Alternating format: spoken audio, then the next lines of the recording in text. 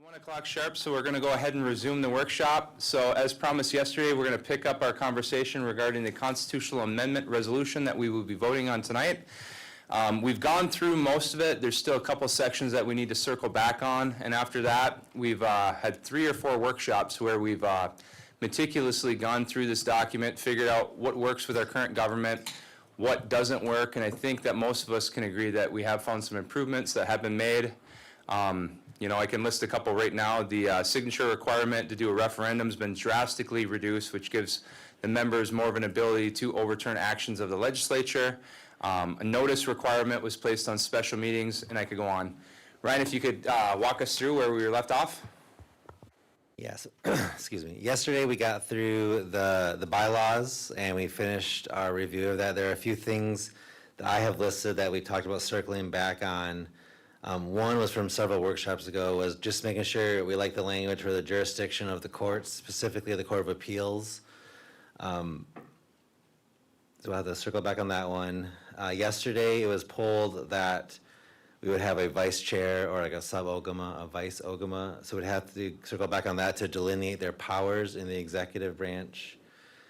I want to make sure that for the recall, yesterday the poll was for 10%. I want to make sure that language is good. Removal for cause, we talked about making sure that language is how the majority likes it. So we'll circle back on that one. And then for the bylaws, yesterday at the end of the night, we talked about making sure the officer duties for the secretary and treasurer are sufficient enough in the Constitution to delineate their powers, but maybe not so much that it has to be, that it turns into like legislation. So we can look at those. And then the protection of tribal records.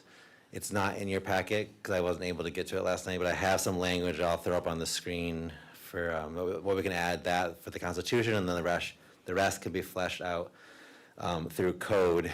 Is there anything that I maybe missed? I don't believe so, but I'm going to ask the board. Did he miss anything? I have a question. Good, Larry. I wasn't clear, yesterday we took a poll on if we're doing a vice ogama or Speaker of the House. We never finished that poll, did we?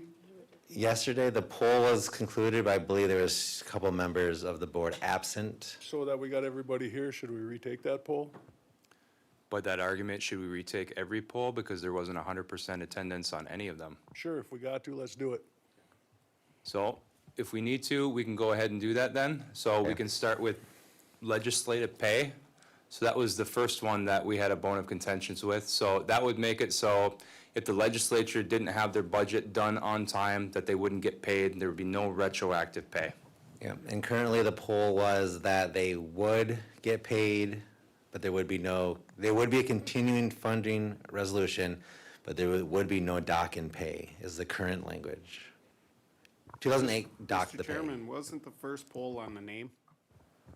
There's a lot of polls. Yeah, let's do them all. So, I mean, what are we prepared to do? Everyone knows when we had these. So we scheduled 3 workshops several weeks in advance of actually having them. And it almost feels like a little bit of a stall tactic. So I know Kim wasn't here. My whole question is we redid the poll because Kim wasn't here, but last night or yesterday, Kim Gravel nor Sean were polled as well. So you set a precedence already. Okay. Would you like to start with the vice ogama then? So, Why don't we start with the, well, we're going to start with vice ogama because Larry brought it up first. So let's resume that conversation. So right now there's a secession plan in this document that states, and this was agreed in a poll, that if the ogama leaves office due to death, resignation, recall, someone has to assume those duties to the executive branch. So we had a lengthy discussion about who that person should be. So one of the proposals was that the Speaker of the legislative branch would fill that void, and that would be a position that would be unelected and would instead be selected by the legislative branch. So that's number one. The other person that we propose would be a vice ogama who would run in a ticket with the ogama. That way, if something happened to the ogama, at least the tribal citizens would have had a voice who that person was. So we talked a lot about appointments in this tribe and the history of appointments and how no one who has been appointed to the office of chairman has ever won a chairman election just due to the nature of that. And it's not a rare occurrence in our tribe. The last 3 chairmen, 2 of which have resigned, so it does happen. In any case, regardless of whether or not you choose a vice ogama or a speaker to fill that void, it will be a temporary position for no more than 90 days per this document. However, we've seen that a lot of damage can be done in 90 days. Staff can be fired, and although there's built-in protections in this document for staff, what it could create is legal liability for the tribe, meaning they'd have protections to be able to sue the tribe, where the tribe would have to do a payout if something like that happened. You could have an entire executive team fired by someone who didn't occupy that office ever before and someone who wasn't elected to that office by the tribal citizens. So in most governments that we're familiar with, state governments and federal governments, there's a number two who's selected by the people during that election. So in the state of Michigan, we have a lieutenant governor that's occupied by Garland Gilchrist. It's not occupied by the speaker, Matt Hall. In the United States, you obviously have a vice president, J.D. Vance. So my argument would be if the secession plan was instead of a number two in the executive and instead of that, someone selected by the legislative branch, you'd have a lot more infighting between the legislative branch and the executive branch.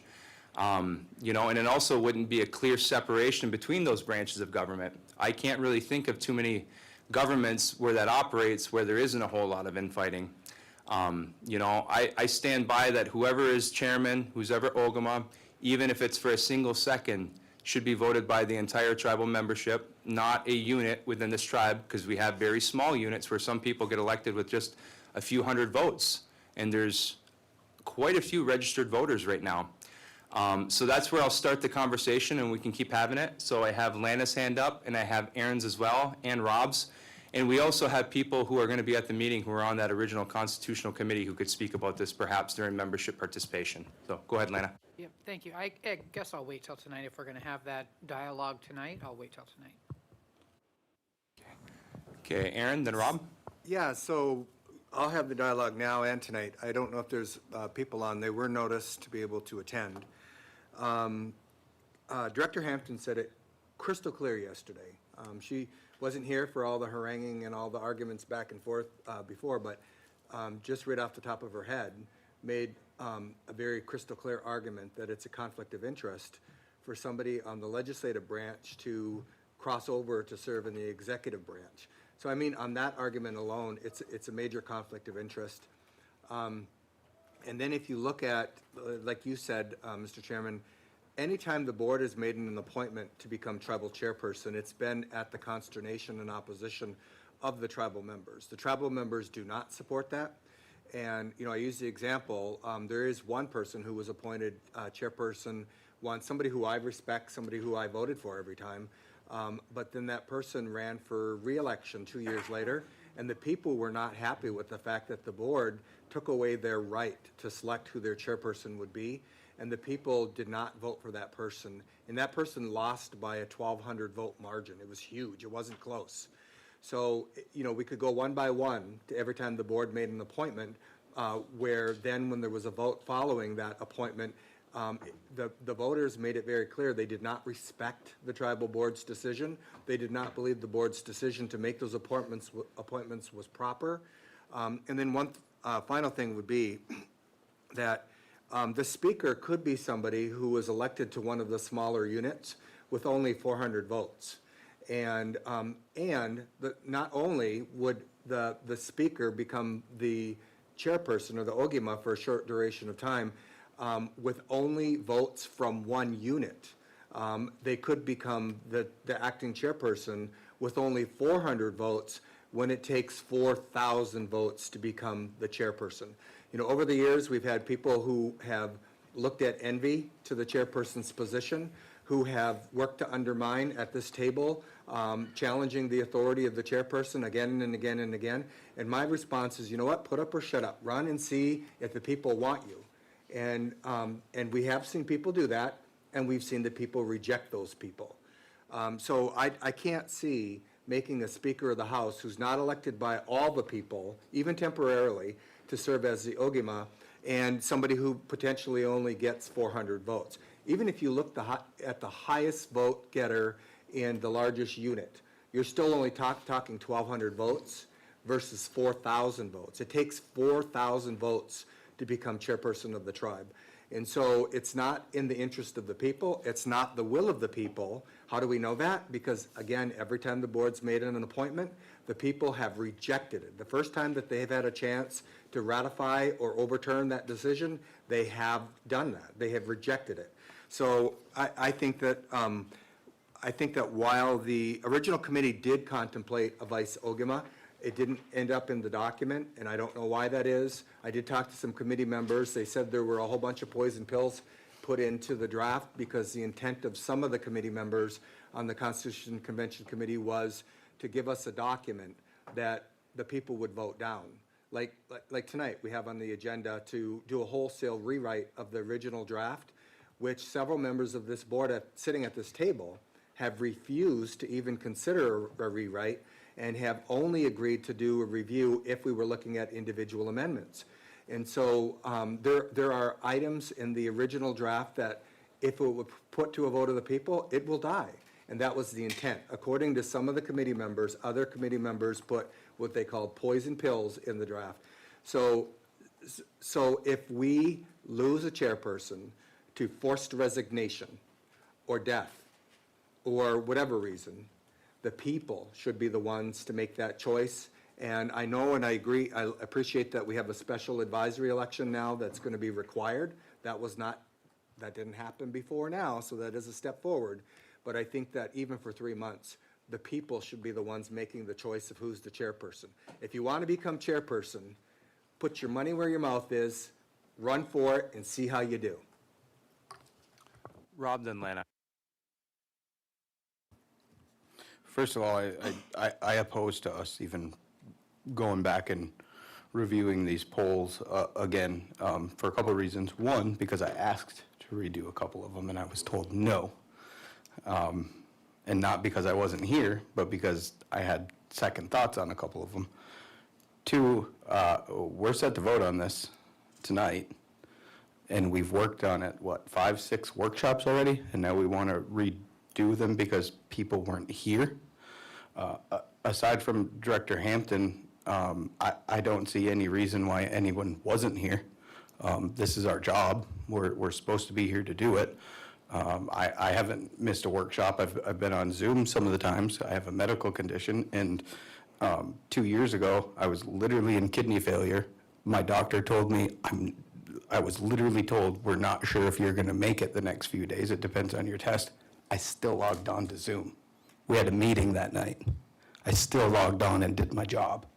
So we need to quit just excusing people from meetings. We have an oath. This is our first job. If you're missing meetings because of your day job, maybe you should just do your day job. Maybe you should let someone take your position on the board that is actually going to show up and work. So I'm not okay with redoing everything because a few people weren't here. So I think we need to quit just excusing people unless they have a real good reason, because what are we going to redo? The last 6 workshops we did? Because people missed your job? No, show up to work. Show up to work.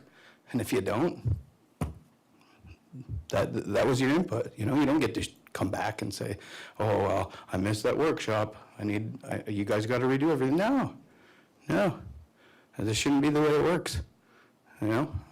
Literally on my deathbed, I log in and work. That's what I do. I took an oath. You guys got to do that. No, we don't need to redo it. Our members are getting real sick of this stall tactic. They want to vote. They want this. Lana, Mike, then Kate. Well, I don't know if you walked in late or what, Rob, but what the comment was that the precedence was set. There was a vote taken for an absent member, and then it came up that there was 2 absent yesterday, so they asked for a vote on one item. Everybody started talking then and said, well, let's do the whole thing. So that's how that got to that. I don't agree with it either, but if a precedence was set, the the chair made a ruling to do it. So with that said, I wasn't going to speak till tonight, but Aaron alluded to it a little bit. And for whatever argument or however we're going to poll on this, because we're not in a workshop or we're not in a meeting, we're only in a workshop, I'll poll the same way I did before. And we talked about major changes to the original 2008 Constitution. and everybody has their opinion, what's minor, what's major, what should happen, what shouldn't happen. This is a major change, because in the original Constitution, it was the Speaker of the House that took over for a limited time period in case of death, resignation, or removal. There's a timeline put in there, that's what the Constitutional Committee put in. This board added that it's not the Speaker of the House, it's going to be a vice chair, so there'd be a running mate, the two would run together, and there'd be a vice chair. That brought up several questions to me. I won't go into detail about that, but so I'm just going to point out when it's a major change, because I did ask at the workshops, and I think you supplied at one time, Ryan, some of the changes that we made. So I guess I'll find out all the changes to date, including yesterday, what the major changes was, and this is one of them. I also did ask the question if there was a timeline, and I just said that there is a timeline, so it'd be temporary. They wouldn't be running the tribe. And the argument that a speaker could fire everybody, so could a vice Ogima. So, I mean, so the argument's on both sides, and like I said, I will poll the same way I polled the first time on it, and I guess it'll come down to that if we're asked again. But we don't have anybody absent now, do we? That's impressive. Okay, thanks. Mike, then Kim. Well, I'm gonna go along the same lines of the poll. We did bring the poll back up yesterday. It was polled previously. There was a couple areas that we said we may revisit, but we only visited the one because there were several votes that were close, and we didn't have a full thing. So I thought the intent was that we were gonna revisit a couple of those close ones because we didn't have a full board. Can I add something? The reason we repolled this is because that was a tie. It wasn't a tie, it was 7-5. I believe it was a tie, wasn't it? No, it would have made it So a who wasn't tie. there? Okay, Sean. And he was there, but he said that he was helping an elder or something and couldn't Okay. get the phone. Yesterday's was 6-5. Good. It would have been 5-5, so, well, he's voting on the thing. It's not a tie, Austin gets a vote equal. On constitutional items, he's been voting on these, so it was 6-5 yesterday. Sean didn't vote on yesterday's, but he had previously voted, and Kim didn't vote yesterday because she was at the doctor's and didn't vote. So that aside, because it sounds like we're gonna revisit the poll as we should. This is probably when we should have did it and give Kim the opportunity to vote then. I thought we were gonna vote, I thought there were several issues that were marked, hey, these are close, but if that's not the case, that's not the case.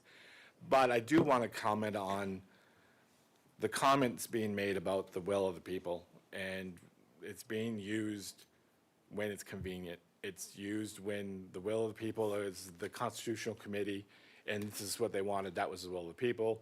But if it doesn't match what we want, which is like the sub-Ogama, well, then it's the will of the people have rejected it, and so we were using it interchangeably way too often on here, so I'm gonna point that out every single time we do it. I had said this earlier in the week, that whenever we do that, I'm gonna keep bringing it up because it's misleading. And I don't think it's fair to the membership listening, to anybody else listening. We use that word poison pill, and Director Paymont used it, so he uses it, poison pill, that I don't think it's one person gets to decide that this is the poison pill or that's the poison pill. This is what was presented to the board. That's what we have to do. We've been working together and we've been making changes. But I don't think one person gets to say that this is what the poison pill is, and this isn't the poison pill, but this is the will of the people, this isn't the will of the people. That's for this body to decide. We've been doing pretty damn good at working together and addressing these. This one seems to be a pretty contentious issue because we've revisited it, and I'm glad that Larry brought it back up, we can revisit it one last time, because I do think it's going to change. Yeah, Yep. Kim, then Larry, you put your hand up? Okay, Kim, Aaron, okay. And then I'm gonna talk as soon as I get a chance here. So, go ahead, Kim. Okay, I just wanted to say, I had 2 doctor appointments yesterday. I couldn't Zoom on either one of them. And when I make appointments, I always say any day but Tuesday. Well, I ended up on Monday, and one was a reschedule from the snow day we had, and everything was closed. And there are some mornings I get up and I can't hardly walk because of what's going on with me. So I need these appointments. And if I could Zoom while I was on them, I would, but, yeah. All right, so I try to make it to every meeting. Very rare do I miss one. You know, and the few that I did this year was because my husband's health issues and his death. So, I mean, there are situations that people can avoid. And I want to thank you, Larry, for bringing that up, because I would like to vote on that issue. Okay, go ahead, Aaron. So, you know, I appreciate Director Gravel, because while we are 100% different on what we're going to do tonight or not, you know where she's coming from. She's not playing a game. She's not saying, I'm listening to the people, or I'm thinking about it, or I'm considering it. She's got clear convictions on whether she supports it or not.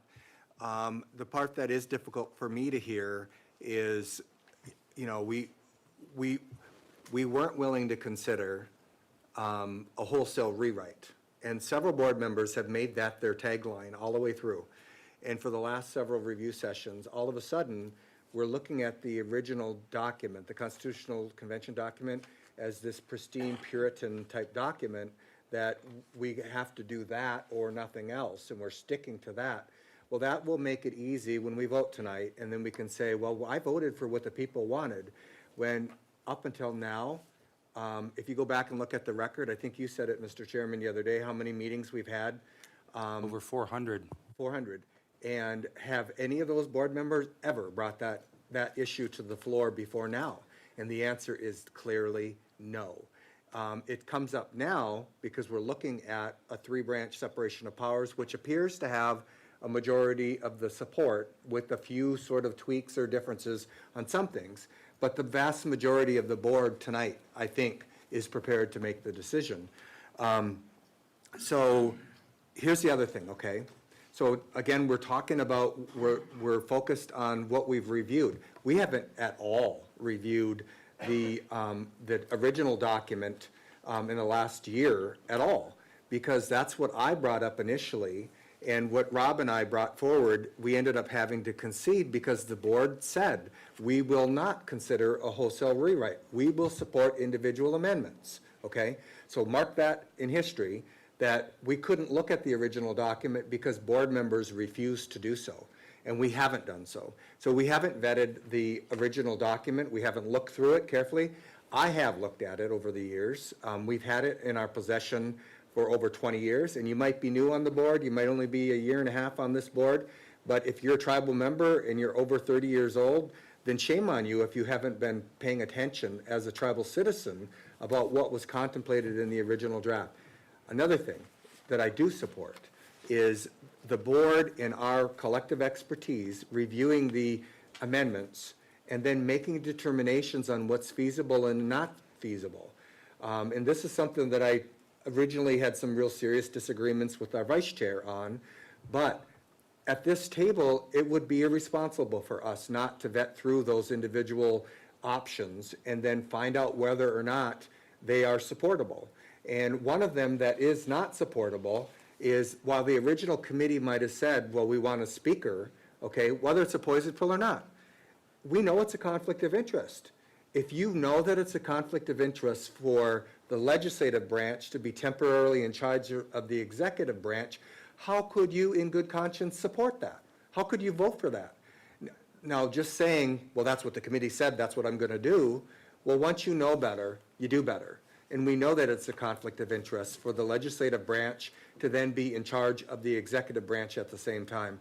And so, you know, as far as the will of the people, we all have different opinions about that, right? We're elected to make determinations about what the people want or need, but when we do know better, we need to do better, and we do know better because we just did a poll. We just did a poll on the draft that's close to what we're going to vote on tonight, and we had 56% of the people, with legal doing pros and cons and an explanation of both the 2-branch versus the 3-branch versus no change, and 56% of the people said they wanted a 3-branch, 25% of the people said they wanted a two-branch, 19% of the people said they wanted no change. So one thing that's evident in that, the will of the people, is 81% of the people were not satisfied with us doing nothing any longer, because that's what we've done for 20 years, nothing. Only 19% of the people were satisfied with our government as it is. So that's a clear mandate. The next clear mandate is three-branch or two-branch. 56% of the people, a landslide margin over who picked the two-branch.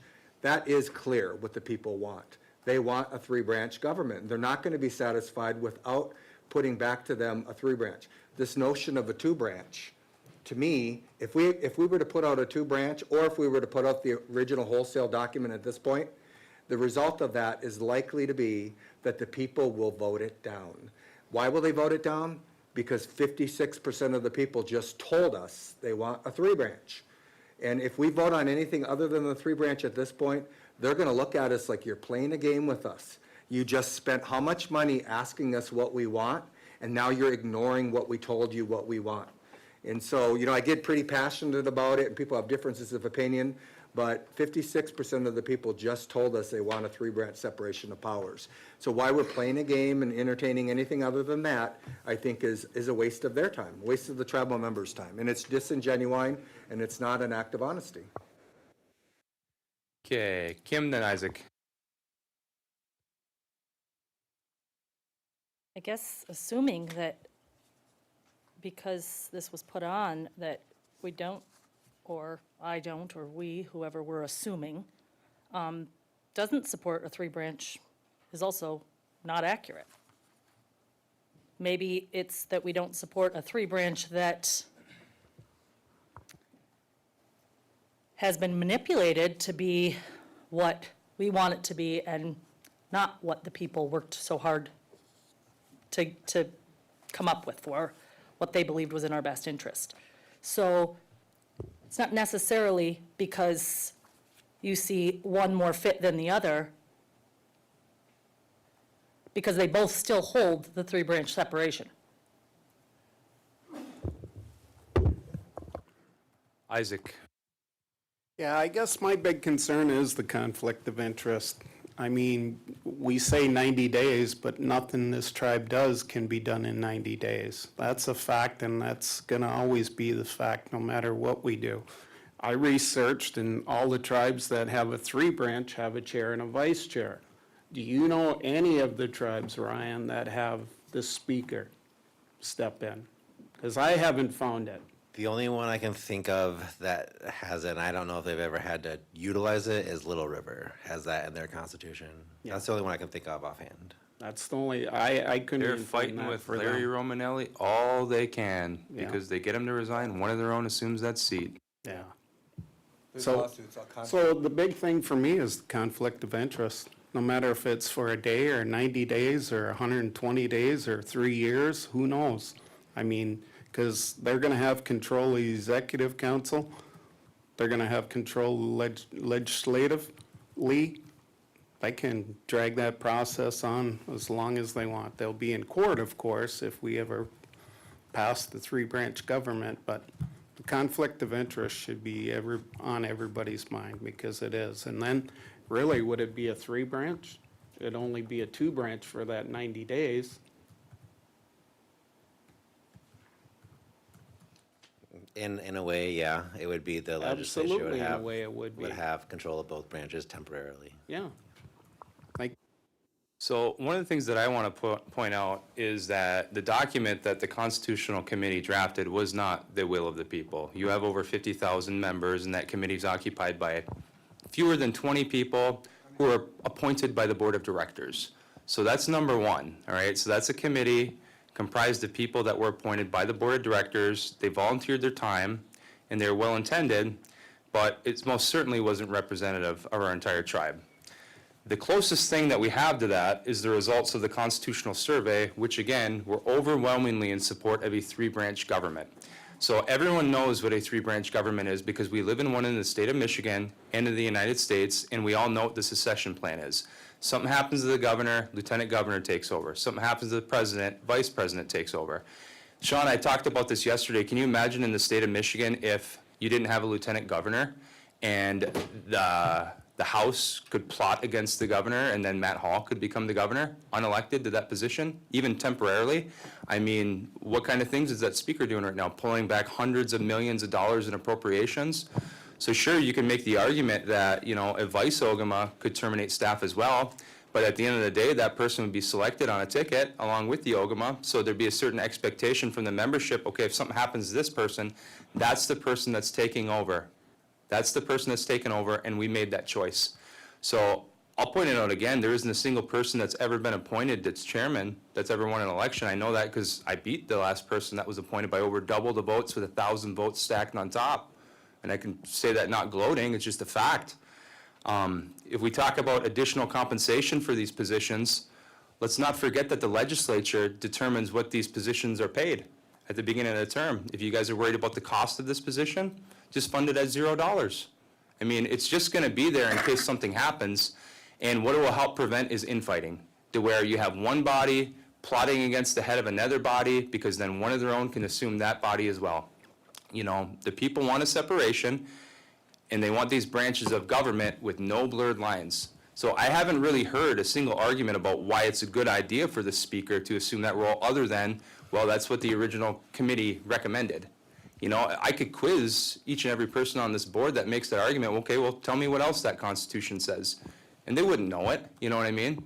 I mean, it's a big document, and it has a lot of flaws, which is why we went through this. It increases the size of our government and the cost of our government substantially.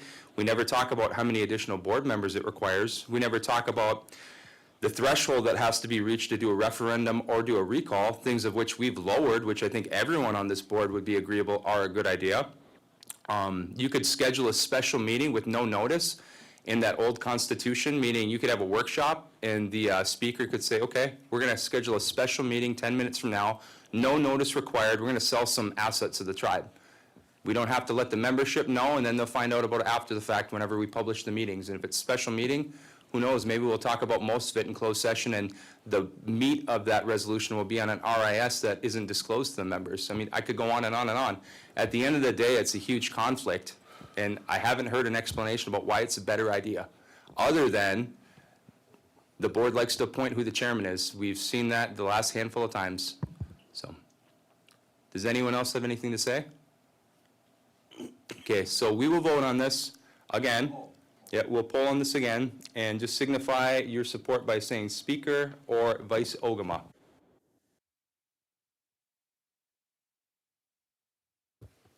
Rob. Vice. Kimberly Lee. Aaron. Vice. You guys Isaac. got to speak in your microphones up. Mine was on. Vice. Vice. Isaac. Vice. Kimberly Gravel. Speaker. Kimberly Hampton. Vice. Michael. Speaker. Sean. Lana. Speaker. Tyler. Vice. Larry. Speaker. Bridget. Speaker. Austin. Vice. 7 speaker, 6 vice. Okay, well, after this passes, it's something we can address with an additional amendment. So, I do have a question. go ahead, Isaac. Can we referendum this after it passes? Brian? So it would be a resolution, you can referendum any resolution, But there's a when certain we threshold pass that the has to be reached. resolution tonight, right, if it's passed, we can referendum that resolution. Yes, Okay. okay. Aaron? So you said it kind of in passing, but under the new Constitution, there's the ability for the people to bring in an amendment. And I think, you know, I'm guessing at it, but I've gotten over 4,000 votes, so I'm pretty good at guessing what the people want. And I'm guessing that the people are not going to support a speaker over a vice Ogama. And that might be by design, so that this whole thing fails, so that the people are not happy with it. But my support will be, going forward, that we approve it with this, I think, the misguided conflict of interest for the speaker to become the Ogama, But as soon as we have the ability as a citizen, and I've done this and gotten thousands of signatures, I will be circulating a petition in order to do an amendment to elect our vice Ogima, and watch and see what happens. And again, you know, my grandma used to say an old dog will move if you kick it, and maybe we have to find out the hard way, but we will find out the hard way, and the people will support a vice Ogima because they get to select that person, not 12 members of this board of directors. Or not even 12, 7. Kim? Okay, I got 3 things. Are we going to be able to do a referendum on everything that I didn't agree with? Or anyone else on this board? You'd only be Okay. able to referendum the resolution that passes. You wouldn't be able to pierce within Okay, it. so whatever resolution we don't agree with, we'll just referendum them. And then, Aaron, I asked you this before when you were talking about percentages. You keep saying 56% voted to do this. It was 56% of, where's my numbers? I just had them here. 6,388, not 56% of 39,000 eligible voters. I asked you that before when you say it to make it clear. It's 56% of the people who voted. Well, when Clear. you say it, it's making it sound like 56%. You're saying a landslide. 56% of 39,000 would be over 18,000 people. And then, oh shoot, what was my other one? Hang on. Oh, Can I and I'm respond to looking, that? And then you can. I'm looking in here and it keeps saying sub-Ogama and not vice-Ogama. So is it a sub or a vice? Because Means the sub to same me thing. is. It's the same thing. The term, it doesn't matter now, I guess, but yeah, the terms sub-ogama Well, it will if and we vice chair, have we a were using them referendum. interchangeably. Wouldn't it matter because wouldn't that be the name of the speaker at this point? Oh, yeah, I guess that's a decision point, right? Okay, but I was just looking at it in your thing you Yeah, I just gave used us. sub-ogama because it was the term that we used most during the workshops, just for a placeholder. So then what would a sub-Ogama be doing? Well, I don't know. I if we mean, need what to- would their duties be if? It would be we similar- had- So it would It'd be be a similar to moot the point chair. at this point, but you could look at Little Traverse as a perfect example. So Winnie is the president of Little Traverse, but she's accompanied by the vice president at almost every event, which would include UTM, Mass, which would include consultation.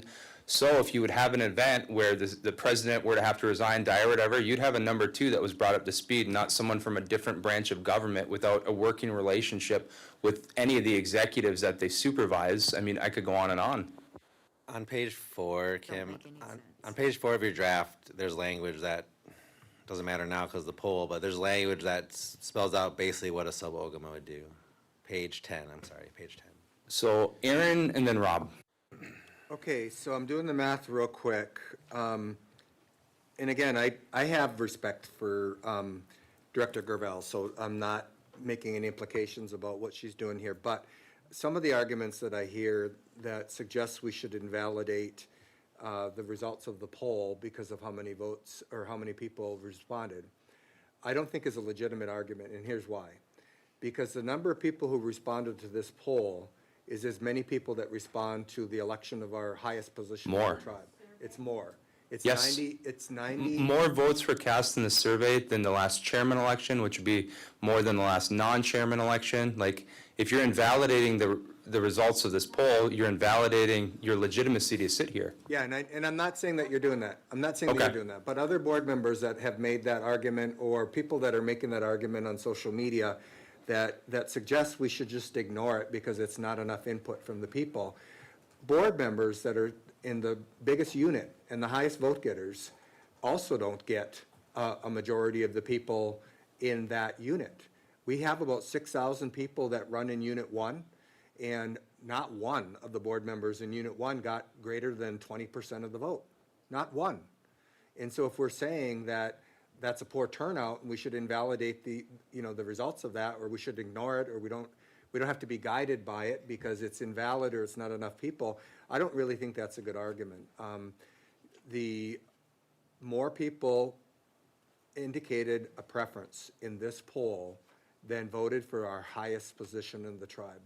And so we can have opinions about people not participating, but it's their right to participate or not. But it's just as strong of a poll as we have for the selection of our top position within our tribe, and just as strong as individual board members. Okay, Rob? So I'm not going to drag on and on about it, but when we talk about polling of the people, and we have 6,000 that responded to a survey out of, what do you say, 39,000 eligible voters? Yeah, So 39,100. in national elections, pollsters get it within a few percentages, and they poll less than 1% of 300 million people. So to say that 6,000 returned ballots out of 39,000 is not a fair assessment of how your voters feel, and that you can't positively say that that is the will of the people, that's asinine. That's crazy. Because you poll in the United States federal elections, literally less than 1% of 300 million, and get it within 10%. Well, the So- last handful of presidents have been decided there's within that. a 1% margin. But more importantly, this is the point I want to make right now, because it has to be made. You guys just demanded to re-poll on the sub-Ogima. And immediately following that poll, our general counsel was asked, what will they do? Why would you even poll on that if you don't know what the document says? Like, it literally says it in, Sub. right, and all of their duties are exactly, and all of their duties are spelled out in this Constitution amendment that we've had for 17 years, and that we've just worked on 5 times. So, but my point is that you guys fought hard to poll in a certain way without even knowing what we were polling on. I object to this. This You is the can third object all you time want, that it's true. Director Gravel has been browbeat about her comments. Can you Because- stop it, because- Austin? Stop what? No, you want me to stop? He's pointing out that people are asking after the She's fact. trying to comment in here. This is the third time I sat here and listened. She has her opinion, let her have her I opinion. heard it, and Rob has his opinion. He's being respectful. And I'm elected, and I'm elected by the people, just as everyone else at this table is, to speak my mind, and I'm going to do it. Well, you obviously didn't get my point. Well, I have a problem with people fighting to poll on something they don't know what they're polling on. If we have to ask the general counsel what a document means, I didn't ask. I said, what will the sub do? Because that is not. it says it in the document. That's my point. 2008, there was no sub. That's why I asked when I. So then why did we poll to make it a certain way and then ask what it does? Well, when I see a sub, everything was vice. So those questions need to be asked before. That's my point. So Okay, guys, my point was, and it got all turned around, I said,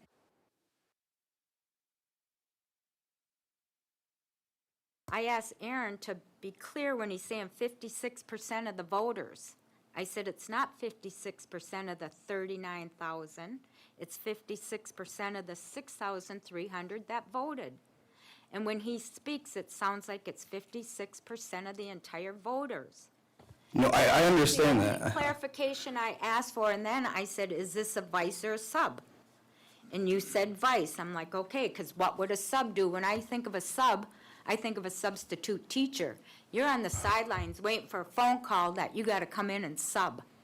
That was the clarification I wanted between a vice and a sub. Because they're two different things. A vice chair will sit right along with him. A sub is somebody who will be called in. no. No. Not Well, the same. that's no. not what it says in here, and that's not what it said in the So- 2008, because there was no vice in the 2008. So I can talk to you guys about this. So what it would do is it would provide a succession plan that would be voted on by the citizens who would take over in the event of the chairman leaving.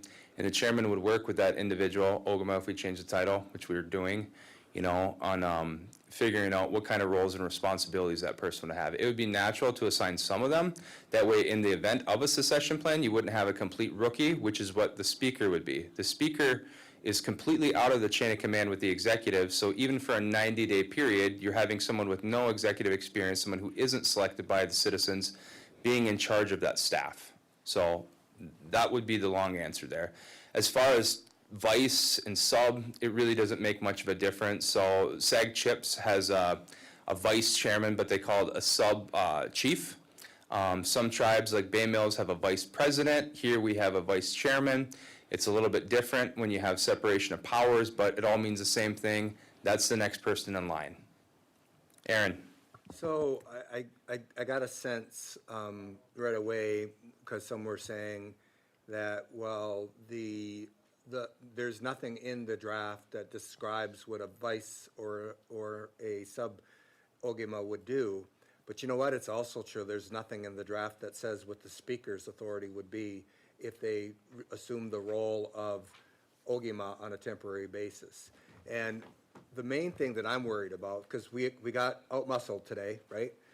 Yesterday, I talked to Director Borowitz, and he told me that he supported the vice, and I don't know if you guys had lunch with him today, but today his position's different. It's his prerogative. It's his prerogative. Maybe we need a stronger Open Meetings Act, but it's his prerogative to vote however he wants, and that's his thing, right? But we have no more specificity on what the speaker would do as the temporary appointed OGMA as we do with a vice OGMA. Nothing at all, right? So that argument, we need to throw that out. But what we do need to do is if we get stuck with doing something that I don't think is in the will of the people, because the people don't get to select the temporary OGMA, then we need to include a definition of what the authority is of the vice, of the speaker who becomes vice, because we have seen during election changes where the appeals procedures have been suspended for 4 years. And when I came back to office, I asked, did you ever repeal that? And board members had no clue at the table whether they repealed it or not. So then I brought a resolution to repeal that. A lot of damage can happen. When I left office, a whole bunch of people that had sovereign immunity contracts were fired without cause. That created millions of dollars in liability for the tribe, and it didn't come out of the board member's pocket, but it cost the tribe a lot of money.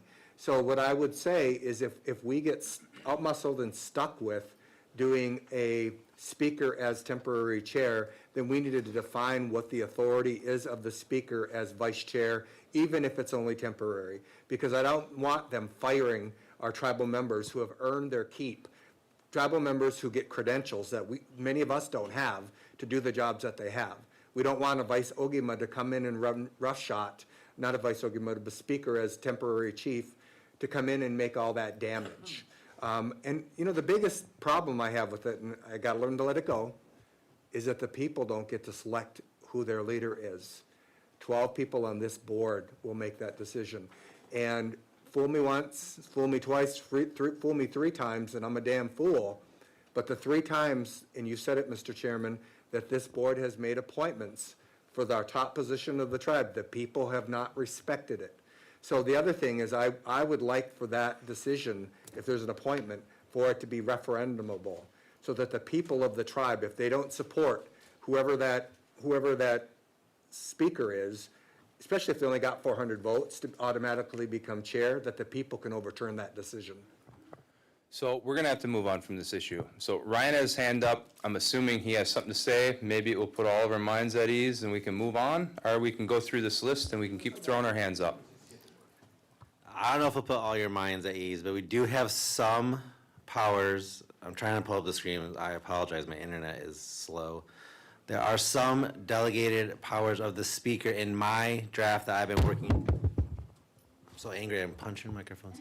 That we've been working on together. So not in the 2008 draft, Aaron's right, that draft did not have it defined. We have it a little more defined here, what the powers of the speaker are. We can address that if we need to further, but there is some delegated powers, including now the power to assume the duties of OGMA in the absence pursuant to the vacant removal, that article.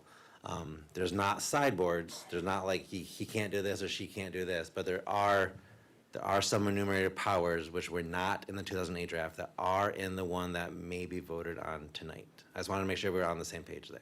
Okay, we ready to move on, guys? I just want to make one comment. Well, make your comment. Yeah, so it was said that there was nothing showing what the sub-OGMA would do, but it's listed at the bottom of page 10 in the original red line that Ryan sent us last night and was printed out for us today. So Ryan sent it last night, or maybe this morning. No, it was last night, because I read it. So I was driving this morning. It is the bottom of page 10. It's null and void now, but the information is there.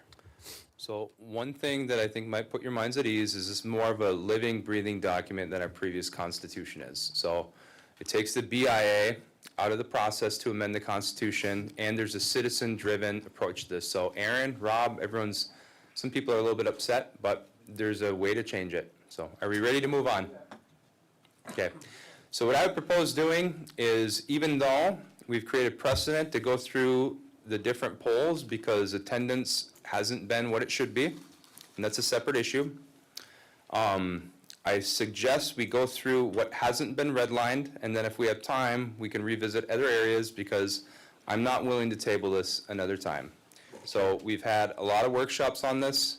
This has been a topic that's been talked about for years. When I was one of the co-sponsors to put it on the agenda in December, we were agreeable to do so while having a series of workshops to discuss it, and it being the first thing that we vote on in the new year. I stated that. I know it's buried on the agenda near the bottom, but that was my expectation, and that was the expectation of a lot of people, some of which are going to be traveling several hours to be here today in the wintertime. People who have made hotel arrangements and things like this. This is something that's very exciting to a lot of our members. So I suggest we move on in this and complete this document. I have a suggestion for Aaron. how to proceed.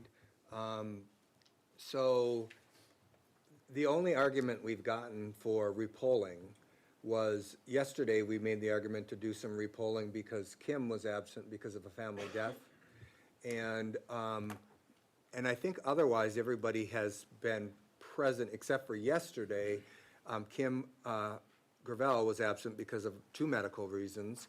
So I think really what we need to do is just go back and revisit what Kim has missed, because Kim hasn't had the opportunity to weigh in. Sean only missed 1 item yesterday, and we just already polled on that again, and that is what it is.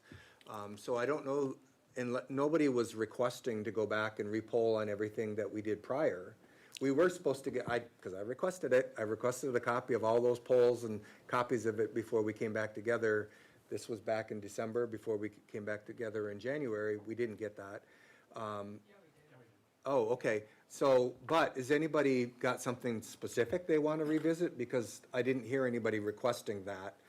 It did make sense that we repolled when Kim Hampton came yesterday, and it does make sense that we repoll for Kim Gravel to have say on what we talked about yesterday, but it doesn't seem like anybody's trying to revisit anything that we did prior. We don't need to. So we don't need to be quite honest with And you. I'd like to ask, rather If I than... can finish Hold on, though? let me finish. Rather than ask, just throwing it back out there to revisit everything, to filibuster this, if board members can ask specifically what they want to repoll, rather than slowing us down, because we took polls over probably 20 or 30 things. And unless you have something specific you want to poll, do you know what it is you're asking to repoll? Ask for that. I'll support that. So the reason why I said that is because attendance should have been better throughout this process. It wasn't. We utilize Zoom way too much, and our citizens are frankly about fed up with it, to be quite honest with you. I mean, all you have to do is look at social media and they'll talk about it, like they can't attend their day jobs via Zoom, and neither should we. I mean, we don't meet all too often, most of the time just once a week. And it is abused. It definitely is. And before COVID, we didn't allow Zoom. We didn't allow phone voting, anything like that. If you couldn't make it, you got your absence excused or not. If you missed 3, then you're off the board. And I don't think anyone's ever done that. But there's some items that I would prefer to be repolled based on that, but I'm not going to. I mean, I was pretty heated in the last one because I've been a student of government at a previous time in my life. I have a political science degree before I became a therapist, and this is something that we've studied in political science about the need for separation and how you truly keep different branches separate. And I never heard an argument about why that was a preferred method, other than that's what the original Constitutional Committee, which is 20-some people appointed by the Board of Directors, supported. So that's why it didn't sit well with me. I'm perfectly fine moving on, as long as everyone else is. But if we're going to open the door to individual polls, it's going to open up a rabbit hole, and we need to vote on this tonight. So, Lana. No, I think Larry tried to talk a couple of times, but you two were talking. I think you did. Okay, so let me call on Larry, then I'll call on Lana. If we're gonna go through the non-red line stuff, so I was gonna ask on the citizenship. I was looking at the descendants of the 6 historical bands. Why isn't the Mackinac tribe on there? I don't know. Is the Mackinac band protected with this current document? So Mackinac Band was listed in the 2008 draft. It was listed in my original red lines that I sent the board pursuant to the last July's reso. I don't remember exactly which workshop it was at, but one of our first workshops, going through the red lines, the majority of the board directed legal to focus on solely the items that are needed in a separation, namely make sure we enumerate the powers of the 3 branches and leave the rest of the Constitution the same. So this language is our current language in our Constitution, which doesn't have Mac Band. It may be a point of lawsuits. Other legal counsel has flagged this. We've talked about it extensively in different contexts. And if you ask if they're protected in the sense that they're enshrined in the Constitution, in this version, no, they are not. Go ahead. Who made the determination that we were reviewing separation of powers and not all those other issues like the Mackinac Band issue? Did legal make that determination, or who made that determination? It was board directed. And it's important to note that there's 0 protections for Mackinac Band members with the current Constitution. 7 people can kick them out, and there's no recourse in the courts because we don't have a separate court with standing for tribal citizens. Lana. Okay, so, you don't have the floor, Aaron. Oh, I wasn't done. Just because He you want to called start. on him. Aaron, You let me didn't put even you, have a turn. let me put you back on the list. I thought you were done. My comment's different. It's characterized that there could have been better, attendance. I think it was pointed out that the 2 Kims were absent on polls for good reason, for very good reason. They were absent. So to characterize it that we weren't here, we weren't at the table, we weren't on Zoom for some reason or another. My car's in the shop. I can give you receipts. That's why I wasn't here yesterday. It's in Pickford with Fred. I didn't have transportation at all. So before we paint a picture, that's why I was on Zoom yesterday. Today I'm here because I carpooled. But I wouldn't have done any revotes at all because that's a brand-new precedence that we set. But since we set it, we followed up on it today. I didn't hear anybody ask for us to go through all of the polls. Someone mentioned it. The chairman did. We'll have to go, Isaac did. We'll have to go through all the polls. So nobody demanded it. Nobody browbeat.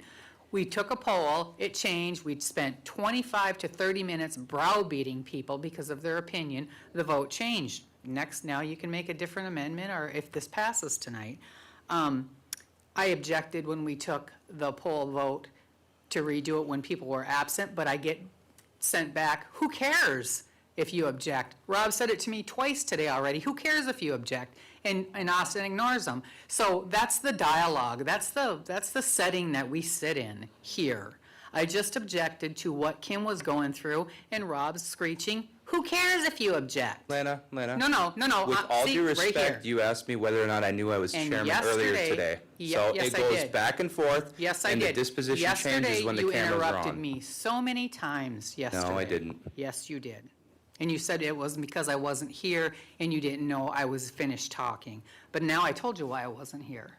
And I had a good cause too. I'll provide you a receipt when I get it. I don't need a receipt. We need to do better with our attendance. And if you're on Two Zoom, pe- the two cameras people need to be missed. on. 2 people missed, and the rest of us have been at this table going through this document. So when you said that we need better attendance, people have been here. People have, and however you want to describe us doing things, poison pills, you are not supposed to question our integrity on our opinions. Nobody is Never supposed to mentioned do poison that. pill. So I'm But done. an argument can be made, and it's a fair one, that this attendance needs to improve. People don't need to be showing up late when we start at 10. We don't start at 8 a.m. People don't need to be showing up 20, 30 minutes late after lunch. If we were a tribal employee, we'd be written up. And Zoom etiquette in this year is you keep your camera on. I've worked in a professional position. I provided teletherapy. You keep your camera on. And that's just general Zoom etiquette. But we don't, because sometimes people really aren't there. listening to the meeting. Sometimes they're at their different jobs, and it creates a problem because sometimes we're in closed session and you don't even know who's in the room. So it's an issue. It is. Like, if you don't think it is, like, it is. So let's move on with this, you guys. So I'm going to call on, keep your hands up and make sure I didn't miss anybody. So I have Bridget, Sean, Aaron, Mike, Larry, Rob, and after that, I'm going to hope we can move on because we don't have a ton of time left to review this. So take you off there. Yep. So go ahead, Bridget. Okay, I don't even want to say this because this is just a disaster, but other people get to make their comments or whatever. So we want to talk about attendance. The first workshop I think we had in the Constitution, you were hunting. And Tyler was chairing that meeting, and we had a very productive meeting because we were treated with respect. And we made the decision at the end of that day that we were going to put it on, I think, every workshop for like 2 hours to plug along to get it done. And then you come back the next time and all of a sudden, it's going to be on the December 6th. Nice dictatorship, thanks. It's January 6th. So I can talk about that since you talked about me. So I take one vacation a year. I go out west to practice treaty rights, and I go on a reservation out west to support a tribe because the money that you pay for a tag out there goes to pay for tribal support for those tribes. So when I book those trips, they're usually about 6 months in advance. You have to book cabins, you have to take time off, things like that. Hold on, excuse me. And there's different opinions about how that went as well, Bridget. Okay? So it was a fight to get all the workshops on. It was an absolute fight, and we weren't scheduled to meet for over 30 days, and when you add up the salary that the board and the chairman make over the course of a month of not working, not even showing up a single time, it's $70,000 every single month when you add up our salaries all together. And that doesn't sit well with me when we have such an important vote, to be able to get paid collectively $70,000 over a 1-month period without meeting to do nothing, okay? So next year when we propose that calendar, we won't have a month off. So let's get back to it. Sean. Just real quick, my day job is taking care of the elders in my unit. And yesterday when we had the meeting, I was en route here. I seen an elder stuck in the ditch.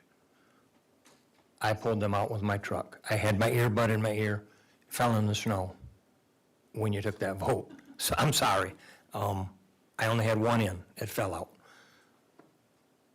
So that was what I was doing. Sorry I missed the meeting. I'm gonna make it better. You know, we're all on Indian time. I'm gonna make it better to be here at 10 o'clock, 9:30, right when this starts. I'm not gonna miss a meeting, I'm gonna be here. My vote on this deal, when I talked to Aaron yesterday, was not swayed by anybody but myself from reading what I got from Ryan last night about the pay of this vice chairman, Vice Ogama. I understand from Bay Mills, they don't run on a slate. Whitney runs, and then whoever gets elected in the council, they appoint. They take a vote and make a sub-chairman. That was what my vote was today. Nobody ever sways my votes, so I don't like those comments about going to lunch with people. I think I went to lunch, and I've been here 4 years, 3 times. Today was one of them, but my vote was never swayed by that, and it never is. So, thank you. Mike, Larry, Rob. I'm perfectly fine with not circling back to any of the polls, but we did have that discussion.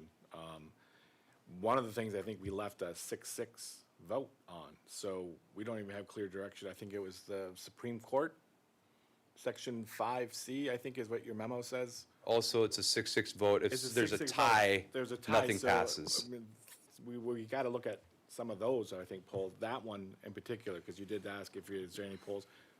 I think we have a full house here now, so we That's probably fair. should revisit that one. And that is one that I have up on the screen. It's the first thing that I mentioned, and not to cut you off, Mike, on the thing to circle back on, because I think, based on our discussion, maybe some of the concern is already into the Constitution, so I do want to talk about it when we're done, when the speaker And list is that done. was just basically my point, was that there were some polls that we did need a little further clarification on, so I'll yield. Okay, Larry, then Rob. Well, getting back to my original question, should we add the Mackinac Band into this document?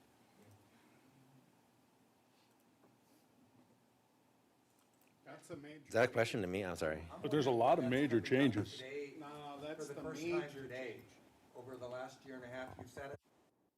Why you haven't- Hey, guys, let's speak to a list. So who are you asking that stop? So is that a rhetorical question, Larry, or is it directed I'm to a reading certain through it person? right now, and I know I'm a Mackinac band. I don't see Mackinac band on here. That's the Point of question. inquiry. I'll just put you on the list, Aaron. No, point of inquiry takes Okay, precedence. go ahead.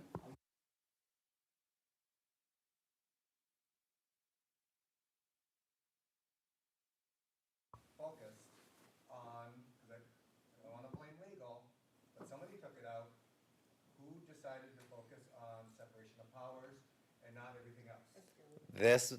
This currently seated board of directors. It was directed at a So workshop. what they did is they just looked at what was necessary to do a separation. That was it. That's correct. So it was board directed, take everything out.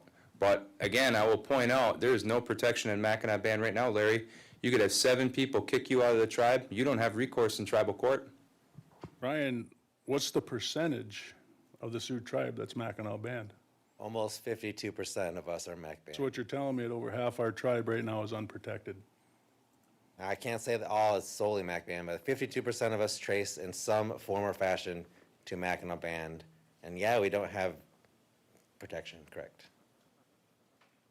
Not if we're 100% Mac band. So I can add a couple protections, a veto power from the Ogama, plus an independent court that can rule legislative action to kick those people out unconstitutional, or someone just suing the board of directors, the legislative branch. So currently, there just isn't any, Larry. It's just majority rules and then you're out. Same as disenrollments. When we do disenrollments, people can't appeal that. It's over and done with. I got Rob, then Sean.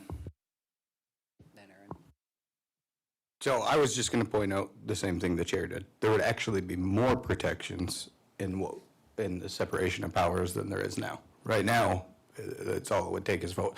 Although I have not heard any single person on this board say that they have any interest in kicking out Mac Band. I'd like Ever. to poll it. Well, we're talking about the separation of powers, and membership ordinance has nothing to do with the separation of powers. And we've directed legal many months ago to revise this to only focus on the separation of powers. So that would take an entire change in the direction we gave legal. We can't just tell them to poll on this off of a So whim. through this whole document, that's all we did. We didn't Just the change anything separation of else. powers. Yep, We didn't- yep. No, you're wrong.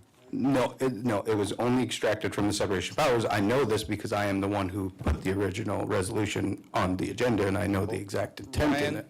if you could speak on this. So- Surely Director McGrory didn't take it out. This has never been in the hands of individual board members. This is something that's been guided by the legal department.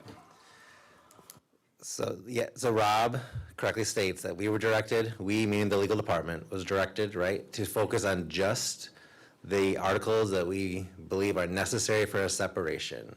So my initial draft, well, not my initial, my second draft after that clarification from the board, inserted the necessary amendments into our current constitution.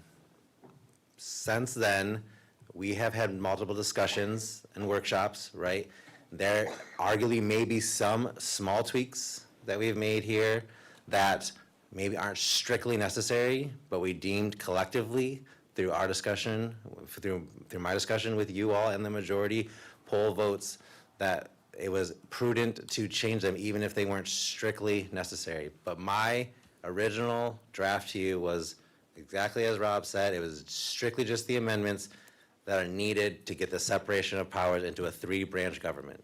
It's morphed since then per our discussions, but that was original. Another thing to note too, like I just pointed out, like this is more of a living, breathing document. There's 2 routes to add an amendment. You can add an amendment if this thing passes. You could have the board do it, and then have the membership vote on it, or you could just have it be citizen-driven and collect a sufficient enough signatures to initiate that amendment election, then majority rules on that as long as enough people turn it in. Correct. So there's a better avenue for you to address that if we go with the separation of powers, Larry? Like there's more options for you to engage the membership and to present that as a potential amendment, but it's not necessary to a separation of powers.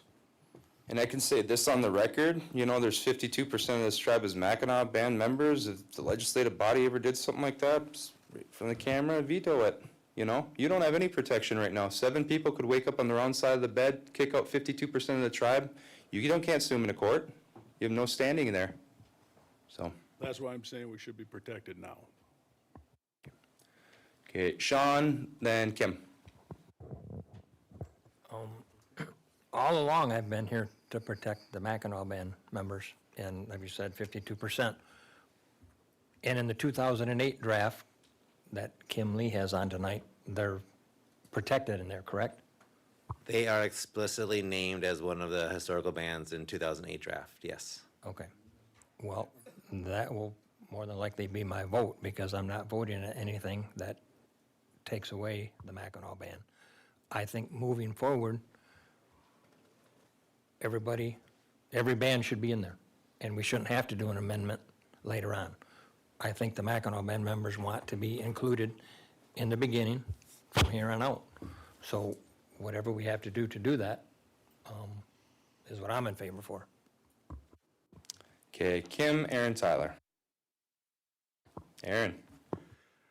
All right, so when I came back to office in 2004, if you go back and look at the membership issues that I introduced, because I put them in writing, I don't scribble them on a piece of paper, I type them out, I do them in advance, you can go back and look at them. I've brought up the issue of a separation of powers again and again. And the only times that we've talked about it, board members have insisted that they were not willing to consider that deficient document in a wholesale rewrite. Those are some of the words people used. I'm looking around, with the exception of Sean has expressed to me one-on-one his support for the Mackinac Band, but I don't think anybody, and we can go back and look at the record, anybody's brought that issue to this table. When we didn't get any headway, Rob and I collaborated to write a resolution to direct us to start reviewing just the separation of powers and those sections that are related to separation of powers. And because board members that sit at this table made it very clear, I will not consider that original draft. I will only consider amendments to the Constitution and only related to the separation of powers. We voted in October of last year to set a schedule for October and November, and nobody attended any of those. We didn't even schedule them. Lana tried to get board members to respond to a poll so we could schedule them, but only 2 or 3 people responded, and she can tell you who those are or whatever, which tells me there was a lack of interest or whatever, I don't know. But it's been over, what is it, like a year and 5 months now that we voted to direct this process to happen, and at no point did anybody say, let's bring the Mackinac Band issue back to the table. Now, here's my position on the Mackinac Band. I have Sugar Island blood, I have Little Traverse blood, I have Thessalon, and I have Mackinac Band blood. That's my blood, right? So I support fixing this issue once and for all, because Rob is correct that the board of directors in 1984, nobody that's on this board, added the Mackinac Band for eligibility without following the legal process, which would be to amend the Constitution to add them to the tribe. It was done by a resolution of the board of directors. We finally did get response to that. We did get a copy of the actual action that was taken on that, but that's not legitimate. However, it's been challenged. It has been challenged by individual people who've tried to say Mackinac Band people shouldn't vote on constitutional amendments. And guess what? The Department of Interior said, no, you're wrong. They're citizens of your tribe. And so this fear-mongering, I'm not saying from this table, but this fear-mongering that I've seen online about us plotting to get rid of the Mackinac Band, and as soon as we get due process rights, we're going to try to get rid of the Mackinac Band. Mr. Chairman, you made the point as best as it can be made. Right now, if you're Mackinac Band, you have no due process rights. So to do nothing, to not grant the authority for standing in tribal court any longer means that you as a Mackinac Band member have no protections. But again, nobody on this board up until today has raised that issue as something that needed to be included in this draft. All right, so it looks like I know the way the votes are going to go tonight, where I thought we had the votes. I think that this wholesale rewrite looks like it's gonna pass, which will end up failing in the eyes of the membership, because they're not gonna vote on all that stuff that was in the original draft. I would be willing to amend the draft that we have, that Isaac drafted, to include adding the Mackinac Band to the membership of the tribe.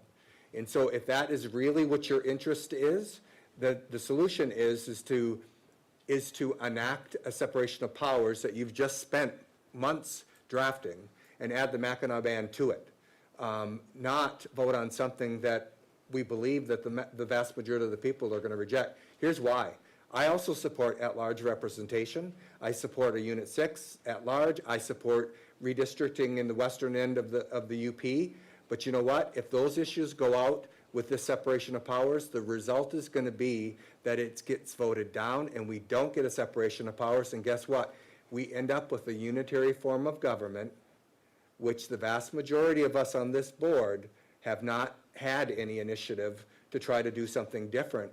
Some for 20 years, some for 8 years, some for 12 years, some for a year and a half. We end up in a default with no change because we give them something that they're going to vote down. So I would be willing to amend our draft to include the Mackinac Band as one of our bands in the tribe with the 3 branch that's drafted today. Tyler, then Lana. Well, that was going to be my question. It sounds like, Sean, you're willing to vote on whatever has Mackinac Band in it. So if we requested the chairman to do a poll to add Mackinac Band to this 3 branch, would you be willing to support that? Because I don't want to do any more polls that are unnecessary, but I want to see this get done. So is that something you'd be willing to support? So then, along with Aaron, that I would also request a poll to that to keep this piece moving forward. Lana.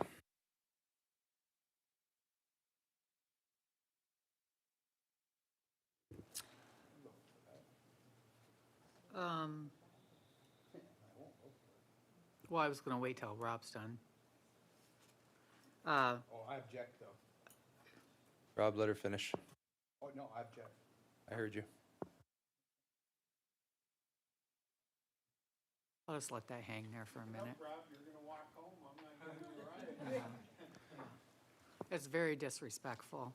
It's not funny. It is. You guys are arguing back and forth now. It needs to stop. It's going on 2:20, so let's finish up this discussion, please. I just wanted to make a clarification. I don't know if you were here, Director Paymont, but the very first workshop that we had on the Constitution changes, when Tyler was running it, Bridget brought up the Mackinac Band. So your history that you're citing constantly about what happened or what didn't happen, you're wrong. Point of inquiry. Did the board take a poll to reject it? No, but we did not, we didn't take a poll, but it was brought up and it was talked about. She brought it up the very first meeting. And there was nothing, nobody said anything. So, okay, see?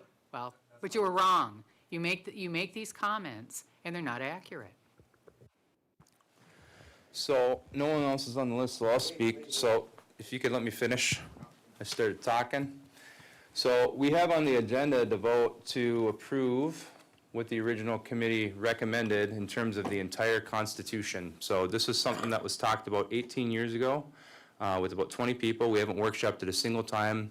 Can someone put their hand up to explain in detail how our government's going to operate if we implement that? And the floor is yours and the camera is right there, because approving something that you can't explain how it's going to operate in vivid detail as a representative of this government, that's a problem. And that's why we've gone through this so meticulously. And this is just the separation of powers portion. And I'm not saying that to put anyone on the spot. I'm merely suggesting that's a complicated document, and you shouldn't be prepared to vote on it if you can't explain it. Aaron? So I could, because I read the document. I've read it probably 100 times. But we don't need to brag. Can anyone explain it? I would like to ask any board member that's supporting it tonight to give me 5 items that they think are essential that we need to enact from the 2008 draft. Let's see if they've read it. 5 items. And it's not meant to be a quiz, but it's meant to be honest, because we're voting on this and we're on camera, and it'd be irresponsible to support something so complicated, something that would change our government so drastically without knowing to the full extent of the changes that it would implement. Yeah. So, and that's why we've spent at least 5 workshops talking about this. So talk about the different branches of government, how people are elected, the terms, recall, all that stuff. It's complicated, and I can't explain it in detail. I wasn't around then, I have a point of which is why I wouldn't inquiry. vote on it. Yes? I'd like to ask Mr. Connolly to come up and see what the implications are. Does he know all of the implications of the document that we're working on? Let alone the other document. We can talk about finances afterwards, absolutely. I have some ideas about that, how to pay for this. You gave that to us, Kim didn't you? Gravel, Lana, and Bridget. Okay, Kim, We Lana, did, Bridget. yeah. Yeah, that's been done. Legal counsel just sent it. Okay, when we first started these conversations, I kept saying, I was on that committee, I did not support what was coming forward, and I kept getting a lecture about not supporting what the membership wanted us to do, and that 2008 and 2012 draft kept getting thrown in my face. Now we're saying it's no good, and that's what we're working on, is the 3-branch government. I still don't support a 3-branch because I don't think the way it's wrote, that one person should have the authority over our health department, our executives, housing. That's just too much power for one person, and nothing against you, Austin, because you're not gonna be the chairman I forever. appreciate your honesty, you but know? you've never, And I've always said I'm Yeah, a 2-branch. yep. And that is the reason why. So come tonight, I'm not, and I was on that committee and I'm like, Aaron, I've read it again. And I believe if you went back and looked at the vote, I probably didn't vote on a lot of that or vote yes during that time because they made it so complicated. And no offense against you, you could tell it was wrote by a lawyer. okay, so I'm sure I missed some hands. If you guys wanted to be on the speaker list, put your hand up. Lana, Bridget, Okay, hold on a second. Lana, Isaac, Bridget, Tyler, Isaac, and Aaron. Aaron, and I'll take Lana off. So go ahead, Bridget. Well, we're talking about how complicated this document is, and it's really, if it goes through, we might be stuck with it for another 50 years, whatever it is. But, you know, when we're hearing a lot of the will of the people, and this is what the members want, and I asked yesterday, when are the members going to get to really comment on it? Because, I mean, as a board member, I got the final red line, and this has nothing to do with Ryan, because he's been working like a dog on this, at 9:44 PM. So, you know, when we talk about important things and being able to have time to go through them, it just depends on what the item is. So, you know, why, in the past, we've had workshops where yesterday it was referred, well, there's one in the audience. Well, never was it said that a person from the audience could ask a question or online. So that's kind of what a workshop is. So we're going to sit here, 12 of us tonight, and vote on whatever we're going to decide to vote on. But we're still not letting the membership, we're going to let them vote on whatever the document is, but we're not letting them vote on what's in the document and things they might disagree with. You know, even the CCC, where we seem to, some days we value them, and sometimes we're like, well, it was 20 of them 20 years ago. So, I mean, I just think we can't continue on saying that the membership voice is important, but yet we're really not letting them say anything about anything in the document. And what is the rush? Because there's an election coming up, so that that can be hung over people's heads. I mean, this is very important. This is something that everybody said that they supported working on. But when you're driving it down and you demand to have it voted on, people are wondering what's really in here that is so important to get passed right now. What is the things that, you know, I'll yield for now. Yay, Tyler. One more thing, Yep. Ryan, we have the ability to take out the veto if we want, correct? Yes, you could take out the veto power. I wouldn't recommend a 3-branch government to not have a veto power, but kind of in the whole theory, purpose, yes, you Bridget. could take it out. Or we could have that voted on separately. You could fashion it differently, yeah. Or take it out of this draft and then do it later. Yeah, same as you talked about earlier, yeah, you can, there's ways you can change this later or take things out now and deal with it later, and certainly you could do that, yes. I mean, because it's no secret, you could have a veto and you could have 4 buds on the board and nothing's getting done with it because you've already blocked it, so, I don't know. So a follow-up question, Ryan, do you think that the executive branch would be separate but equal without a veto? I mean, this is basic civics course. We have people shaking their head in the audience. It would not, it would be separate, but it would not be equal. Exactly. It's a very vital part of a 3-branch government. Every 3-branch government that has an executive has a veto over it. And it isn't a crown. It can be overturned, you know, and sometimes things should be difficult to pass. So, Tyler. So the concern that I have specifically related to the full 2008 rewrite is that we just rewrote a lot of it. All of the separation of powers was in there, and we addressed all of the issues that were in the separation of powers. There was no removal of appointed judges, the timeline for notice to the membership, so it'll delay business proceedings, operational proceedings, so on and so forth. And the biggest point of contention for myself as the Unit 5 director, as well as any director outside of Unit 1, is it doesn't actually transition the seats of power. So Unit 1 remains 5 seats, and then we add a seat 6, 7, and 8 from downstate units and at large, which will actually overpower the voice of the membership between Units 2 and 5 at that point, because there'd be no reduction in Unit 1, but those same members that they were previously representing will all have their own districts as well. So there are concerns over the districting, serious concerns over the districting, especially at the current structure. We've renamed council, we've renamed OGIMA. I mean, I can go on and on with all of the errors that were in that, which is why we focused on the separation of powers.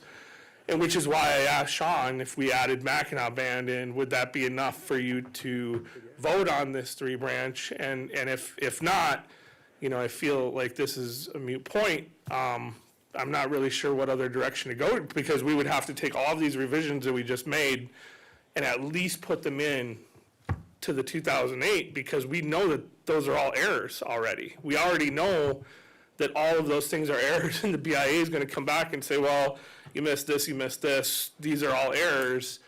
So that's my issue with sending out I can't vote on the full 2008. There are too many errors in that, plus it dilutes the voice of the people in the Upper Peninsula who are living here, who are accessing and utilizing our services.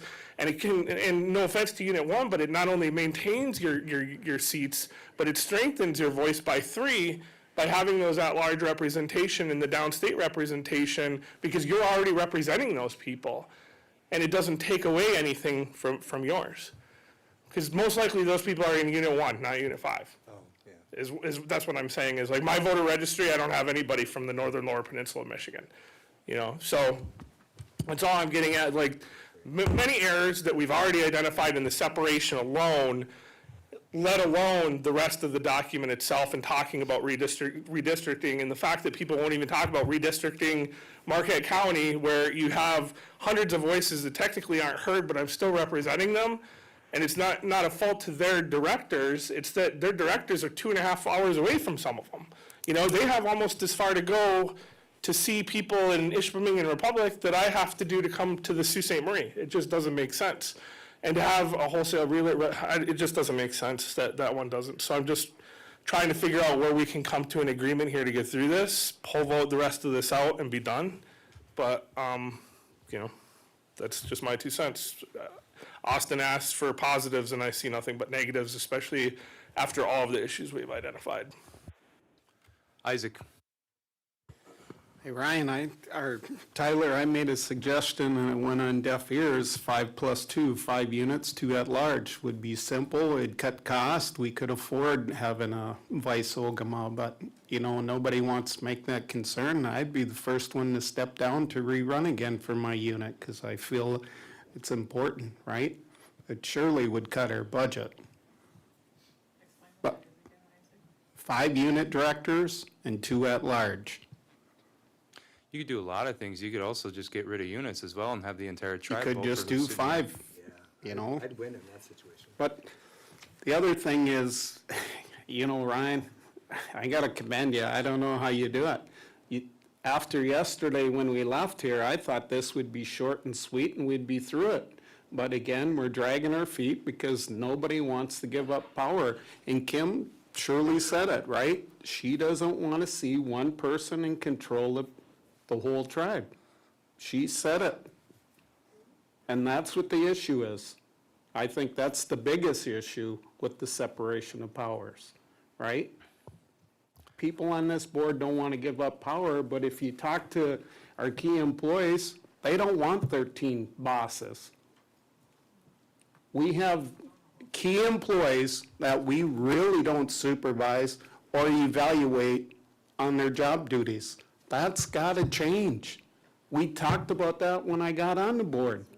That was 3.5 years ago, and it hasn't changed. We still have not evaluated any of our employees, key employees. Why not? You tell me, you're sitting here. So I have- have brought it I up many times. So it's difficult. So It if you is have difficult. if you have a part-time board of directors, it's difficult to supervise full-time employees. That is a fact. If you're asked to describe their day-to-day job duties, day-to-day operations, it would be difficult to do, and that's not a slight on anyone. It's just the reality of it. Yeah, so, I mean, I think this is probably we're probably gonna table both resolutions. Of course, I don't support the 2008 resolution because we haven't even went through it, right? I do support the separation of powers on many reasons. I think the people need a voice, and this is the only way to give them a voice. And I also think that our employees need one person to tell them what to do, not 13. Okay, Aaron, then Rob. All right. As far as giving direction to key staff, every time we've hired a key staff member, I've asked, can we ask them to review the job description, come up with goals and objectives, and bring it back to this table and ask the board, the 13 of you that are the micromanagement supervisors of that person. And so I have brought it up several times, and I see a few board members smirking about it, but you know what? We haven't done it. We got nobody to point the finger at but ourselves because we have not created those goals and objectives and standards of performance. We haven't done that. And then, a year or two later, we start nitpicking apart what they aren't doing to our satisfaction, and then we end up firing people because they're not meeting our satisfaction. So, so that's one thing. The other thing is, for all of the wrangling that happens on this issue, it's been 28 years. Again, if people, the person who brought it up, and I made this comment before, during a Unit 1 membership issue, Lori Jump, who's not somebody that I see eye to eye on a whole bunch of stuff. Lori Jump came to this meeting, and she stood here, and she stood here and she implored us to do your job. She said very clearly at that meeting, you've been on this board for 20 years, you've been on this board for 12 years, for 4 years, for 1.5 years, or however long you've been on this board. What is your job if you haven't been reviewing feasibility on amending the Constitution? So do your job. So that tells me that if somebody that I am so diametrically in opposition to politically feels this way, that's why I knew how that vote was going to go. When we did the poll and we asked people what they thought, I knew how that was going to go. I predicted it. People laughed at me because they thought that I was blowing smoke. I did predict a higher percentage, so I will say that. But so what people want now, right now, rather than continuing to stall for whatever argument you can come up with, they want due process and they want standing in tribal court. Our people want the right to sue this board if they violate their rights. I, more than anybody, and I've written about this, needed that protection, and as tribal members, we need it now. Because we can haul somebody into court, you can remove somebody from the rolls. Even, we could ignore the code for removal. Oh, we won't do that.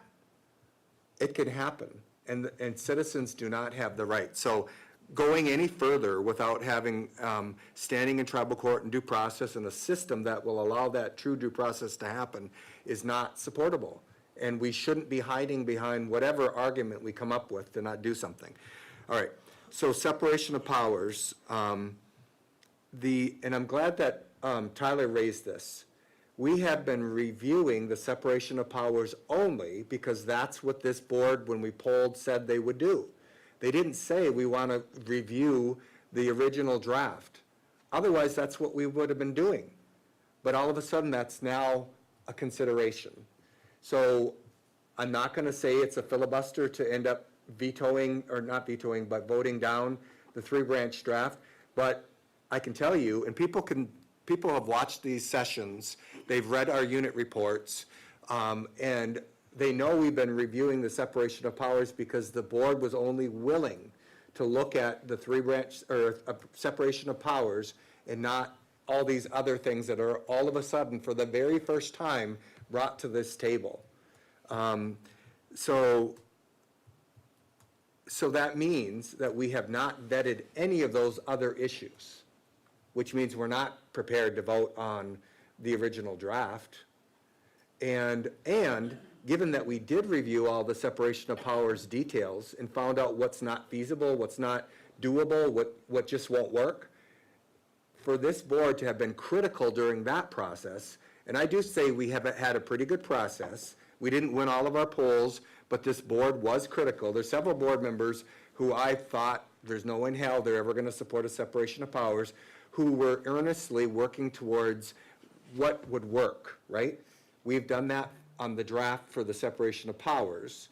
Legal sent out a poll, that's what we were working on. We didn't do that with any of the original draft, and there's items in that original draft that are completely opposite of what this board has determined that is feasible or doable. So the fact that we're now bringing that back on the table for something that we know is not feasible, why would anybody support something that you criticized, you critiqued, and you moved past? Why are we now going back to that? That's like we spent the last however long we've been reviewing this for nothing, with no intent of ever passing anything. So that's number two. I got two more real quick. So the Mackinac Band issue. So I have always supported the Mackinac Band members of our tribe. My belief is, and one of my good friends sees it differently, because I've read some of the original letters from our chairperson at the time to the Department of Interior. The original intent was to include the Mackinac Band and the Pontiac Band.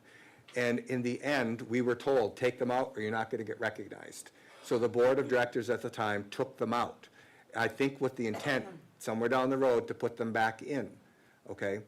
And in 2004, a resolution came to the board table in Hessel, sponsored by a member of the board of directors, and written by another member of the board of directors who was an attorney who was attorney of record for the Mackinac Band to separate from the Sioux tribe. That person had a very serious conflict of interest for sitting on this board of directors, writing a resolution to separate the Mackinac Band from the Sioux tribe membership. The board of directors who sponsored that resolution also had a major conflict for sponsoring to separate the Mackinac Band members out of the Sioux tribe. So what I did, because I was really concerned about this, is I held a meeting as chairman. I did an invitation to all the members that were descendants of the Mackinac Band that lived within a 100-mile radius of St. Ignace. We had a meeting at the Little Bear East. We had about 300 people show up for that meeting. And one by one, those people got up and they said, because they're Sioux tribe citizens who were descended from the Mackinac Band, said, who the hell are these people that think they represent us? We're Sioux tribe and we're proud to be Sioux tribe. And so turns out that 52% of our members are Mackinac Band. People have tried to get them excised out during constitutional amendments in the past, but you know what? The Secretary schedules a voter registration. They mailed our Mackinac Band members a voter registration. They're also going to mail them the voter registration on this draft. So you know what? I'm going to call the bluff. I'm going to say I support the Mackinac Band. I always have supported the Mackinac Band, and I would like for us to poll on adding the Mackinac Band to the three-branch separation of powers. and let's move forward with that. And the reason, another really big reason for that is because there is a bunch of fear mongering on social media right now that as soon as we pass this new constitution and people have standing, they're going to file a motion in tribal court to remove the Mackinac Band members. And if that did happen, they would have to make a legal case. The burden would be on them to make that case, where the Mackinac Band, the tribe's going to be able to say they have voted in all these elections, the Department of Interior has registered them to vote in all these constitutional amendments, they are Sioux Tribe members. So we probably would win that. But if that's the fear, if that's being brought to the table today, let's have a poll and see who's willing to support adding the Mackinac Band as one of our, then it'll become 7 historical bands, add the Mackinac Band to the draft, and then we eliminate that argument as a reason not to vote on the 3-branch separation of powers. Lana, then Isaac. Yeah, I just got a couple comments about speaking for, all the employees and what they want. We never ask them. They don't really have the opportunity, just like the membership didn't really have the opportunity to have any input, and that has been asked throughout. When are they going to get the opportunity? We got this last document last night at 10:44 or 9:44, 9:44 last night. Yep, and then it's going to be distributed out there with what the board-driven changes are, and but some don't even know where they're going to land when this does happen, and I can't answer the question, and frankly, I've asked the question and I haven't got the answer, so that's all I can say. Honestly, I don't know how that's going to work out. So, but I think that at this point, we should have started with separating the court, because I said long ago, many times, we need to do amendments. We're down to the separation of powers, and we are moving along with that, but we probably should have just separated the court, because that's the biggest one everybody agrees on, a separate court, and then probably changed it so that we could change our constitution ourselves, and then did amendments as we went along. That might have worked a lot better than this debacle we're in now, because we really are. Once we, whatever we vote tonight, for one, we don't know where people are going to land. 2, people don't clearly know what their roles are. We noticed that yesterday with some the officers in the original draft. There was duties in there for the treasurer that we have delegated to staff, so we cleaned that up. But then there's duties in there for the secretary still that our admin secretary does, and it's not clear, so that didn't get cleared up. No fault of yours, Ryan. You were on cue all day long, so I'm not saying that you did anything wrong. But there's a lot of things, and it may have been sooner or later. I did think we were going to get to this time after all these years. I did think we were going to get to somewhere with a constitutional amendment and a separation of powers. But and for whatever reason, when it said, we're not going to meet for a very long time, then we're going to meet for 2 days, and then we're going to put it on the board agenda, and then get it at 9:45 that night after we finish it, and then talk about all of these things, it's just not going to work. I mean, it's just not going to work that way. I have staff asking me what happens when this passes, and I can't answer the question, and they've asked too. They've asked other people. They can't get the answer. So, we're a mess, and but again, and I said at the very first meeting, and I'll say it again, I really thought we would get somewhere. And because if we put the Mackinac Band in, we're going to lose votes. If we keep it out, we're going to lose votes. I think if we would have just separated the court out first, processed that, built that up, and then made amendments on our own to the Constitution, separate out the legislative and the executive, and took our time doing it right, that would have worked, and then we could have just trickled down and changed a whole bunch of things. But, people get their feathers in a ruffle, and they want to bully and demand, and that's what happens. Yesterday, I have not heard from the tribal members in my unit, and I went and we see 90 elders in November.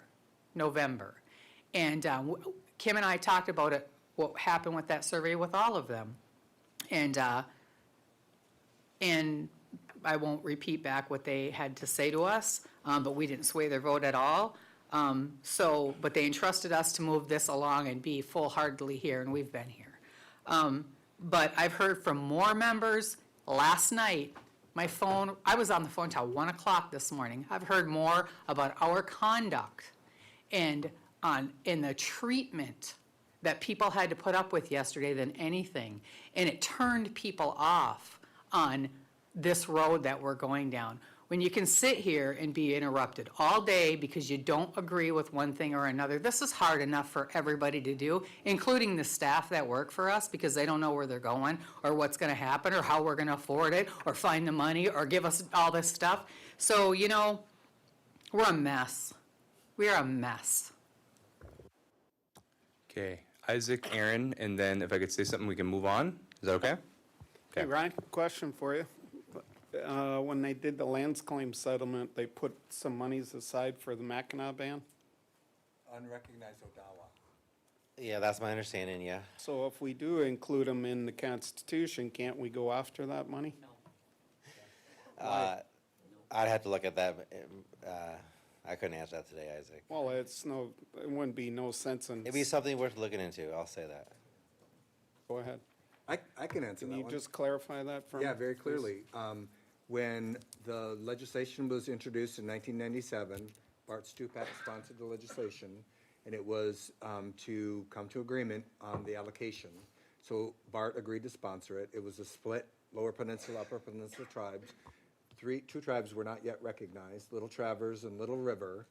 And what's the other one? Oh, GTB was already. GTB, Sioux Tribe, and Bay Mills. And what they did was they set aside an amount for unrecognized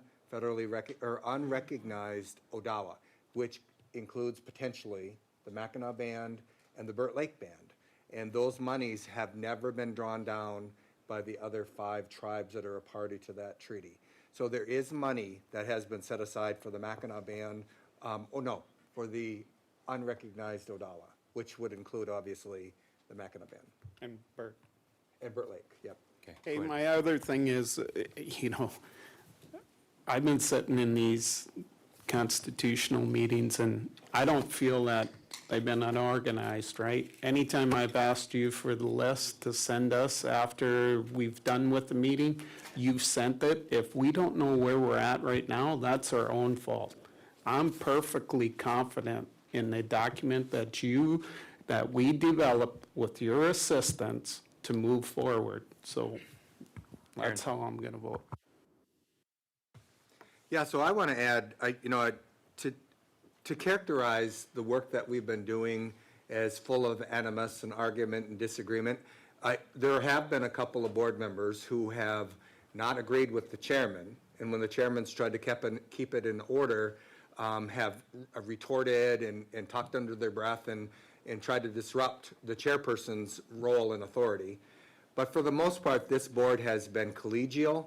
They have picked apart, and actually, I want to also give credit to Mike McCurchie, because on several items where I thought he was just ingrained and he wouldn't consider it, when we took the polls, he made his own independent decision, and I respect that. The other thing is, earlier today, to try to paint a picture that somehow I'm trying to be disrespectful to Kim Gravel, when I said it several times, I said, I don't agree with where she's going to end up, where I think she's going to end up, but I respect the fact that she's not playing a game. She's made it clear what her position is all along. She's been consistent, and I respect that. I may not agree with it. What I don't like is people who are vacillating and who don't make a decision, who are saying they're listening to the people and come back with a completely different story. But I don't appreciate characterizing the work that we've done in December and lately as unworthwhile or disruptive or civil disorder or anything like that, because what we have been able to do is we have been able to go through very complex material. We've had our legal counsel draft it up and presented it to us, made amendments or changes along the way. We've taken polls along the way to get a consensus. Now that we're done with that document, to now paint a picture that this whole thing was not worthwhile, or that it, you know, that we bullied our way through. There's several of the polls that didn't go the way that I wanted them to go, but we're now at the point where the rubber meets the road, and we need to follow through and do what the members have expected us to do. So again, it just feels to me like we're excusing away. I was supportive, I actually brought the resolution, if you go back and look at the July 15th meeting of this year. I brought a resolution because I was starting to give up hope. Because Rob and I brought a resolution just to do the 3-branch in relevant sections in October of the year before. Nothing substantial happened. We started meeting October, November, December, January, the board started meeting, and then we had a hack or attack on our systems, and then we lost all the records, which I don't understand why you're not copying stuff to your hard drive, but we lost all the records supposedly, so then we had to start over. And at that point, on July 15th, I'm like, we're not going to do a 3-branch. The votes aren't there. So I brought a resolution to do a 2-branch separation of powers, which is a judicial branch and the legislative branch, because I almost gave up hope that we would not do a 3-branch. But then our youngest person on this board, who was the chair of the youth council at the time when this first, so this tells you how long it's been because he's got gray hair now, when he brought forward a motion to before we give up, let's find out what the people think. And right away, I was like, okay, we'll do that. I think people thought the results of the poll were going to be completely different, and people did campaign one way or the other in their articles, in social media. But you know what happened? The people spoke. We are elected people, and when the people speak and tell us what they want, you know, it's pretty foolish for us to ignore that. And if it's iffy, if it's kind of close and you're not quite sure, then maybe you got an argument to ignore the will of the people. But this wasn't close. The people expect us to do something and to do it now, and they expect a 3-branch separation of powers. And anything we do that's not what they're asking us to do is going to be viewed with jaundice. It's going to be second-guessed. And maybe some people don't have to worry about that, but if we're here to represent the interests of the people as a sacred trust, we should respect what the people tell us they want. And they did just tell us they wanted a 3-branch separation of powers. Again, we can try to excuse that, make excuses for that all along, but it was very clear. And, you know, tonight I'm going to speak to the members on that too. They're coming here tonight because they expect us to poop or get off the pot. It's been 28 years. They don't want any more stalling. They don't want any more tabling. Mr. Chairman, when you were a council member and I was chair, you and I and Betty sponsored resolutions 3 times in the 2 years that you were 2 years you were on council before that. We brought that to this table, and I'm looking around the room. There's 1, 2, 3, none of you guys, 3, 4. There were 4 board members on this table who voted to table it every single time we sponsored that resolution. Every single time. Point of information, what resolution? Go back and look at the record. We brought a 3-branch. Every time the Constitutional Convention. I'm answering the question. Okay. You don't have the floor. Support it. You did a point of inquiry. We We're brought. making up history. No, that's You out of guys, order. Time out. So We were just talking about decorum. Yeah, just now. So we were- let's be done with that. Just So, now, we Aaron, were let's finish. lectured that elders, 90 elders said that they don't like the way board members are talking to each other, and now my integrity is being challenged. I'm being second-guessed, but I can give you a copy in the record, because I remember what I do when I put issues on the agenda is I do a sheet, and it has the date, it has my issues, it's all typed up, and draft resolutions. Austin, Betty, and I, 2 board members and the chair, introduced a resolution for a 3-branch separation of powers 3 times in the 2 years that Austin was a council member, and all 3 times, I'm looking around the room, 1, 2, 3, 4 members of this board tabled it without even considering it, without even talking about it, and didn't schedule workshops in order to talk about it. So we've had 28 years. Not everybody that's on this board has been on this board that long, but several of you have been on for a year and a half. Several of you have been on for 4 years, 8 years, 12 years, 20 years. And what have you done? What have you sponsored? What resolution have you sponsored to go Okay, Aaron. forward? All right, so I'm going to say a couple things, and we're going to take recess, and we're going to figure out how to proceed. So, like, so the Constitutional Committee finished their work 18 years ago. Since then, there's been over 400 meetings, 400 opportunities to put this on an agenda and get it passed. So about a year and a half ago, Aaron and Rob put on a resolution, adopt a new constitution, tabled, right? So that would have been the opportunity to do a wholesale rewrite and approve what is on the agenda to adopt that entire constitution, which people have a difficult time explaining how it would impact our government, how our government would actually function. And that's a fair criticism, right?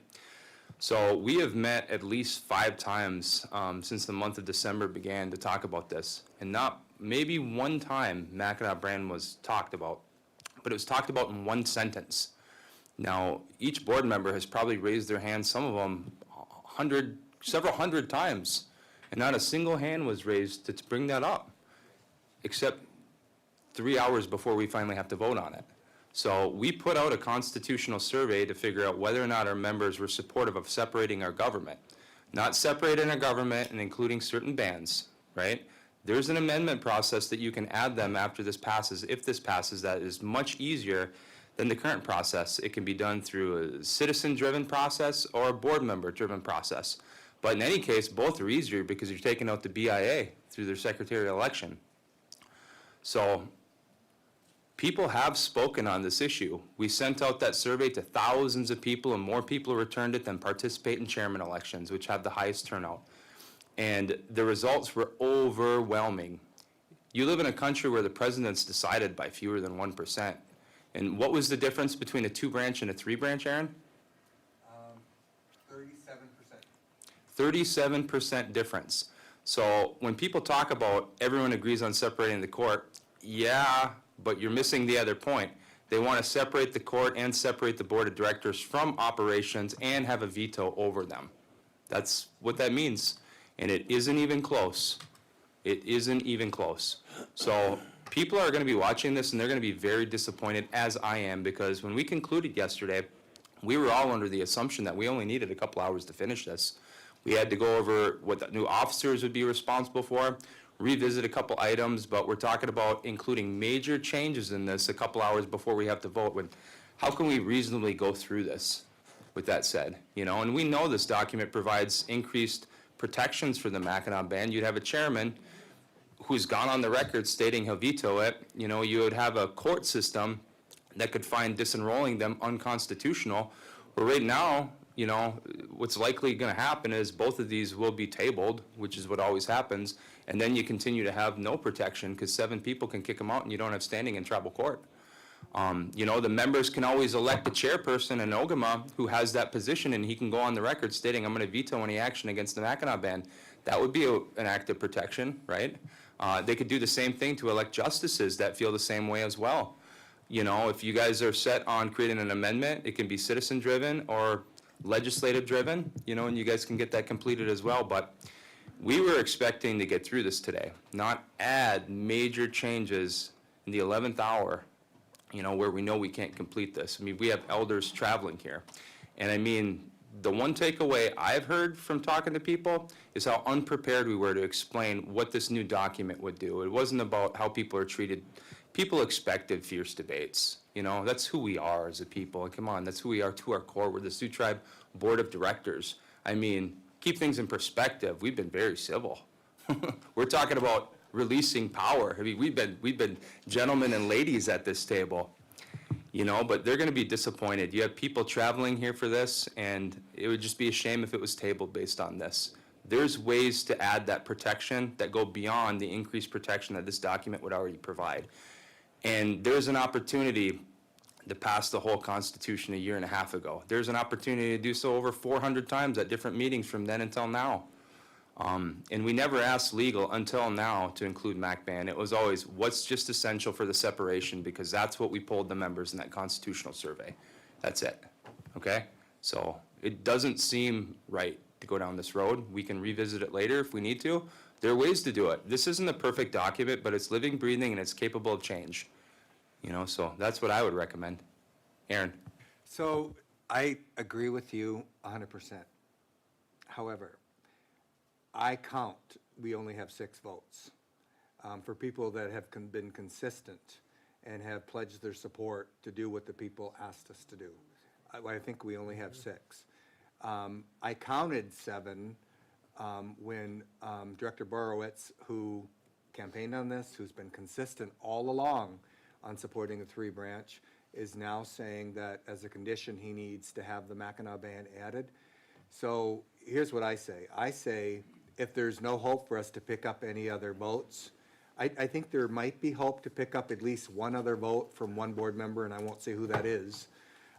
And that person has been somebody that has sat at this table for the last 5 times we got together, who has surprised me and has agreed to different things that would make it doable.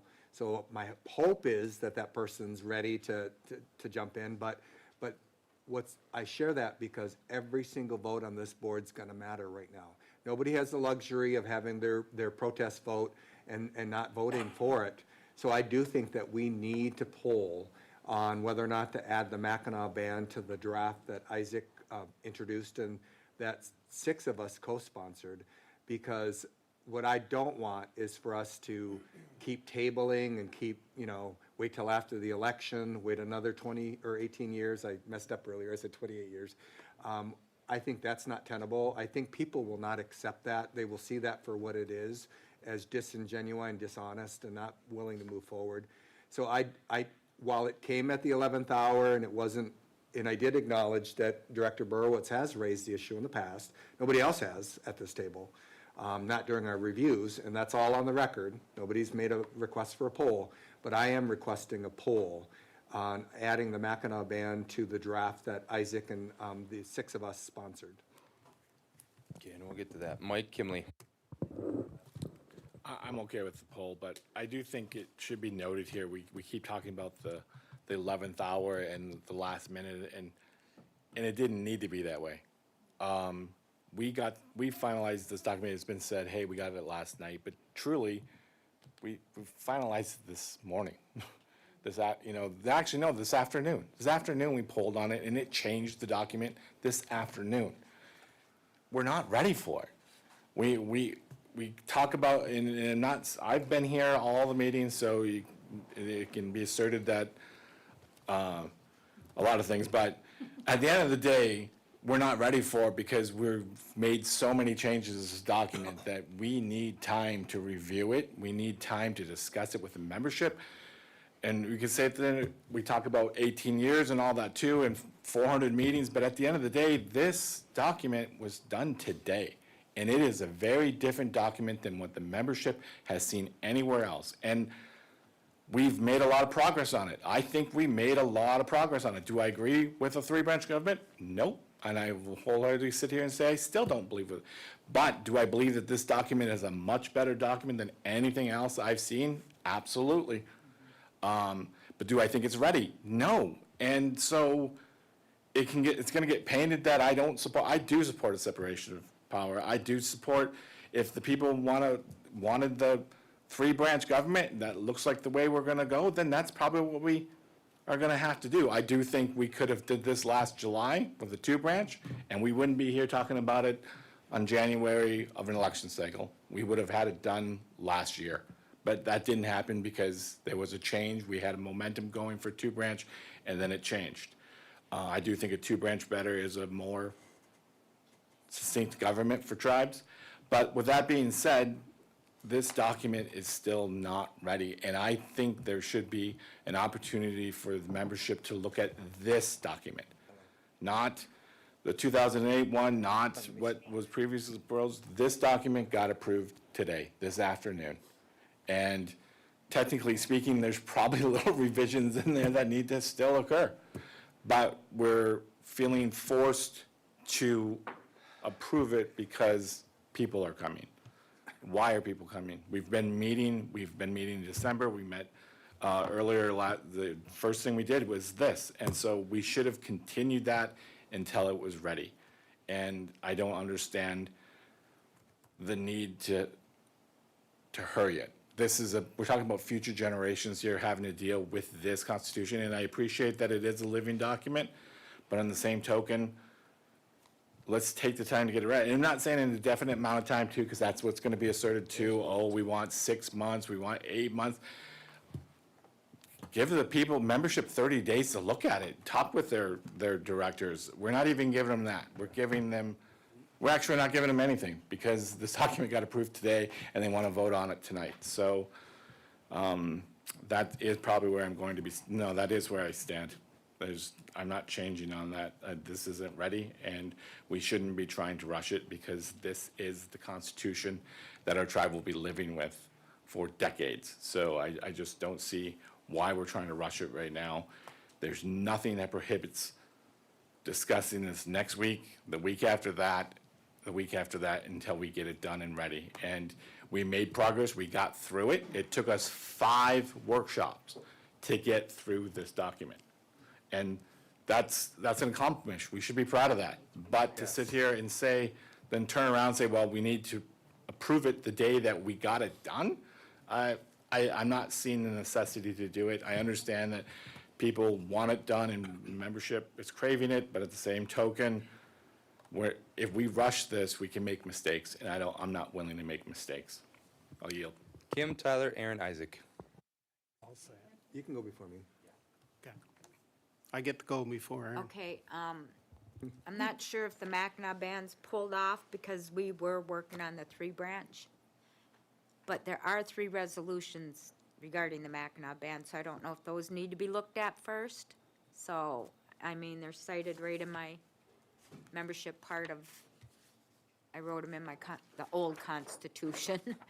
So, but yeah, we're working on the 3-branch, and that's what we need to concentrate on. And I agree with Mike, if we need more workshops, let's do it. We're not gonna crash and burn if it doesn't pass tonight. We've been moving along, and we've gotten a lot done, and we're seeing, things aren't gonna work for us. So let's make sure we're all in agreement on what the final thing is after today. And I agree with Mike, let the membership look at it, put it on our website. We could even share it on our Facebook pages, if it gets sent to us, so that people get a chance to look at it again. Because this isn't what they got the survey on. They voted on a 2 or a 3-branch, but they're not getting to see what this is actually looking like. So I'm okay with holding off, doing a couple more workshops, and then we can say, okay, you can all take a look at it. I think they're gonna find things that, might surprise them. But we're not gonna crash and burn if it doesn't get done tonight. We've been moving along as a tribe for years with our Constitution as it is, but there are 3 resolutions regarding Mackinac Band. I'm not sure if they're gonna make a difference, but And we did, so I can't remember when it was the Hessel meeting? Anyway, so legal did do analysis of the history of Mac Band, including the resolutions that pertain to them, and I was asked what our current legal opinion is on how they got into our member ordinance and all that, and I gave you that opinion. Some of you maybe agree with it, some of you maybe didn't, but that is out there. I can recirculate that. We did look at everything we could find pertaining to Mac Band, including those resolutions. And one of the recommendations that I put in that memo to consider was, if you're going to amend the Constitution and the majority wants to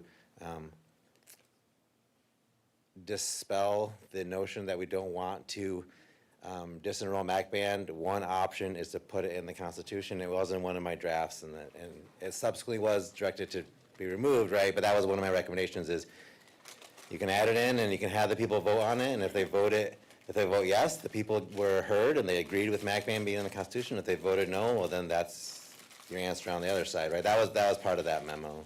right. And I don't want people to think I'm against Mackinac Band, because I'm not. But this isn't what we're doing. We're doing the 3-branch. So let's stick to it. And then I think if someone wanted to do any removal stuff, it would have been done Yeah. over all these years, and that has never come up except once after a secretarial election, which it failed. So I think we're good on worrying about that. So I don't think anything's gonna happen, and if we wanna do an amendment at a later date to do those smaller, I shouldn't say it's smaller, but to do those other things, and that's something we need to look into. But the survey went out on the 3-branch, and that's what we're concentrating on, or the 1, 2, and 3 branch. And we discussed the survey potentially having MAC band, right? That was part of our discussions, and we wanted to focus on the separation, and that was what the majority of the board decided. I think it was the right decision, because the more questions we ask them, the more convoluted the responses get, and then you're asking too many things. We were trying to keep it clean and simple to figure out what the majority of the voters wanted, right? So. Tyler, Aaron, Isaac. So I agree with Mike that there's really no reason to rush this.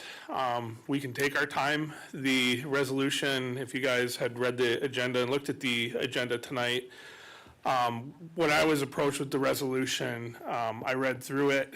I requested serious amendments to it, which reduced the size and scope of it. Well, not really the scope, because we just removed the whereases. But it's a timeline of this process, which gives us time to finish out this process, finish out any last-minute items, and then send out this constitution with the last-minute items complete, along with a review of cost analysis, along with the review of code analysis and anything else that we may have missed. That's all in the timeline. So if we're worried about the timeline and having to rush this out, I would say vote on the resolution tonight, make an amendment to add 30 days to it. And if in 30 days you don't feel like we're near it, pull it back up and vote to amend it again. But at least that way we're committing ourselves to a timeline and moving it forward. We're not committing to this document, because even then, after we send this document out to the BIA, we have to take any input that we receive from them within, hopefully, because I was going to amend to add a 10-day to 15-day turnaround, so we could actually take the time to seriously consider what the BIA sends back to us as part of that review. We don't know if it's going to be 3, 6, a year till we get the BIA review anyways, but the whole idea is it commits us to sending this document out within a specified timeline. It's not voting on this document, it's giving us the opportunity to continue to workshop it, but we're solidifying ourselves to it. So I do agree with there is no need to rush, but I also agree with why I co-sponsored this resolution is it's time to lock ourselves into a definitive timeline. And if we need to expand that, we expand it, but it is time to poop or get off the pot at this point. So that's all I'll say on this one. I feel like the changes that we've made in this draft constitution have been favorable for the most part. There are some things that I don't agree with, but I still think it's a stronger document for us as a nation in the long run. And like I said, I'm willing to adapt if we need to convince one more person, we can add something else in. Like if that's what it takes, that's what it takes. Yield. Aaron, Isaac, Lana.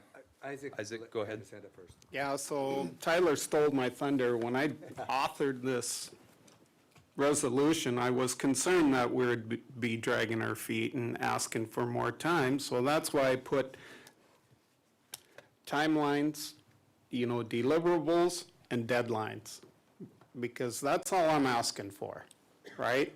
We're going to go to the 3-branch, just as the people had asked us to, right? But we're going to put the deliverables and the deadlines in this document. I put days in there, but I figured they'd be amended, which I don't have no reason. And are we ready to vote on it true heartedly? I think we're ready to vote on this resolution with the adjusted days to make you happy to move this process forward, but it'll be strictly up to you, right? This document, if anybody's reviewed it, would have known that there was deadlines and deliverables in it. But Go ahead, Aaron. Yeah, so I'm going to add on to that. So when Isaac submitted his draft to legal to take a look at, my heart sank, because I've been waiting for so many years, decades, for this to happen so we could have a real government. Because right now, we don't have a real government. We don't have due process. We don't have standing in tribal court. And there's no reason why we should go another day with this body sitting on high, denying people their basic fundamental rights as citizens of our tribal nation. There's no reason other than the reluctance to let go of power. Because right now, we have a unitary form of government. The board of directors makes a decision. There's no ability for any citizen of this tribe to challenge that decision. And that's wrong. That's a dictatorship. When we first started this process, we were told by the two attorneys that everybody's in the honeymoon stage right now to drafting this up. But as soon as the board of directors recognizes that they're going to have to relinquish their discretionary, arbitrary, and capricious authority, you're going to see people come out of the woodwork to try to stall, to try to kill it, to try to stop it from happening, because fundamental to a separation of powers is that you're not all powerful. You're not a king. So my heart sank when I saw Isaac's draft, but I also know that Tyler's been making arguments that we take a deliberative process, that we understand what the financial impact is. Mike has led me to believe that if we do this properly, if we take our time, that we get there, that he might be a support for it. And just now I heard from Kim that if we're looking at a 3-branch and if we take our time, there's no timeline. I'm supportive of adding another 30 days. I'm not supportive of adding an ad infinitum to not actually do something, to kind of kick it past the election cycle, so then we don't have to do anything. But I conceded to Isaac's draft because we need 7 votes. And that means every single person at this table, we need 7 votes. If we have 6 right now that I'm estimating, and if we don't get that 7th vote, then every single one of your votes that didn't support the 3-branch separation is the deciding vote. You're the person who stood in the way of passing what the people have very clearly asked us to do. You know, there's one other thing that I want to say, and for people, don't get confused, because we had our differences. Mr. Cosley and I had our differences. But Mr. Cosley, as the chairperson of that committee, came in front of the board of directors at the St. Ignace meeting. I was present. Only one other person on this board was present. He presented this document as a complete document with unanimous support, not one no vote. In the last couple of years, or year, you've heard people say that's not true, that it wasn't unanimous, et cetera, et cetera. And then somebody from that committee sent me a copy of the letter Mr. Cosley, the chair of that committee, submitted to me when I was chairperson. And in his own words, there was not one no vote. Now, that's why I've asked for an attendance record, because I know some people just stopped going to the meetings at some point. But what a wonderful legacy. We just lost him last year. How long is it going to take for us to fulfill this legacy and follow through on what we said we would do? So not every one of you said this is what we would do. And you have the prerogative not to support it, but this is what the people expect. This is what the majority of us, actually a majority of you on this board, have campaigned to say this is what you will do. You said you would support a 3-branch separation of powers. So I do think we had a good review. I do think it's a better document now.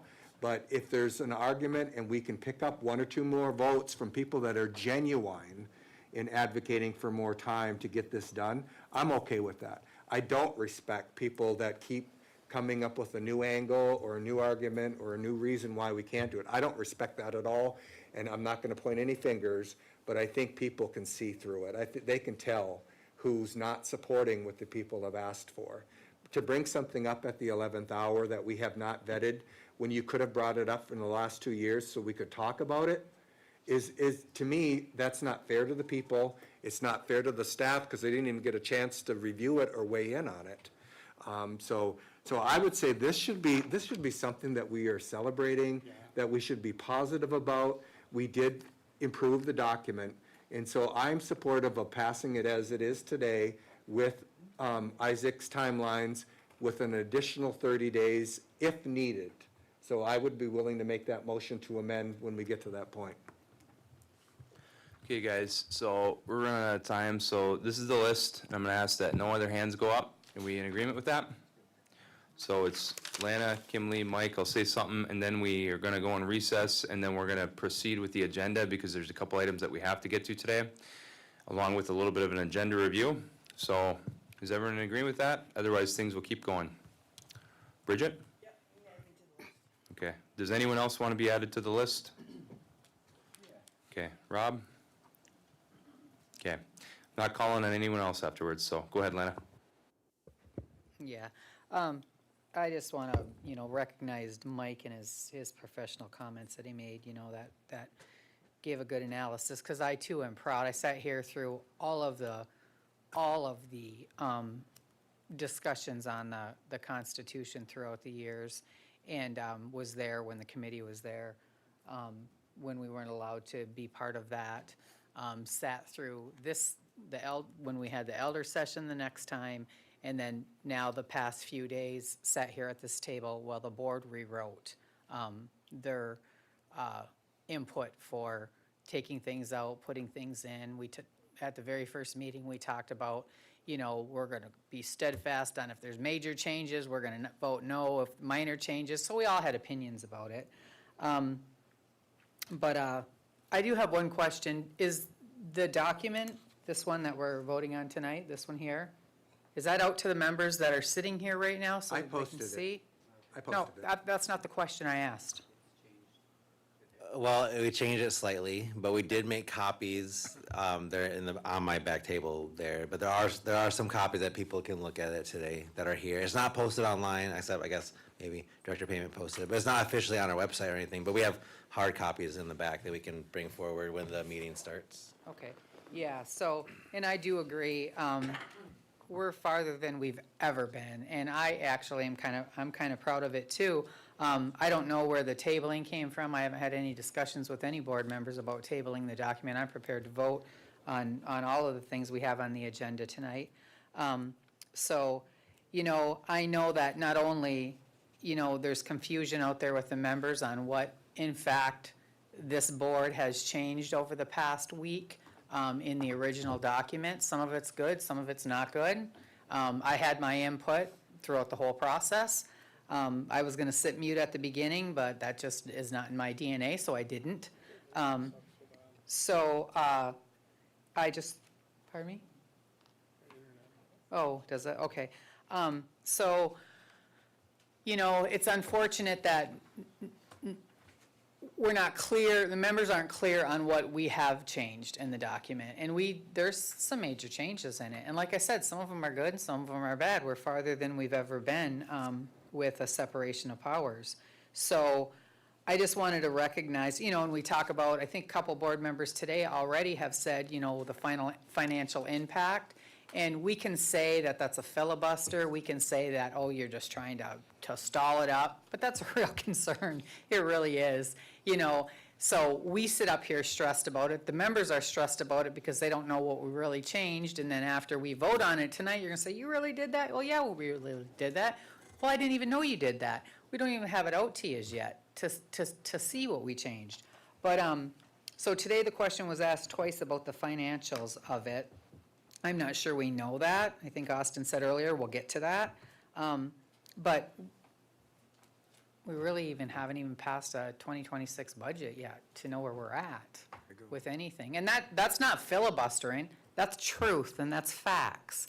And my point being, we stress the members out. We have hurtful feelings everywhere. We claw at each other. And the staff that are pressured into, getting this document ready, and the tension and the pain that they feel too throughout what's going to happen when we do something, if we're going to do something, sit around and wait what's going to happen. And like Mike said, this morning, we already changed something this morning, and it was a big deal. We talked about adding the Mackinac Band in it. I don't know where that's at. We're going to take a poll on that, or we're not going to take a poll on that. I got one person shaking his head no, some of them are nodding their head yes.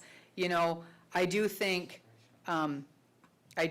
that it even a 30 more day to figure out and get everything in. The secretary position in here, like I said earlier, We changed the treasurer for the officers. We didn't change anything with the secretary and cleaned that up a little bit. At least I didn't notice it last night.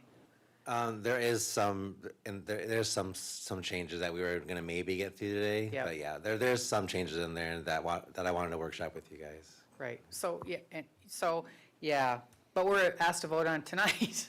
So, I don't know. I think, I will say this, and you can all say that I have voted to send it out each and every time it came in front of us. And it can be cleaned up a little bit. We are farther than we've ever been. I said at the beginning when we started talking about it, I believe this board was going to be the board that did separate out the branches.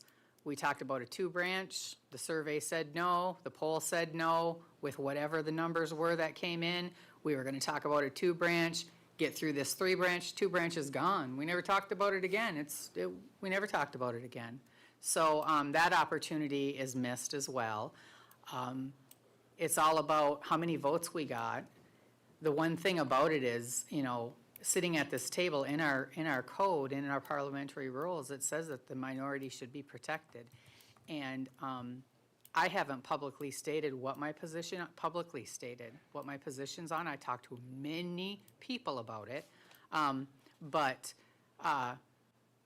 they're supposed to be protected. It's not protected because as soon as we have a difference of opinion on one of the most important documents on our tribe, people get mad, they scream, they holler, they interrupt. It's been a really bad situation when it really didn't have to be because we are farther. But putting it on the very first thing in January that we have to do, and just this morning, they're still making changes, and just now being said, I wanted to workshop some items with you.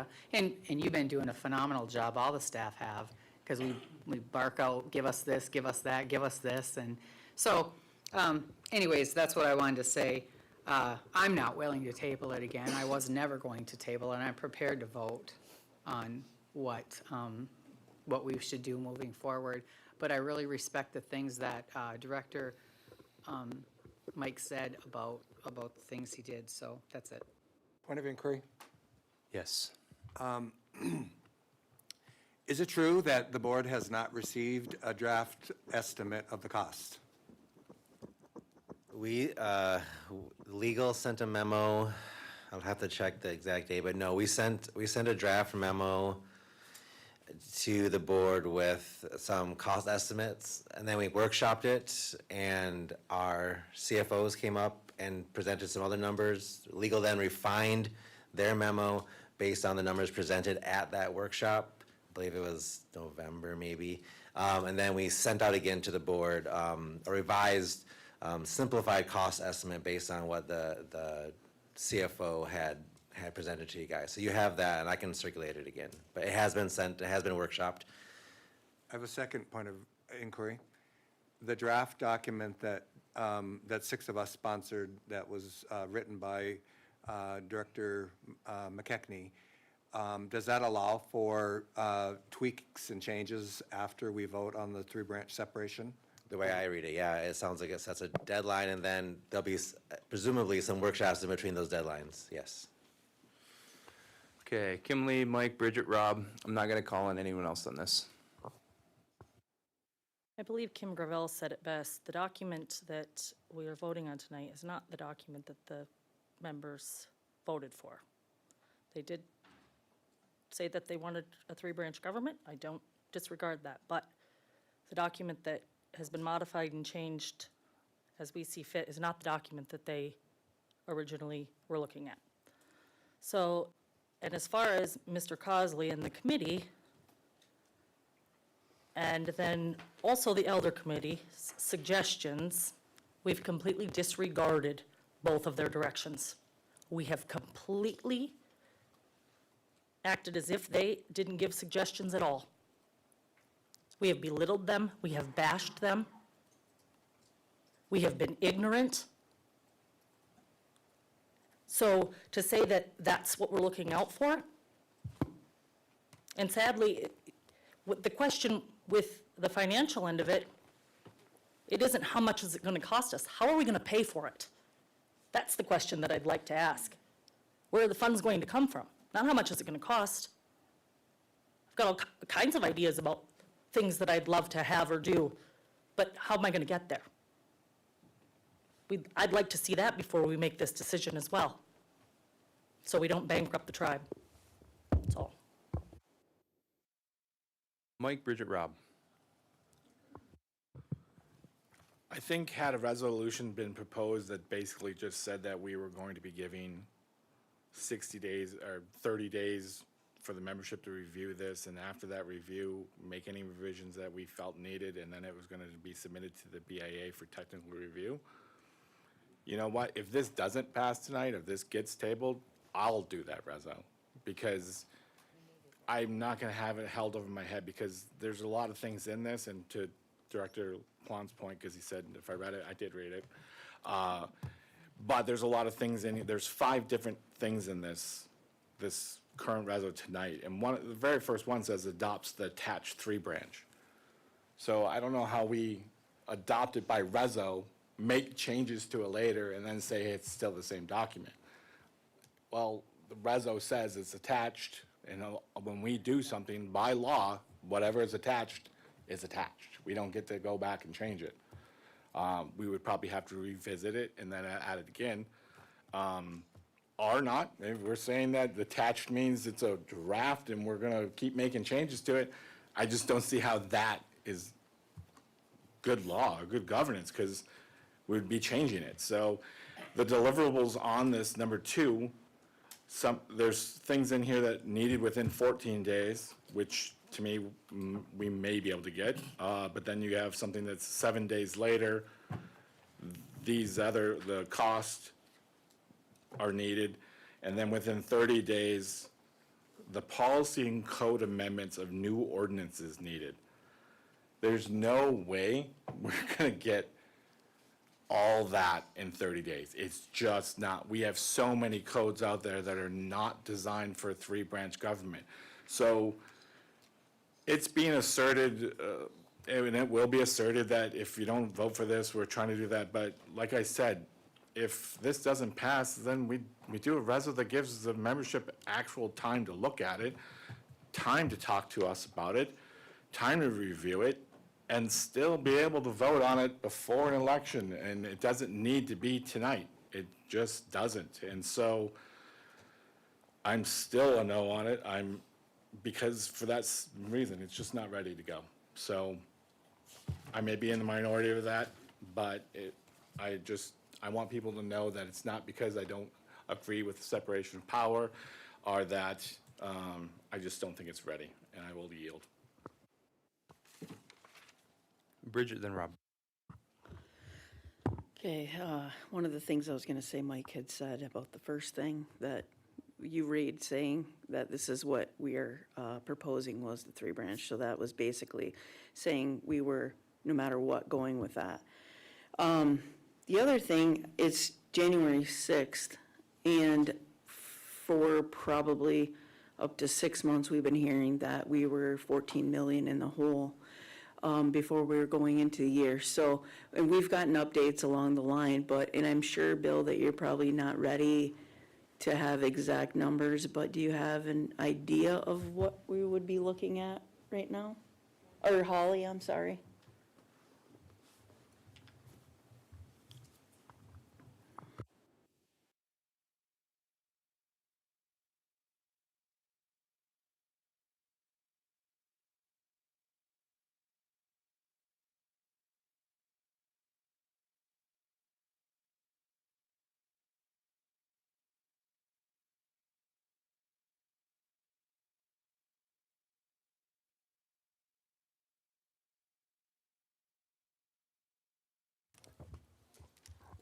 Not calling on anyone else. Thank you. Isaac, we got to move on. It's going to be 3:45 by the time we're done with this. We have 2 more items to workshop, and there's timeline constraints on them, and then we have to do agenda review. We've just run out of time. As you've been going through this today, I've been in the back crunching numbers and coming up with different scenarios.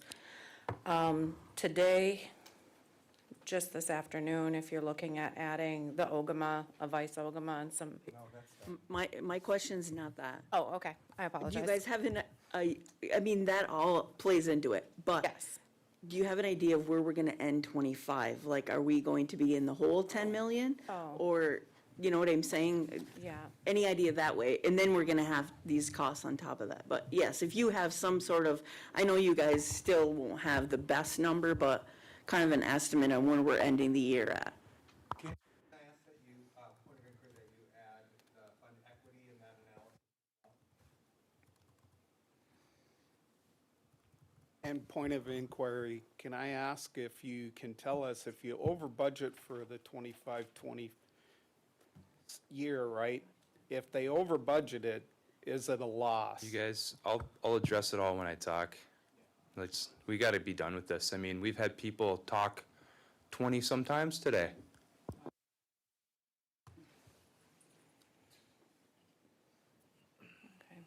So the last number that I had looked at, we were still standing firm with roughly 3 million. So we are still $10 million to the good. However, with that being said, those, and I don't want to say to the good, right? We budgeted of 14 million. We're at about 4. We have 10 that hasn't been realized. So with that being said, at the end of the year is when we start filling in the corporate tax utilization for these budgets. So we don't necessarily have a very good, accurate number yet, because there are some budgets who will draw, there are some programs who will draw tribal support, and when they do, that will increase that deficit. So, to answer your question, we've continued to stay solid at that point, but that is going to change. That will change. The other part of that is, we are still identifying budgets where maybe we can take and utilize other funding instead of tribal support, and so we will be coming back with that as well. We will be looking at year-end reconciliations, and we will be shoring those things up, so. Basically, minimal 3. 4. Okay. 4 right now, but that will change. There will be more funding that will draw. Okay, thank you. Okay, Rob, I'll speak, and then we're gonna go on recess, and we're gonna be done with this for the day. I just have to say this. This idea that we keep saying we need more time, why is this being rushed, why is it crammed down our throats? It's been 17 years, you guys. And I heard another director say, our members don't understand what we're changing. That's insulting. Like, I've been watching this since I was 15 years old. Have you guys not paid attention to how drastically our numbers have jumped up online of people watching this? Like, thousands have been watching. And to sit here from your board seat and to say that our members don't understand what a separation of powers is absolutely insulting to them. There's a reason our numbers jumped up, and it's because they expect this board to deliver. And this idea that, oh, this document changed since we did the survey. Newsflash, there wasn't a document attached to the survey. It was literally, do you want a 1-branch government, a 2-branch government, or a 3? We have not made any changes that deviate from a 3-branch government. They voted on what they want, not a specific document. And if you guys seriously believe that our members don't understand the changes that we made in real time in front of them in live workshops, I don't know what to tell you. Like, you are drastically insulting our membership right now. I mean, I'm insulted just listening to you guys say that. Our members don't understand the changes we make. Are you serious?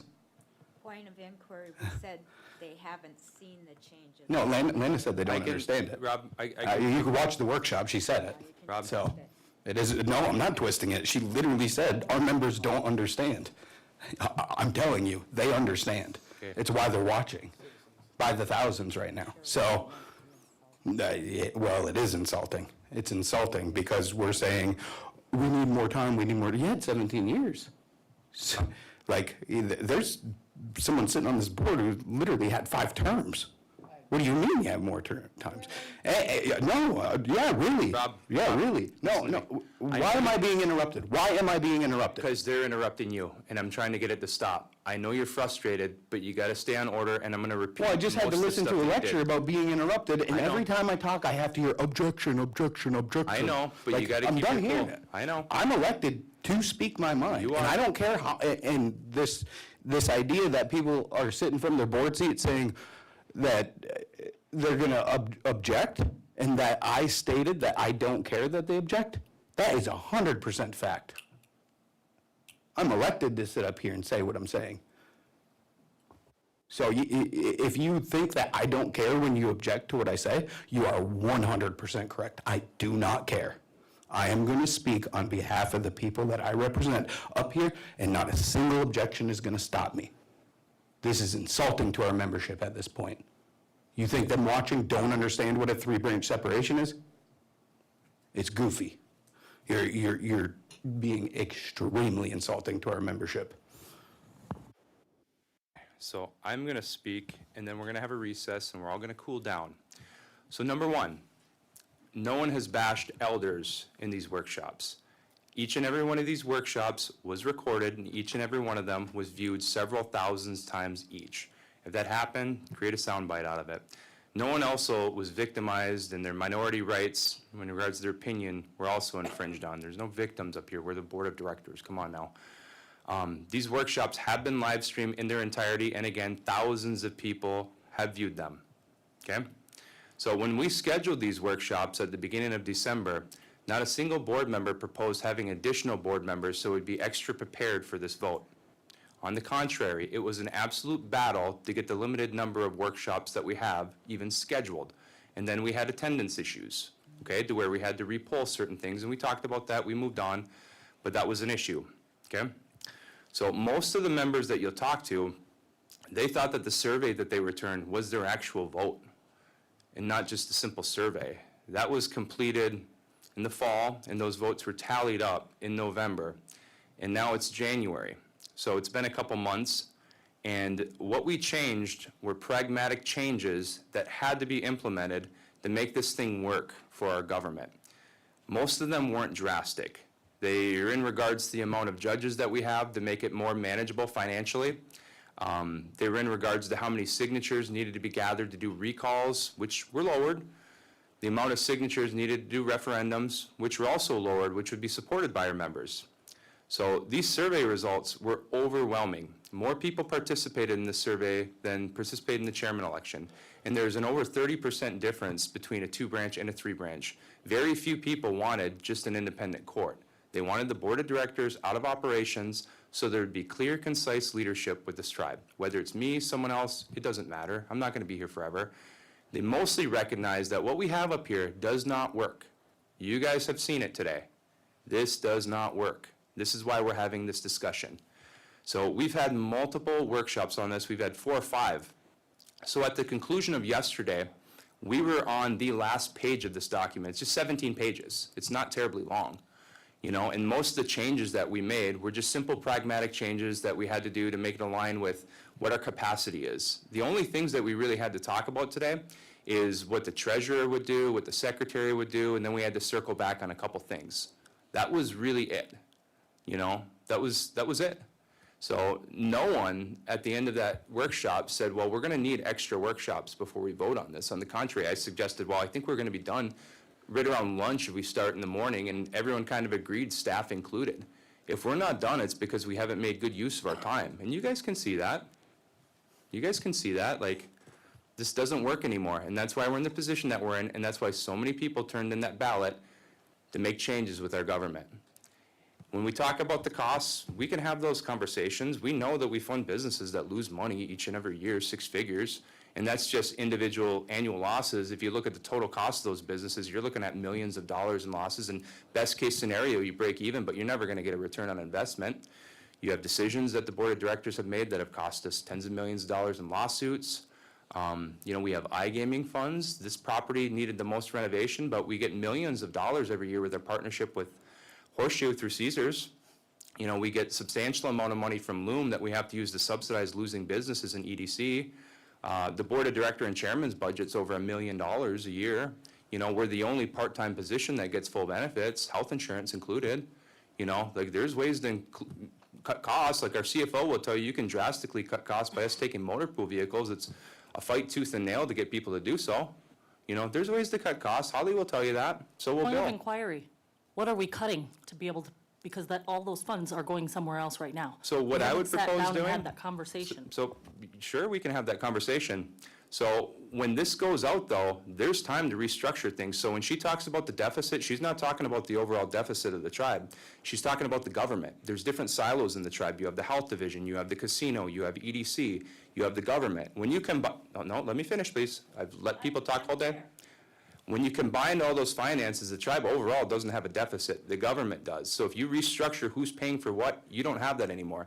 So me and Holly work together to have a consultation with our state rep. Can anyone say how much revenue the tribe brings in when you factor appropriations, grants, revenue from the casinos and businesses? Holly, do you mind if I share that?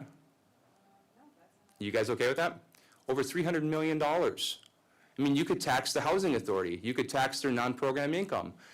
You could take half of iGaming funds after this renovation's done, because all the other properties are in a lot better shape. And if you're going to do a renovation, you won't need to do it as big as this one was, because this one was more neglected than the other ones.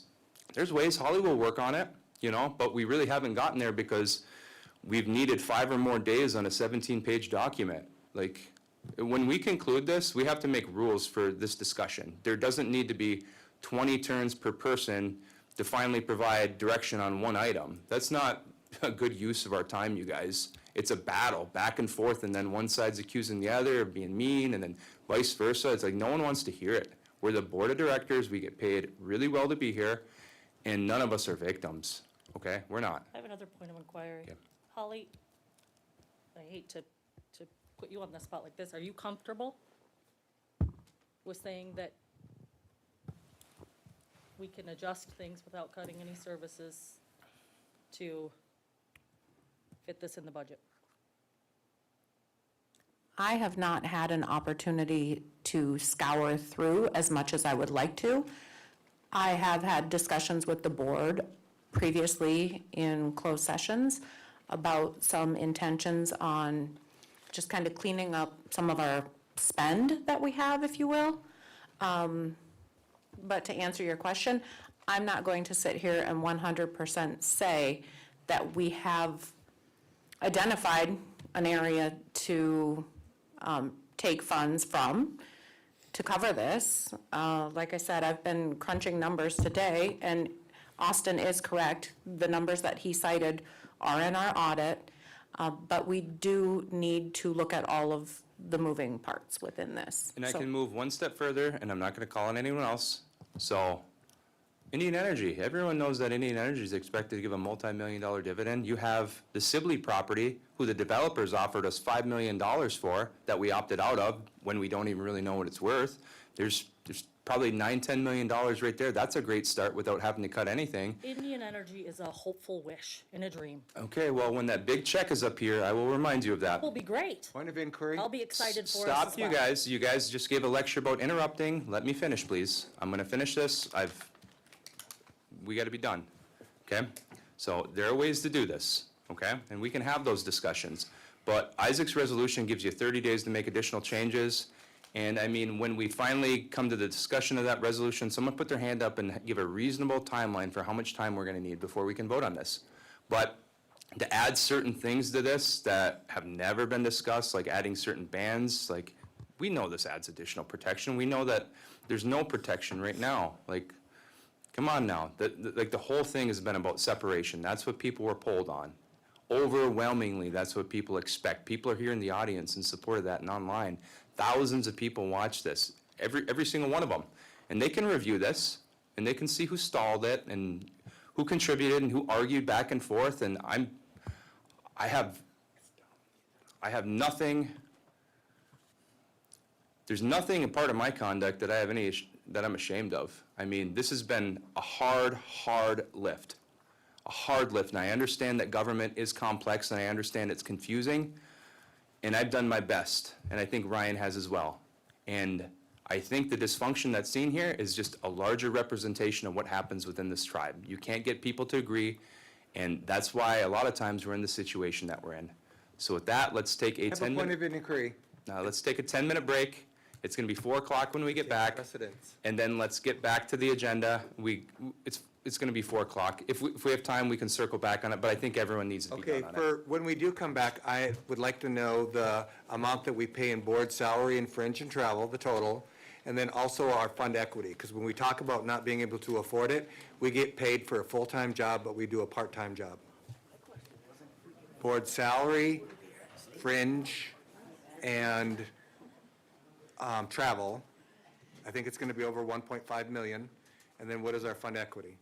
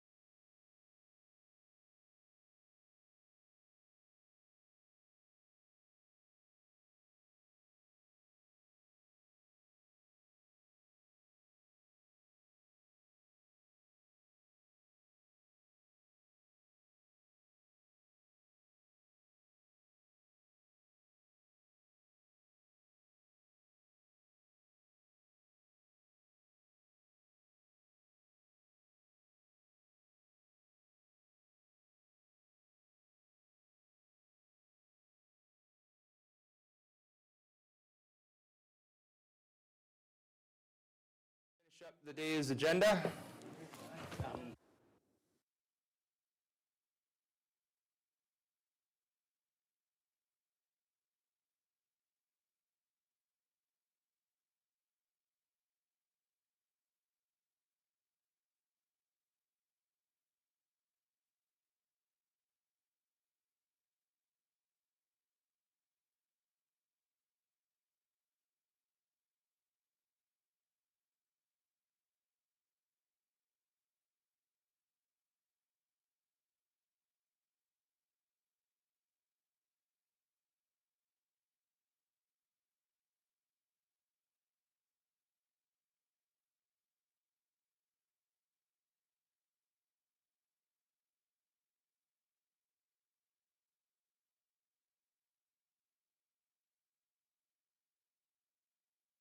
So Joel will be here for the health one.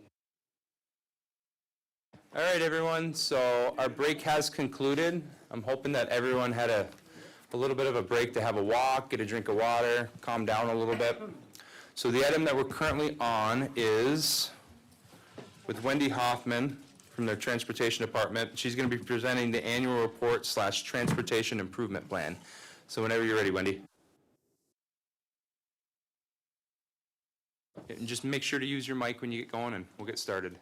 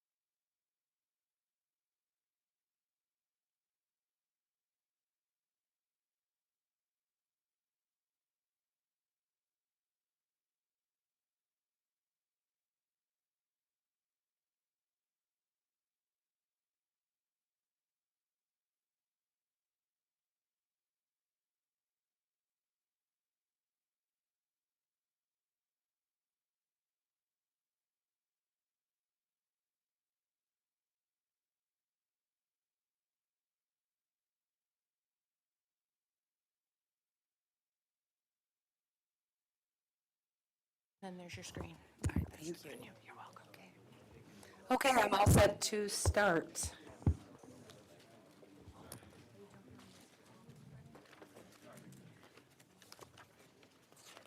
Afternoon, everyone.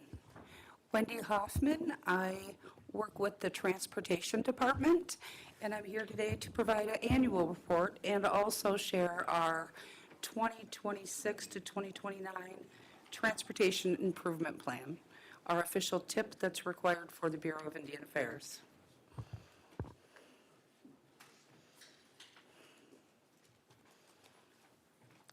The agenda will cover the BIA programming, FTA programming, and grants.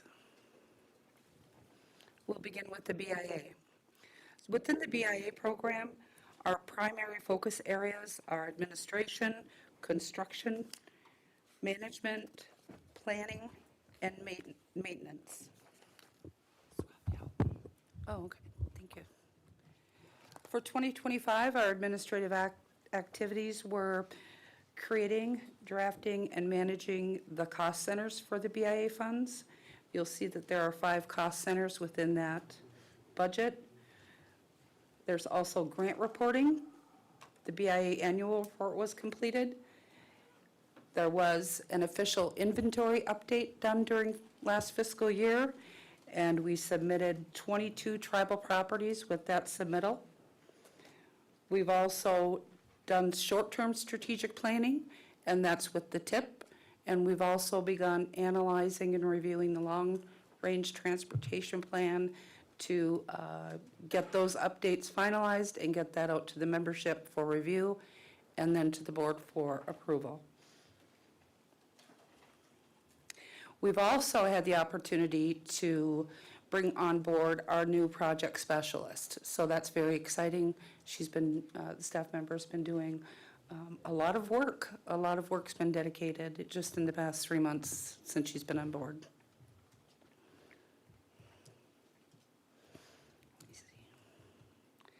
With 2025 construction projects, I'll go down the list here. There was a request for bids for the Odenang project was drafted and published, public, and bids were received. There was also an RFP for the Hessel Caution Light project. That project went out to bid. It was successfully moved forward, and the project was closed out. We also had the IDIQ contracting. Those were separated this year to have one contract that's BIA funded, and the other one is RAISE grant funding. So an IDIQ was drafted, and that was put out to the public. We reviewed engineering and consulting firms, and they were selected. And then after that phase, we moved into the official contract. And I worked with the legal department, and we executed those contracts. We also have a MOU with the Mackinac County Road Commission. And so each one of these, you'll see that they're a blend of the project life cycles, pre-design, planning, design phase, and construction phase. Here, this slide is showing you some project detail photos of the Caution Light project in Hessel. That's located in Mackinac County, Michigan. So the scope of the work was a comprehensive electrical system design and technical requests for bids. So the design, permitting, bidding, and construction all took place during 2025. The Odenang project, that will be phase 2 for Odenang. The location will be Arctic Lane, Wolverine, Polaris Drive. Odenang Development is located in Sioux Township, Michigan, in Chippewa County. This will be a full reconstruct with the excavation, fill, HMA, curb and gutters, storm, signage, new sidewalk and lighting, ADA curbs and ramps, and pavement marking. This project did go out to bid during 2025, and we will have an update on that project in the next few weeks. We also have the BIA trails. There was a focus on the Hessel Trail and the Big Bear Trail. So we did work with Natural Resources with this project, with Danny, to identify the ideal location. So we avoided any traditional plants, any sacred trees. So we did do a site analysis in Hessel, and we've determined the ideal location for the trail. So with all of these projects, we will be utilizing a comprehensive construction management system with Microsoft Project, and I'm also researching contract management opportunities with the federal government.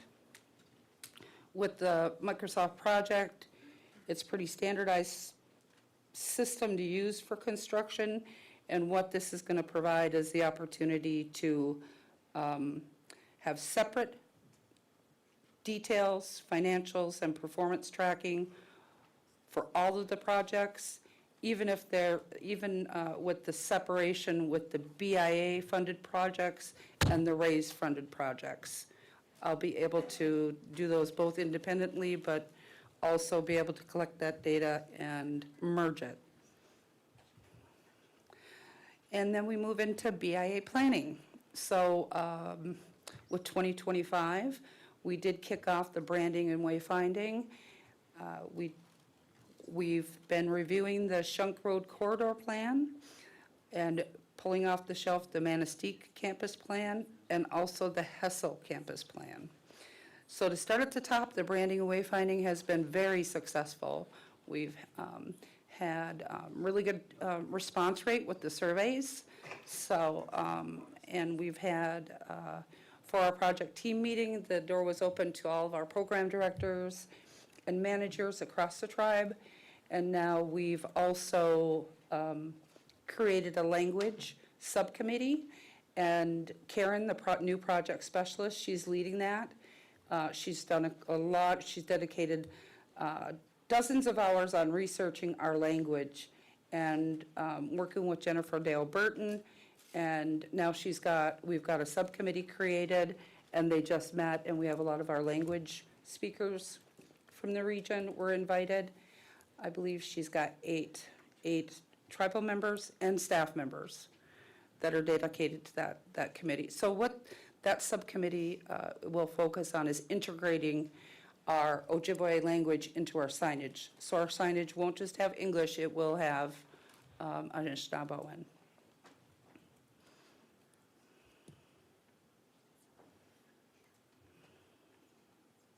We also focused on the TIP, which you'll see shortly, and the long-range plan.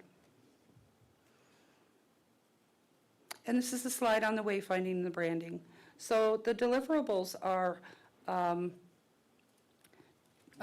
project document review. We're looking at the logos across the tribe. We're researching historical documents. We have work groups established, project team established. We meet monthly, and then, like I had mentioned, the language subcommittee.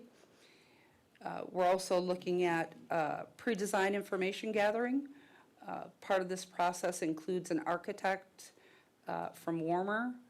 Was part of the executed contract. And he's done one site analysis, and he'll be coming back, and he'll be here on the 14th, 15th, and 16th of January. And we're tentatively going to have an open session meeting. I will send an invitation if anyone would like to attend, any of the leadership.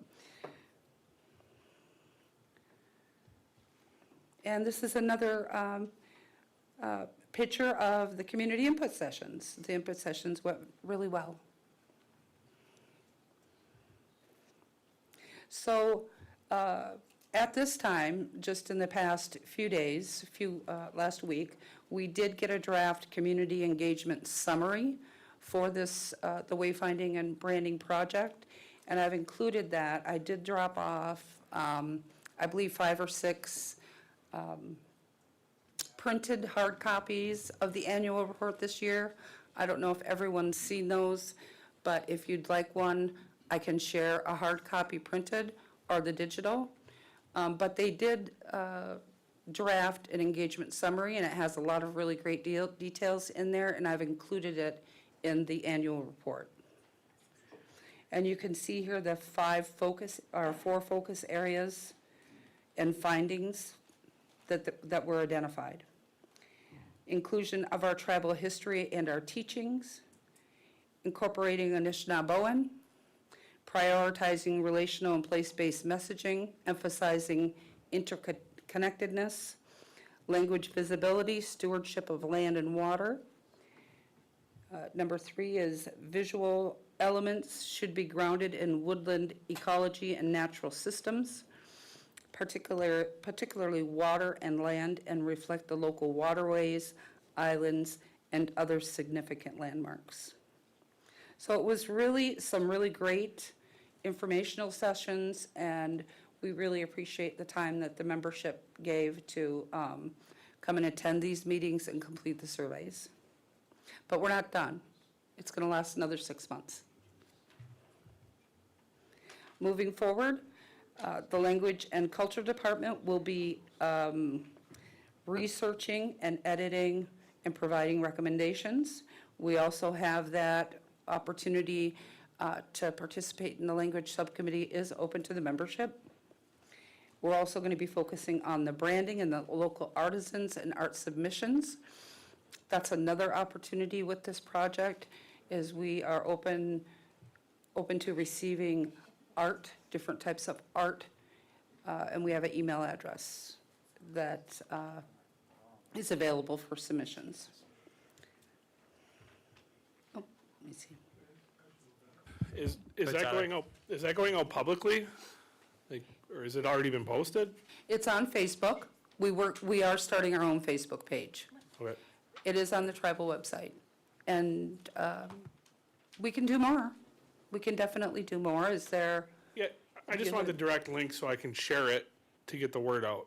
Absolutely. To have our tribal citizens. And we will have Can a, we make sure, I've requested legal to do a resolution for this, so it's not in place yet.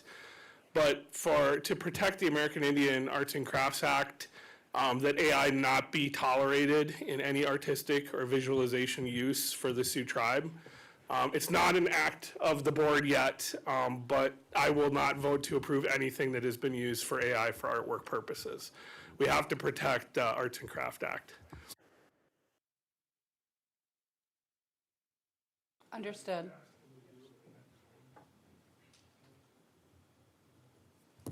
Thank you for sharing. I don't think AI is involved in this in any way, shape, or form. Yeah, but you never know what somebody's going to submit, right? So Right, just, right. So that's something that I will follow up.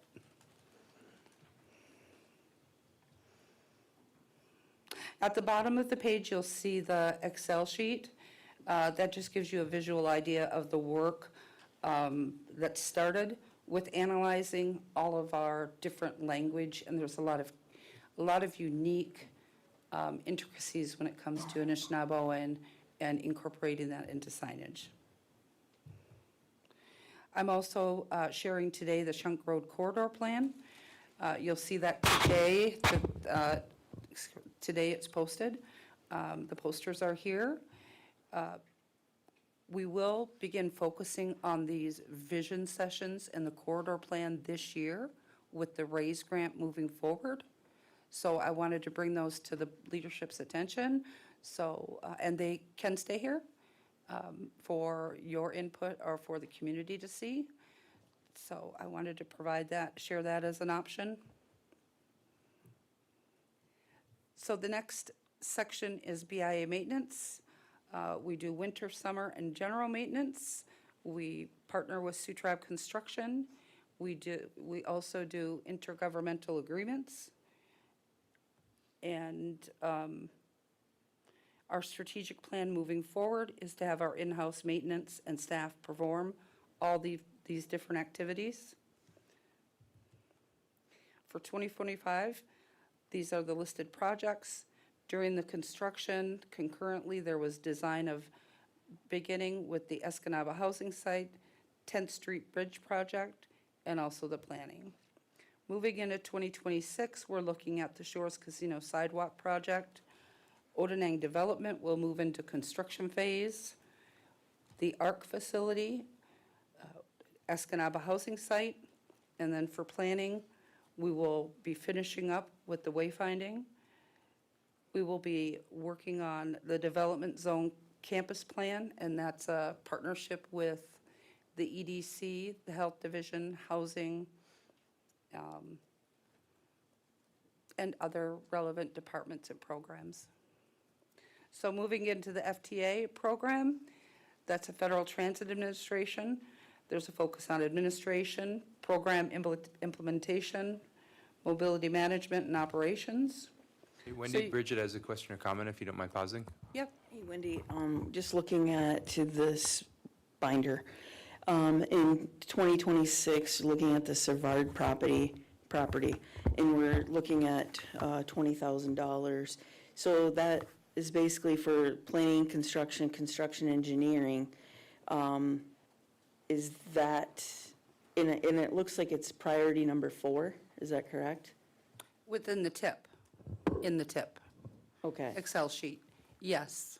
So, So the cost isn't relevant. The Okay. cost is just a card placeholder. okay, Because every year, all those costs within the tip, okay. they could all be 20,000, but they have to total our annual formula amount.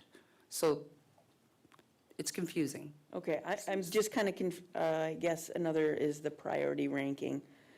I mean, I don't know, I think we'll have to talk more about it, I guess. Because it's in the plan, but it's rated number 4, where I see that there's some trails ahead of it, and this is a housing project which we really need. So, I don't know the ins and outs of that, but I just wanted to say that. Thank you for sharing. So this is the draft plan. It's presented today to get guidance and input. So that's what we're doing today. And after today, it'll be a public notice will go out, and we have to post it public. It has to be viewable for 30 days for the tribal membership. So that's where we're at right now, so this is the perfect time to share that. Okay.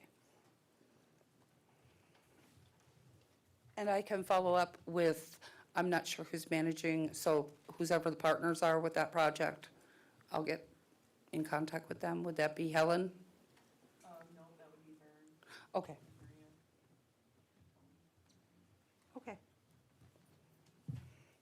Yeah, you're welcome. So with the FTA program,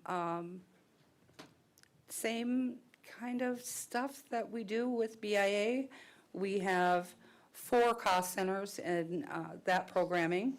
There are grant reports to the Federal Transit Administration, Contract Administration, RFP drafting. Operations manual was presented to the board this year. That was approved. We also have the job descriptions and staff recruitment and training. So we did get our mobility coordinator position has been filled. So that's exciting. Yeah, so, what's that?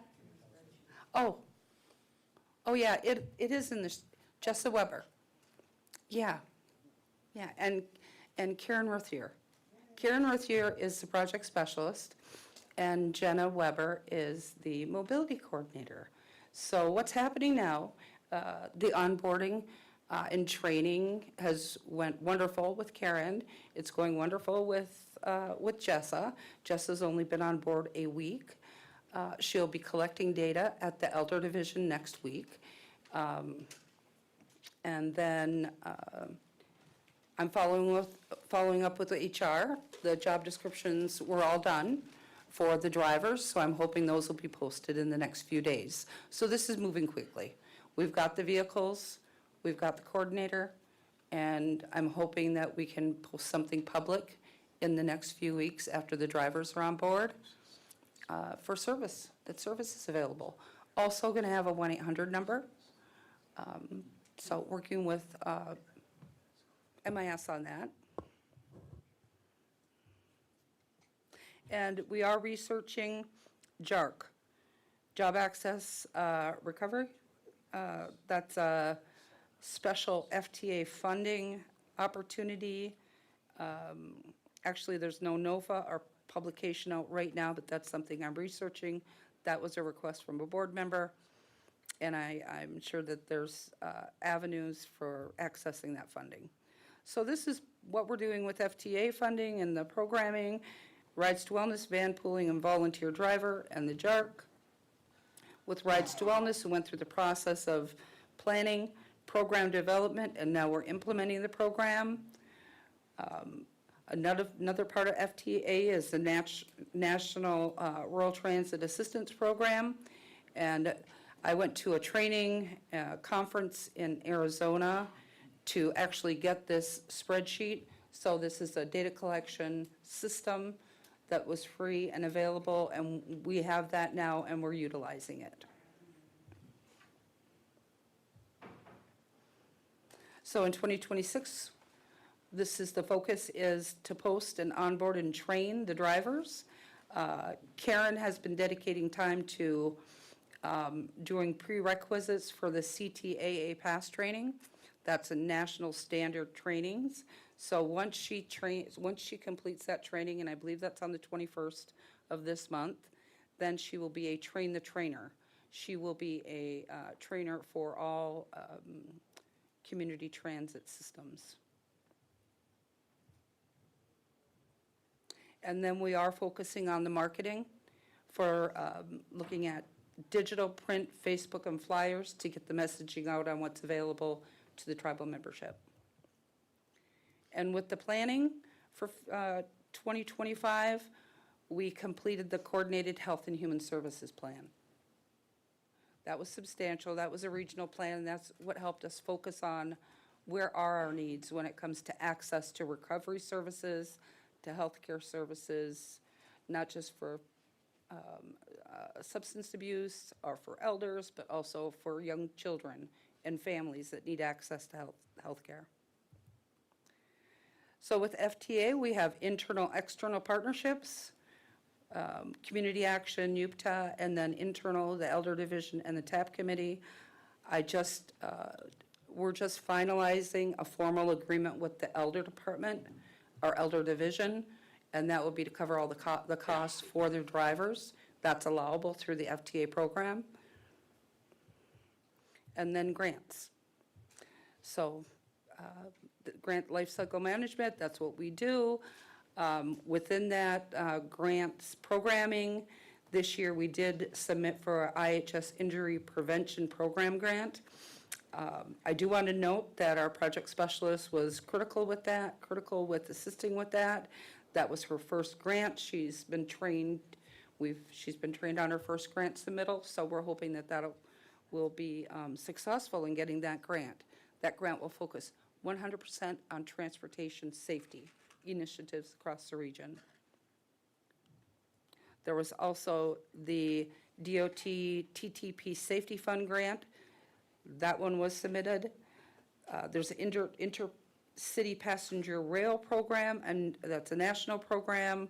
I reached out to the state of Michigan to see if a partnership on just the planning on rail in the UP, because you never know, and there was a major grant out. So they had other focus areas, but I'm hoping that's something that in the future we can focus on.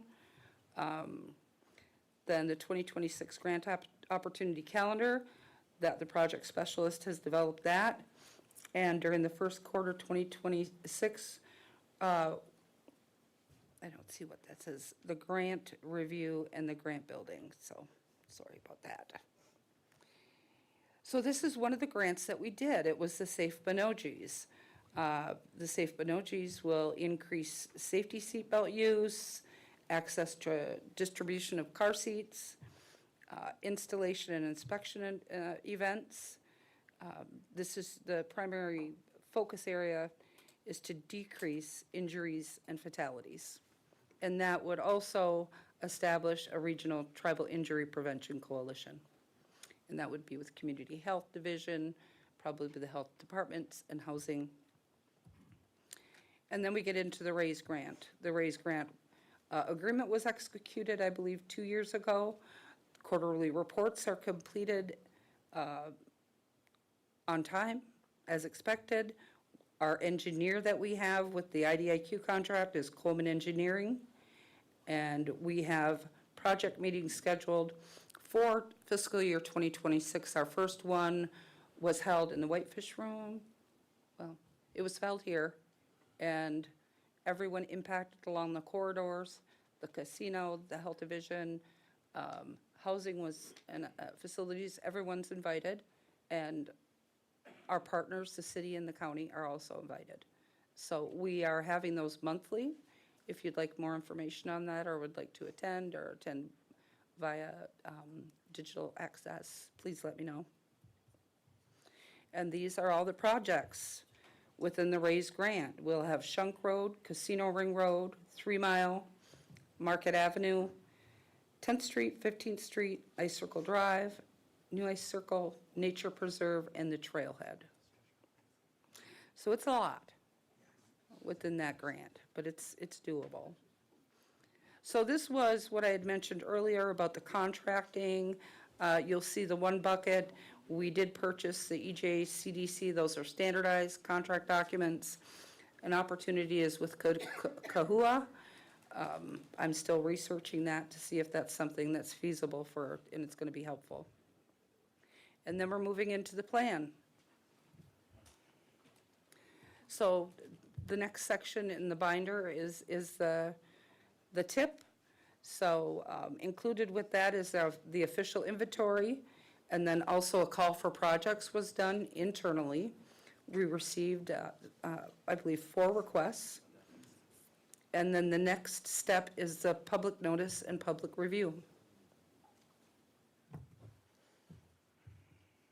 And that's it. Miigwech. Okay, Any Thank questions? you so much, Wendy. I appreciate that. Does anyone have any questions or comments? We can start with Rob. Yeah, I just have one, Wendy. When we talked about this before, I think there was, I think you had mentioned a working with UPTA to expand routes, was it? And then the specific question I had, was there any chance that they would increase the routes from the Sault to St. Ignace and St. Ignace to the Sault? There is that opportunity. That was identified as a need. But I can follow up with that, Okay, thank you. yes. Anyone else? Okay, Lana, Kim, Aaron? And maybe you already went over it, and the call for projects internally, are them in the binder somewhere, or are those the ones you already described? You know what, I didn't share those in the binders, but I can share them electronically. Okay, and that's internally, so explain that, our divisions actually ask you, or Yeah, suggest? Yeah, so what I wanted to do is make it more formal this year, so there was tracking also, instead of just a email. Even though an email goes out, I wanted a little bit more. So I did a call for projects, and that's what the form is there, the middle form. And so that was sent out to all the division directors and program managers, asking them if there was a need. Okay, And so I received 4 back, and then I have it also created a formal response. and you'll send us those, what those Yes, are? I can. Okay, all I'll right. send those. All right. So just so you know, somebody might have requested something, and if it's not in the inventory, right, that first step is the location has to be in the inventory. So, that's why I did the response sheet, so they would know right away, so they weren't waiting, that if it wasn't allowable, because it was not in the inventory. But that also gave me the opportunity to note that that's one that needs to be added to the inventory when we do that update. Okay. And So, then- but and then I'll definitely email those to you. Okay, and then a comment on the caution light and hassle, that was just efficient and quick, and they did a really good job on that.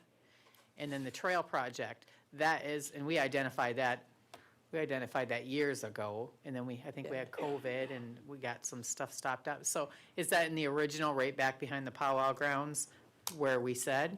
Yes. Okay. It is. Okay. And it's laid out about the same. Okay. But we just wanted to make sure that we weren't disturbing anything. Yep. Yeah. Okay, thanks, Wendy. You're welcome. Kim, then Aaron. On the wayfinding and branding part of this, have you included any of the youth groups in with that? I'm not sure what time of the day you meet for that. We haven't. That was brought up, though. We can do that. We Okay. can reach out to education and ask Stephanie.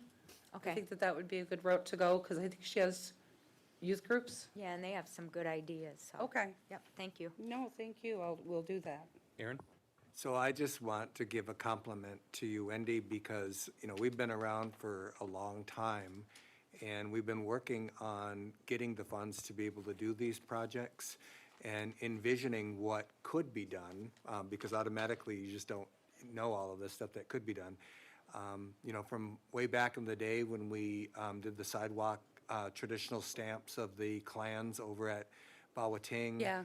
To the parking lot in the back of the admin building. Really, a lot of this is beautification of our community and indigenizing our communities. But just the volume of resources that you go out and get, and to see some of these come to fruition, the travel, the local transportation, the coordinator, mobility coordinator. So I just want to compliment you for your longtime service and having these projects to come to fruition. Thank you. Thank you. It's really nice of you. Anyone else? So Wendy, are you still confident that we're going to be able to use transportation dollars to reseal the parking lots in this area, and then also with the curbs, be able to pay for them to be chipped and then painted? I ask because we're doing a major renovation to this property, and I really think that doing those things would help out quite a bit. Yes, absolutely. So what's happening with the parking lots at the casino? So historically, parking lots with the BIA were not allowed, but a couple got included. So right now, where we're at, when the 22 sites were submitted last year, there was marinas, there were docks, there was also roads and parking lots. A majority, I think 17 of these, 15 were parking lots. So all the parking lots were included in the request to get them added. We haven't heard back yet. We were supposed to hear back, I believe, on September 30th, and then I've followed up with that, and we're still in the dark on that. I don't know. Can you keep us updated on those, though? Yes, I can, Okay. but what we can do, I guess, there is one parking lot that is included, and we can do the curbs, and we can do everything around Ice Circle, Okay, very good. or I mean Casino Ring Road. And I can get with but if we find out that our request of the 22 locations, you know, if we find out from the BIA that they were approved and put into the inventory, we can move forward.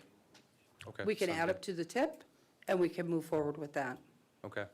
And I told you about my contact, my hunting buddy and the BIA, so maybe we can follow up with them. Yeah. Become hunting buddies with the senior advisor to the Secretary of Interior. One of the reasons I went out there to build a relationship and some rapport with them. So maybe we can reach out together, Yes. see if we can get it that moved would up in be the queue. perfect. Okay. Thank all right. you. Thank you so much. Anything else to go over, Wendy? Nope, that was it. All right, I appreciate it. We're going to quickly go through agenda review. We might not be able to get through everything, but if anyone has any questions on the resolution, they can certainly ask them during the meetings. So, Chair, can I ask that you skip the items that we already reviewed? yep, we're on top of it. Okay, so at this point, we're going to begin agenda review.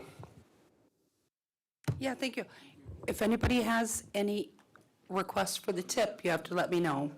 If you want something added or by email, is good. Okay, thank you, Wendy. Appreciate your time. Yep, thank you. All right, so guys, we are on agenda review, and we've already covered a lot of these in the budget section of the workshop, so there's no need to go through those again. So the first one let's cover is from the Health Division. It is titled BMAR Projects, Establishment of FY 2026 Budget, and Joel is here to present on that. Good afternoon, everybody. Joel Lumpson, Assistant Health Director for the Health Division. So the BMAR funding is, the BMAR stands for Backlog of Essential Maintenance, Alteration, and Repair. And this is funding that comes down through Indian Health Service. This is one of the benefits that we have received from doing deep look surveys through an engineering firm for our sites. And when this happens, they identify things that will be needing fixed or will be needing fixed per their annual or lifetime schedule for end-of-life use. So, and this time around, we did very well as far as the amount of money we received, and this is at 1.4 million and some change for, that will impact our 4 larger sites, the Sioux, Munising, Gladstone, and Manistee. And essentially what we want to do with this resolution is ask the board to approve this and move forward with establishing a budget for this so we can get these projects underway. Okay, I appreciate it, Joel. Any questions or comments from the board? Okay, appreciate your time. The next budget that we'll cover is, well, it's not really a budget. It is the interim appointment continuation for Housing Director, and that will be presented by Jess Dunbeck.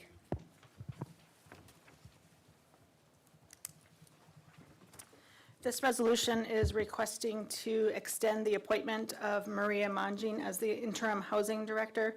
She was appointed on July 15th of '25, so it's scheduled to end January 15th. The position is posted, so hopefully we can schedule interviews soon, but in the meantime, we need to extend her appointment.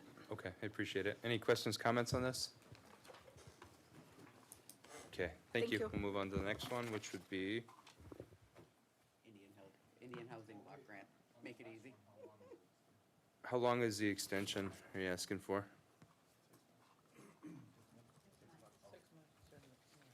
I had requested 6 months, but obviously if they do interviews, the commission does the interviews, I mean, it would end at the time of, a new hire. So it's up to 6 months, but could be shorter? Correct. Okay, thank you. All right, the next resolution is U.S. Department of Housing and Urban Development FY 2025 Indian Housing Block Grant Program Competitive Grant Application.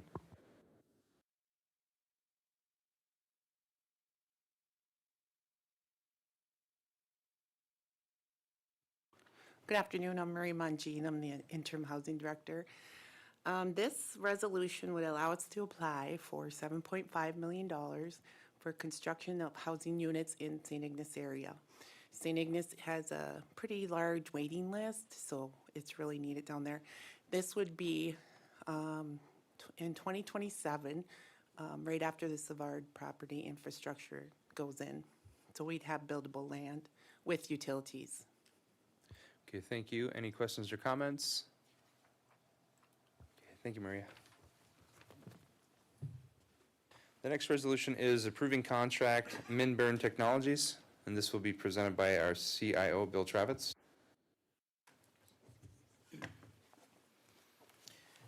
Good afternoon to the board. Bill Travitz, CIO for the tribe. I'm here to present the resolution relating to our annual enterprise agreement with Microsoft. That software has been traditionally used. It's currently used for all of our email systems. That contract expired on 12/31. So we have 90 days. What this also reflects is back in October, I came in front of you and brought you a top line number of about $816,000 for enterprise licensing across the board to support our modern zero trust architecture. This actually represents now a first year expenditure instead of $816,399 and some change.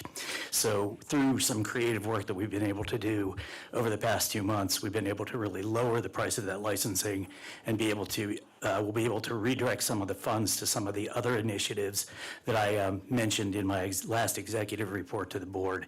So this is just the approval of the contract. Again, we've got 90 days. We have to at least spend $41,000 and some change to continue the licensing that we have. But this gives us everything we need to modernize the security architecture and modernize the platform that we sit on top so that we can put better services for the community on top. Okay, thank you, Bill. Any questions or comments from the board? Okay, thank you, Bill. Appreciate it. So the next resolution will be from our Natural Resource Division. It is approving Sioux Tribe NRD cooperative agreement with the BIA. Hi, everyone. Happy New Year. My name is Danny Fagan. I'm the director for the Natural Resources Division. As mentioned, we have the opportunity to enter into a cooperative agreement with the Bureau of Indian Affairs with our local contacts here.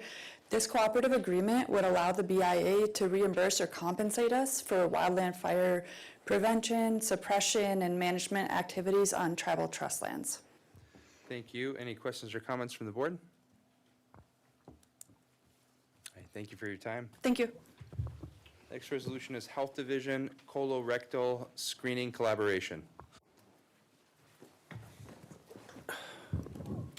Hello, Joel Lumsden, Assistant Health Director. Yeah, this, we were approached by Intertribal Council to, about a program to increase access to screening for colorectal cancer. This specific resolution is to ask the board to allow us to enter into that agreement, which is an MOA. It's a 1 year, up to 4 additional years, so potentially 5 years with this. And this is to pursue kind of recruit people who meet the guidelines and follow them all the way through to ensure that they've, followed the clinical guideline related to reducing the impacts of colorectal cancer in our tribal community. So the only cost to us would be, I think it's a one-time cost of $2,500 for computer, phone, and things like that for them to operate. ITC will hire the actual navigator. They will just be on site to do record reviews and help support the program in the process, so. Okay, thank you. Any questions or comments? All right, thank you, Joel. Yep. Next resolution is amending interim appointment policy.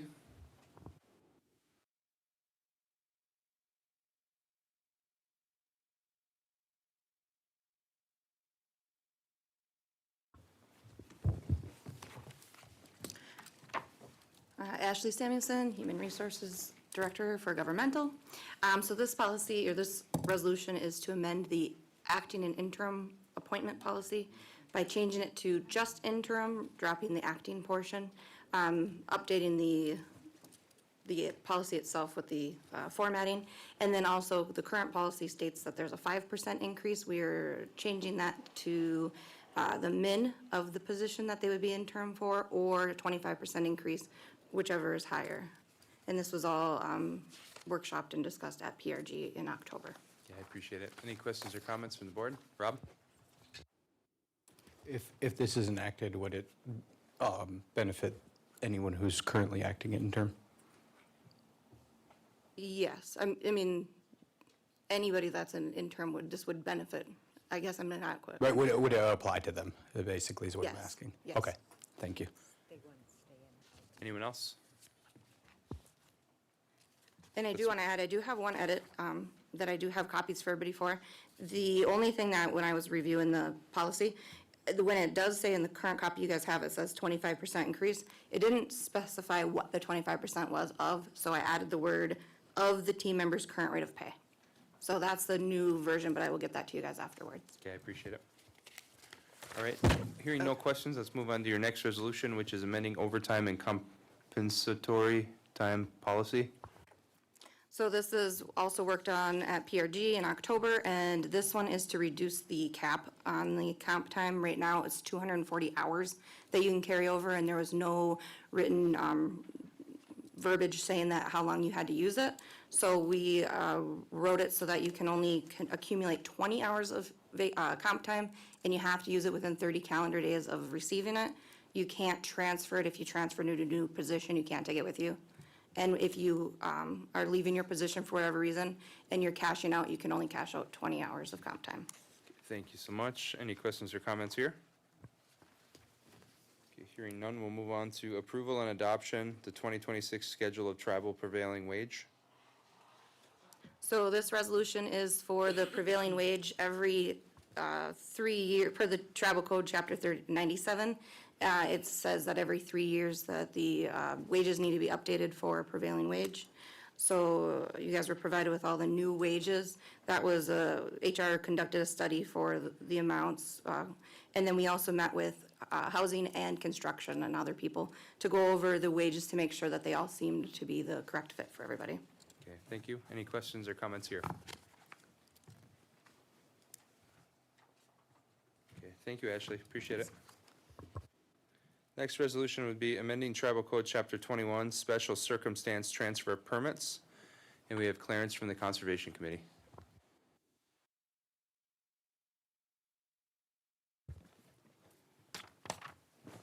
Good evening, Board. Clarence Hudak, Conservation Committee Chairman. There's a resolution in front of you this evening that the committee wishes to have you approve language added to the code, Chapter 21, for special circumstance transfer of elk and bear permits. It would happen in either the case of a death of somebody that was drawn for a permit. That, in that instance, it would only go to an immediate family member, not any member of the tribe, but an immediate family member. The second one is a person who has a permit and has been drawn can transfer it to an eligible member who has been diagnosed with an advanced illness, which means they're going to die. The state of Michigan has something similar where, like a Make-A-Wish situation, where people put their name in to have a permit transferred to them, and then if somebody draws a permit and they would like to do that, they can transfer it to that person. So there was a little bit of a tweak in the language. Do you want to explain that, Josh? It's only grammatical, but. Yeah, so during the meeting, we'll be requesting to amend the language in number 2 under the code language to change it to be a person who receives an elk or bear permit may transfer the permit to any eligible member who has been diagnosed with an advanced illness. Then letter A, to state a member with an advanced illness wishing to receive a transferred permit must fill out a transfer form. So basically, if I die, I drew an elk tag, my immediate family member can use that tag. Correct. You know, on the other side of it, I draw an elk tag, my brother gets terminal cancer, it's his lifelong goal to get an elk tag, I can transfer that to him. Correct, and the person that has the advanced illness would have to, I believe it's in your packet, there's an advanced illness certification. It has to have a doctor sign off on that. So, that's covered. So, but you're right on both of those. Sounds awesome. Any questions or comments? Rob? I like this, so thanks for bringing this forward. I guess my only question would be, in the instance, let's say someone does pass away who drew it and none of their immediate family members wants to harvest that animal, what happens with that tag? Does it go back to the tribe and then we go back to our drawing list? Well, I don't think we discussed that, but I guess it could. We draw for alternative elk permits, but not bear permits. So, I would just like to see that, because I would hate to see a tag unused when it could be used. But I do like I like what you're bringing forward, because I think that, as, you know, our members might have that as a last wish, and I think that's good. The other question I have is, would we have a process where someone with a terminal illness can apply through conservation, so that way, let's say I draw the tag and I don't know anybody who's terminal, but there's someone out there, could I call you and say, hey, I drew the tag, but if someone is terminal and it's their last year to hunt, I want to give it to them? yeah, well, I believe that this covers that. Okay. So they would fill it out, it'd be on hold and on record over at law enforcement that you got this person's waiting in line. And the person that draws permit could go there, if I understand you correctly. Yep. And say, hey, is there anybody that has an advanced illness on record here that would like this permit? And then law enforcement would hook them up with it. Okay, that would be awesome. So tonight, I will motion to add a procedure if an immediate family member does not want to take the tag of someone who passed away. I just want to make sure that tag gets to someone who is willing to harvest it. Right. So, thank you. I do not believe that the Conservation Committee would have any issue with that whatsoever. I don't think this has to go back to the committee for that. No, I'll just motion it and hopefully have the support, and then you guys can draft the language. They'd be fine with that. Okay, Kim, and then a couple minutes, and we're going to have to And my recess for the support, meeting. I was just going to recommend the same thing. Okay, So awesome. we're good. Thank you for thinking of that, Rob. All right, thanks, Clarence. Or Director McCrory, I should say. No, no. Okay, next one is amending election commission bylaws. Thank you.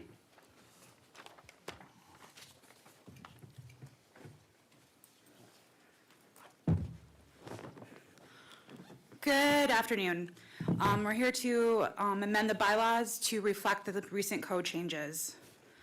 We're changing, I don't have it in front of me, Josh, thank you.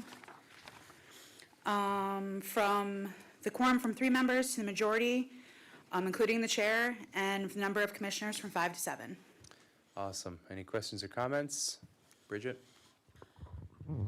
Hey, Dish, any reason from going from 5 to 7? Because is We it passed in currently code. 5? We passed in code to 5 to 7, the code changes that we did. Because I thought In August. at discussion, maybe workshop, it was 5, now it's going to 7, that's, It has gone to 7 as we passed the code. We were talking originally about 9. We reduced it to 7. That got passed in our priorities in August. okay, thank you. Anyone else? All right, let's cover one I more went that really resolution, and then round and round. we'll be on break. And that is authorizing advocacy opposing predictions market infringement on tribal casino gaming operations. I'll cover that one, Austin, if you don't mind me sitting back here for this one. Yep, that's fine. This is similar to what we've done with our Line 5 reso. This would take an official position that we are opposed to these, what amount to illegal sports and online gaming markets, and allow the tribal chair, with full consultation of the general counsel, to sign on to different advocacy letters of support, amicus briefs. It would not include a lawsuit. If we wanted to file our own lawsuit, we'd have to come back to the board. But other advocacy efforts, we can, as long as the chair and legal department consult and it's in line with the intent of this resolution to oppose, we can sign on to those without having to go to the board for every approval. So real quickly, in case you guys don't know what futures markets are, and then I think we have to go on break. So futures markets are something that are kind of being abused right now, and they're looking more and more like online gaming, which you have to have an online gaming license to be able to provide that platform in the state. So one of the companies that provides that is a company called Kalshi. They have really great attorneys that use gray area to be able to market it as not gambling, it's predicting the future. So you can predict the future of a football game, when we all know that sports betting. You can, do a lot of things like that, which really infringe on our online gaming license, because at the end of the day, if this is going to be allowed, why do companies want to partner with tribes and pay a lease for their license when they can just call their business futures market instead of online gaming? So we get millions of dollars from Caesars through their Horseshoe platform, and this puts that in threat. So just like line 5, this is something that tribes are joining suit very quickly, and we've kind of missed the window on some of them just because we're bureaucratic. So this would just give me and Ryan the authorization to sign on stuff. Any questions? I have just a Okay, comment. Aaron? Yeah, and you just mentioned it at the end that, we kind of missed the boat a little bit. We first learned of this when you chaired United Tribes, as the chair of United Tribes, when Brian Newland brought it forward as former assistant secretary. And we immediately put it on our agenda, you and I did, immediately, to legal, copied the tribal board of directors, I think October of last year. Also, NCAI has been on top of this, so any resources that we need, NCAI and NARF are already working on it. And I don't mean for this to sound partisan, but what is most alarming is the president's son is a board of director member of Kelshi, and also a person who the president was looking to appoint initially on a regulatory oversight of this happens to be the former president of Kelshi. And so we need to watch this very closely because this is the biggest threat we have seen since Slate Gordon. I remember when we did Save Our Sovereignty and all of that. This is a very significant threat to our future revenue. But as president of United Tribes, you brought it forward back in October. Yeah, so if anyone's interested in this, Google the word Kalshi, Kalshi. You can go to their website and you can get the odds of if you were to place a certain bet, what you get in return, and then you can pull up any of the legal online sport bet platforms. It's identical, it's sports betting. And it not only competes with their online gaming license, which we get a percentage of those profits, it competes with brick and mortar properties, of which we have 5. So our gaming revenue pays for our services, and that puts that in jeopardy. So let's go on break for a couple minutes, and then we'll start the meeting.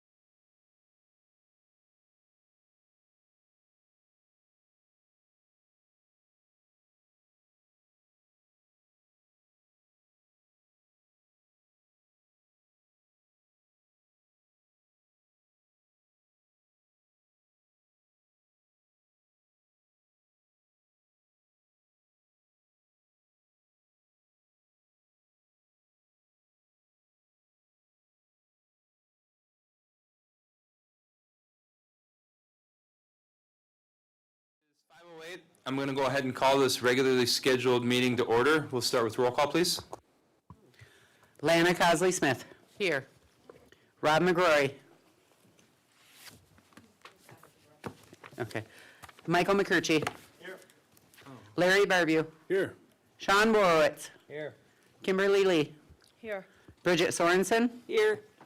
Aaron Paymont. Here. Isaac McKechnie. I am here. Kimberly Hampton. Here. Kimberly Gravel. Here. Tyler LaPlante. Here. Austin Lowe's. I'm here. Okay, we have an agenda. On today's agenda, or we have a quorum, I'm sorry. On today's agenda, we have the following items. We have invocation with Gerard from Traditional Medicine. We have minutes from 12/2 of '25 and from the special meeting on 12/17 of '25. And we have the following resolutions. We have Health BMAR projects, establish FY26 budget. We have Cultural Division, establish FY26 budget. We have Health Elder Outreach, establish FY26 budget. We have Elder Outreach, establish FY26 budget. We have Manistique Elder Meals, establish FY26 budget. We have ACFS 2024 set aside, establish FY26 budget. We have General Assistance, establish FY26 budget. We have Lodge of Hope, establish FY26 budget. We have ACFS Staffing Operations, establish FY26 budget. We have ACFS Subpart 4B, establish FY26 budget. We have Adolescent Treatment, establish FY26 budgets.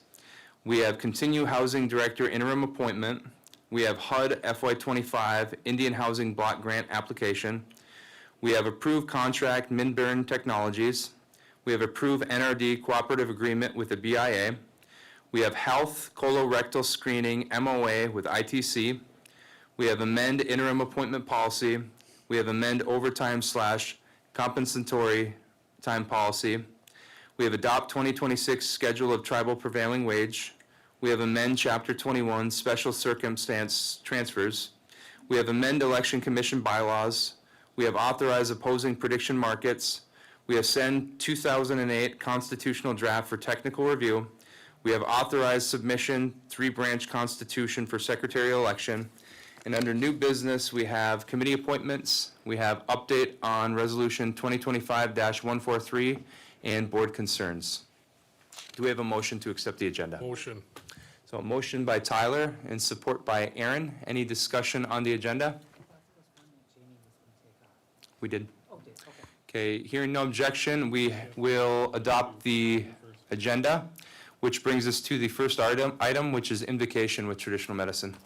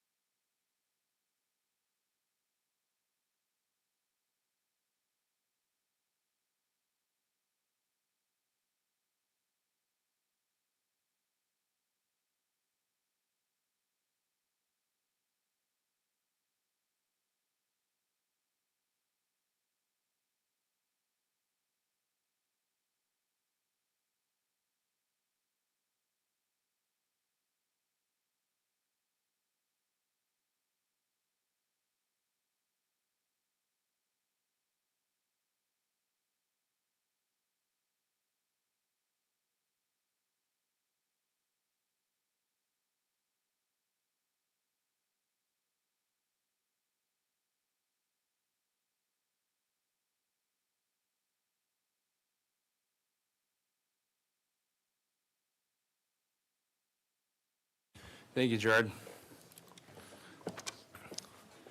So the next item on our agenda is membership participation. So as tribal citizens of the Sioux Tribe of Chippewa Indians, you're each entitled to speak to your elected leadership, and this is your opportunity. We have some rules involving that. We limit each member's time to 5 minutes. If members need more time than that, I'd be happy to give them a call the next morning, discuss whatever's on their mind, whatever's bothering them. We refrain from addressing individual board members. We refrain from attacks. No vulgarity, no yelling, screaming, swearing, things of that nature. So with that, if you guys have anything you want to say to anyone up here, Michelle has forms, fill them out, and it's not a back and forth, as you guys know, just because sometimes the answer is controversial and just because sometimes elected leadership disagrees on the answer. So we try to have professional staff reach out to you guys within the week just to give you guys the answer that you're looking for. But again, if you need to contact me, I can give you guys a call tomorrow. So first off, we'll have Janet Lido.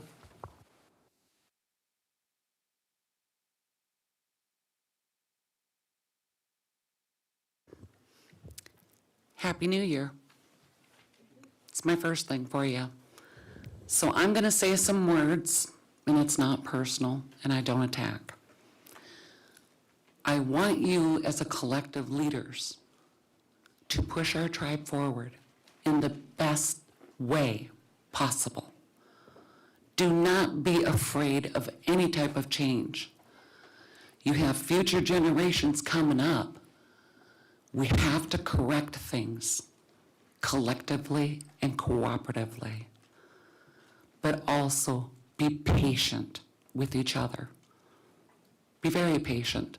Be understanding, because the goal is to move this tribe forward in a good way. And I'm going to trust that you guys can all do that. That's what I want you to do, and that is why I'm here. I would like to stay retired, but sometimes watching you guys, I'm like, guess I better go talk to him. So just be patient, be kind, and be understanding. And don't press yourselves that it has to be immediately. Take the time, make it right, because that is what the membership does want. Miigwech. Thank you so much for that. Next up, Brenda Kennard.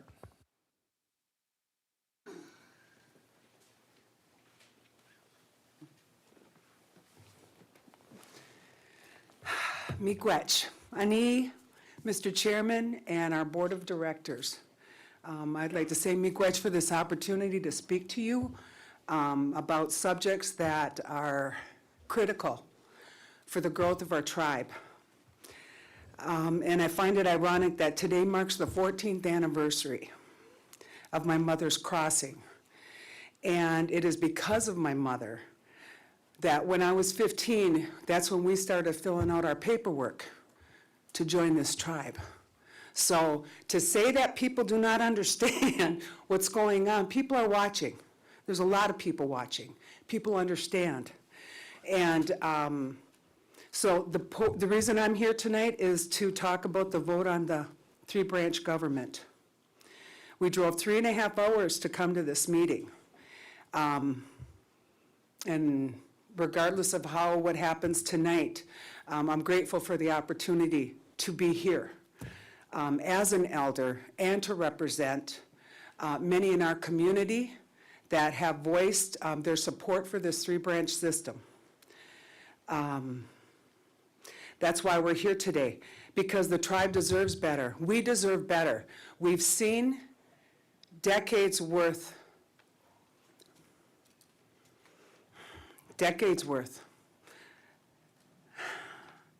And if we were doing such a good job with this branch the way it sets now, we would be doing much better. I don't know what anybody else's experiences are with other tribal nations, how much you are aware of anything, but if this was so good, we would be much further along. To me, that's just a fact. So the citizens and what you're hearing now online, and I'm sure in your voicemails and everything, is that the will of the people want to be heard, and the citizens expect better. The citizens are not apathetic. We're exhausted by the constant turmoil that comes from in-house. And like many things that Gerard just said, we do need to take time to reflect on this. We're going into a new year, and it is on us, collectively. I agree totally.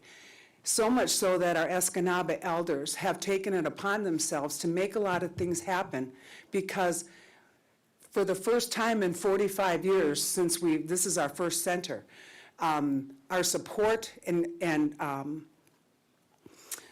exuberant ideas and support that we have over there, we're going to do everything we can over there to help our community in-house so that we build a community regardless. So what we're asking tonight is that you vote for this 3-branch so that we can move forward and that we can build a community that we can be very proud of. We know that is not the case currently, and this year the people do deserve this to go through in a timely manner and yet with thought, because we've seen too many times that things have been rushed into, they haven't been thorough enough, and we expect that things are thorough, that the time is taken with not just this issue, but every other issue. So we've watched the cycle repeat itself again and again, and election after election, our citizens show up with hope. That is a fact. We show up with hope that this time we will finally receive adequate representation. Hope for our leadership, reflect the integrity, competence, and long-term vision of our tribe deserves. Hope that decisions will be made for the collective good rather than personal or political gain. And too often, that hope has not been realized. But silence must never be mistaken for consent. True leadership requires accountability. It requires checks and balances. It requires systems that prevent the concentration of power and protect the tribe from exactly the problems that we've been discussing for decades. That is why today we're not just asking for better leadership, we are asking for a much better structure. We ask all directors on this council to vote for a 3-branch government. A 3-branch system is not radical, it is responsible, it provides balance, it creates oversight, which is needed. It separates authority so no single body can operate without accountability. We have to have accountability.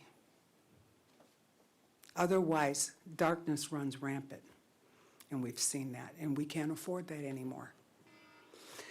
So this board stands at a crossroads. We can continue the patterns that have led to frustration, disengagement, and loss of confidence, or you can choose to be the turning point. We can choose accountability over complacency, planning over impulse, and service over self-interest. The citizens are watching, not from indifference, but from experience.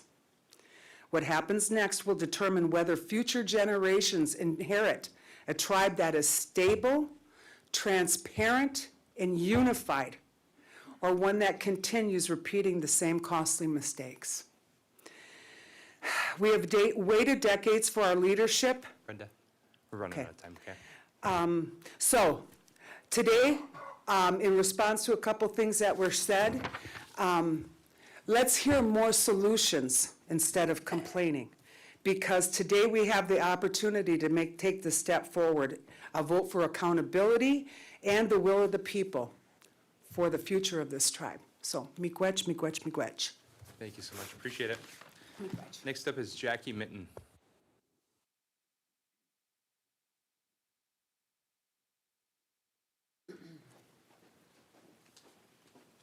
And Michelle, do we have any others, any from Zoom or anything? Okay, so this will be the last one then. Ani Bojo, Jackie Minton, Dijnakas, Amandorum. I just would like to say miigwech to all of you for sitting here through these last meetings. I've watched on Zoom when I'm able to, and there's a lot of contention, there's frustration, but I also know that there's a lot of love too for this tribe. And I know that it's not easy to sit where you're sitting, but, and I'm not gonna tell you how I think you should vote, because I don't know all the information that you know. But I do have a sincere miigwech for what you've done. And no matter how this vote should go tonight, I hope that we continue to work at this and work at this Constitution. I was on the first Constitution Committee, 14 years ago? And, I don't even know how many years ago, but 20 years ago. And so it started a long time ago. And I'm grateful that it's being brought out now. And I hope that it's done, that's gonna help benefit all of us and benefit our grandchildren. But miigwech for your work, I appreciate that. Thank you, Jackie, appreciate you. All right, so that concludes all the membership participation that we have for this evening. So that brings us into minutes. So I'd like to entertain a motion to accept the minutes from 12/2 of 25. Motion by Isaac, support by Larry. Any discussion on these minutes? Hearing none, those in support signify by saying aye. Those opposed, those abstaining, motion carries and those minutes are adopted. I'd now like to entertain a motion to accept the minutes from 12/17 of 25. Motion by Isaac, support by Rob. Is there any objection to amending this to reflect that Larry was present? No, but I need to abstain, Okay. so I wasn't here. So hearing no objection, we'll amend it to reflect that. Those in support signify by saying aye. Aye. Those opposed? Those abstaining? That'd be me. Motion carries. Are there any objections to voting on the two resolutions pertaining to the constitutional amendments and the Constitution draft? We can start with the one sponsored by Kim and Lana, and then the second one. We have a lot of people here just for that purpose, and I didn't sponsor that. I'm sorry then, I apologize. We have a lot of people here for that purpose, and I object. There's a staff that's been working since 8 o'clock this morning that we might sit here and argue about that Constitution for 3 hours. I just figured people could get on the road, get home sooner. So, is there anyone else that objects to it? Okay. With that said, then I'm going to follow the will of the majority then, and the first resolution that we'll vote on today would be send 2008 constitutional draft for technical amendment, and then authorize submission 3-branch constitution for secretarial amendment, our election. So we'll move those up to the front. So the first resolution is send 2008 constitutional draft for technical review.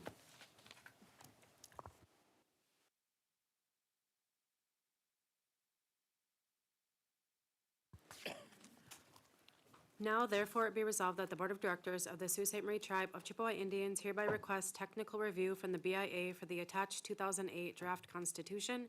Be it further resolved that the Board of Directors authorizes the General Counsel to send the attached 2008 draft constitution to the BIA for technical review and to be the point of contact with the BIA. So there's a motion. Is there support? Support. Okay, so there's a motion and support. Kim, if you want to talk about it, you're the sponsor. Now's your opportunity.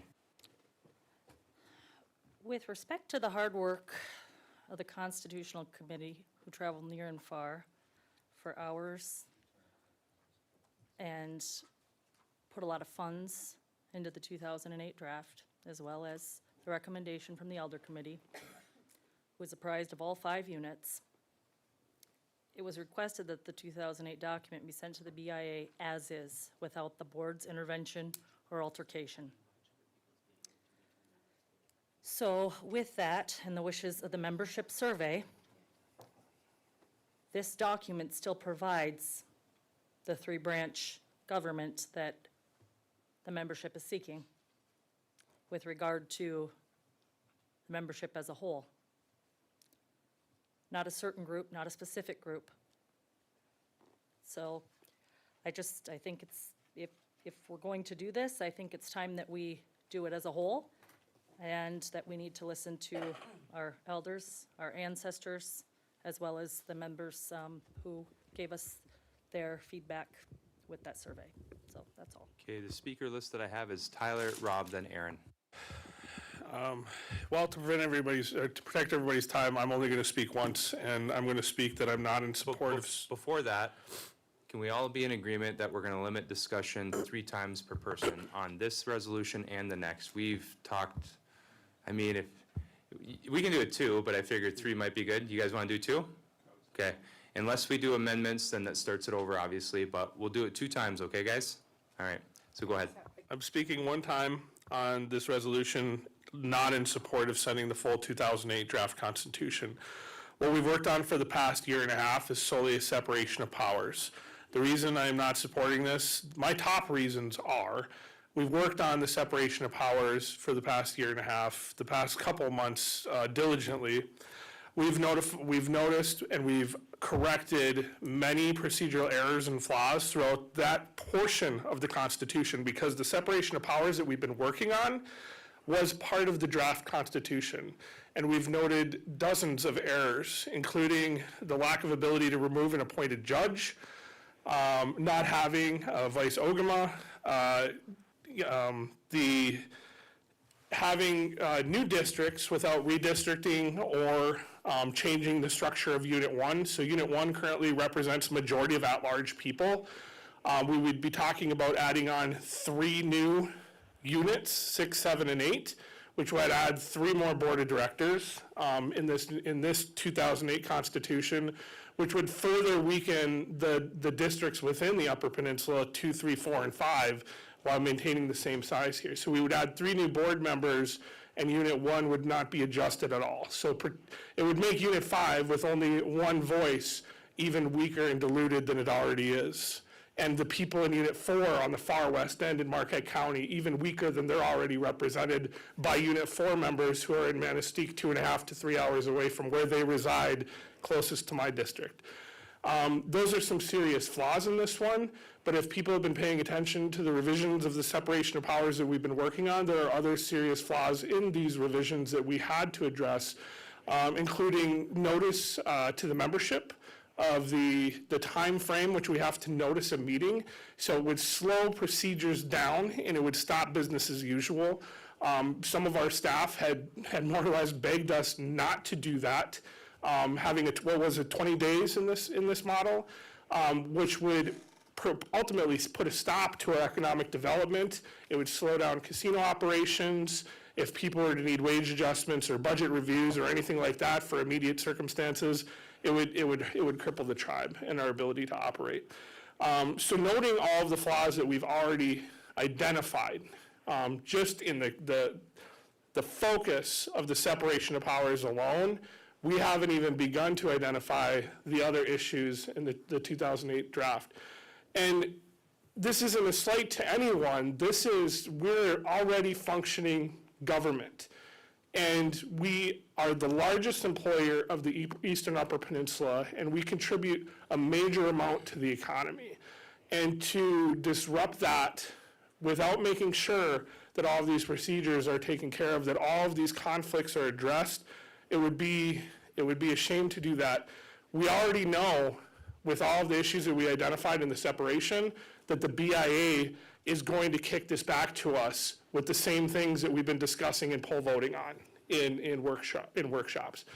So we would have to go through those same amendments over and over and again, and then to have it sent out for a formal review, because this request is for an informal review.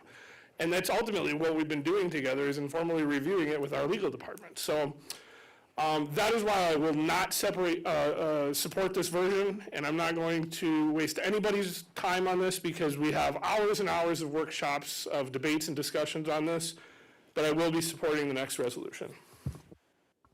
Rob. So it's been a very long time since Vice Chair LaPlante and I have agreed fully, and I agree with him fully today.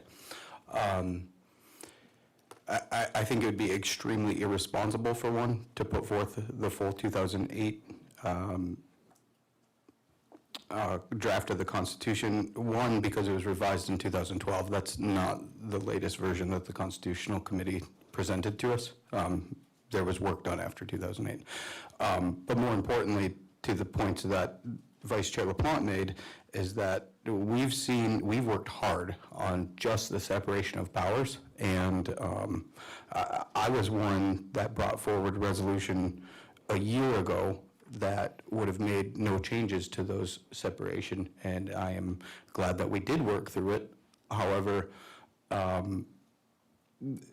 like the vice chair had said, we noticed many procedural things within the separation that did need to be addressed.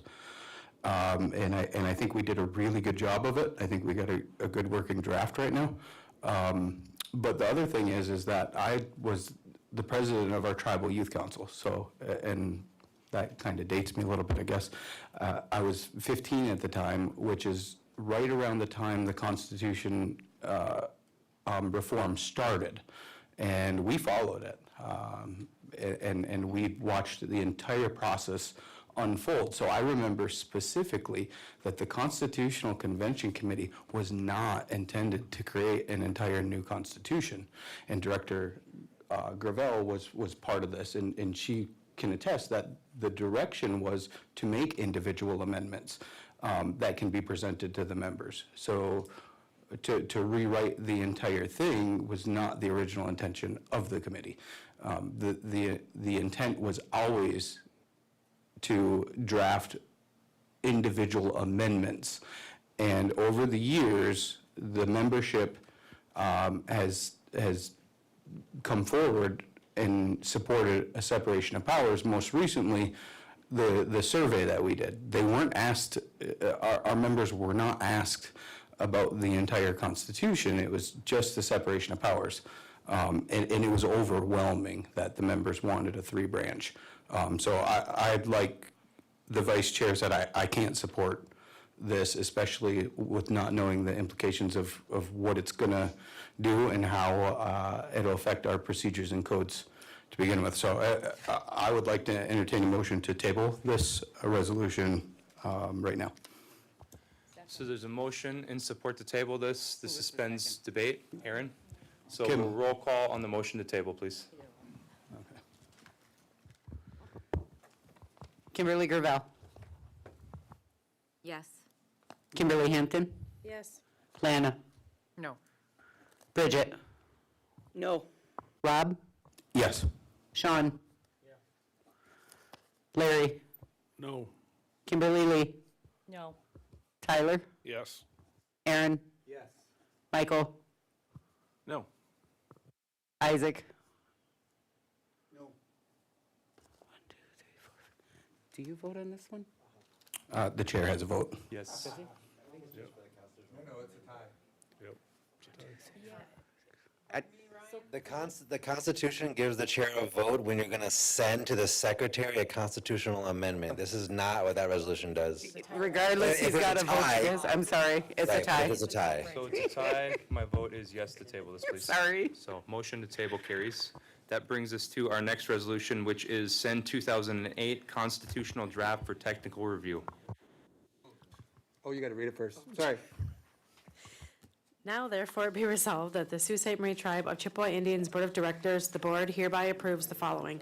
1, adoption and submission for technical review, three-branch separation of powers. The board hereby formally adopts the attached three-branch government amended constitution as the version to be submitted to the Secretary of the Interior for technical review pursuant to 25 CFR Part 81.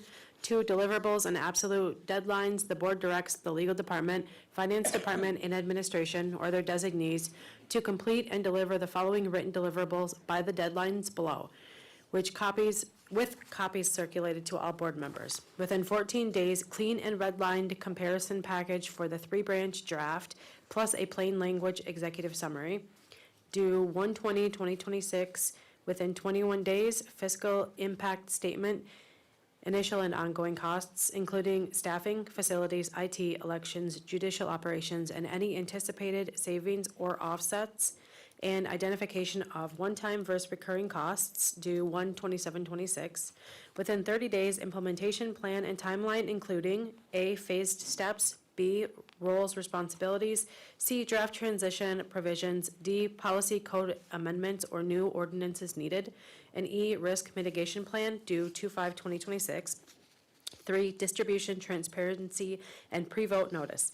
The date to transmit the final package for secretarial election shall occur once the deliverables above have been distributed to the full board, and the deliverables have been made available to the membership as appropriate and accompanied by a summary notice explaining where members can review the materials, and at least 10 days have lapsed from the date of distribution to the board and the date of public posting availability to allow meaningful review due 2/17/2026.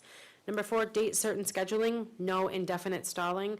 The board hereby schedules a date certain item for action on submission for secretarial election. The matter shall be placed on the agenda for the board's regular meeting on February 17th, 2026, or the next regular or special meeting occurring no later than 60 days from adoption of this resolution, for the purpose of receiving the final deliverables and taking action.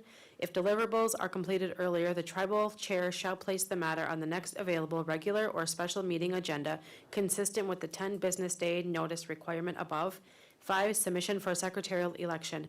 Upon completion of the Department of the Interior's technical review process and upon board action taken on the date certain agenda item above, the board directs that the three-branch government amended constitution be submitted for a secretarial election, allowing the membership to approve or reject the amendments.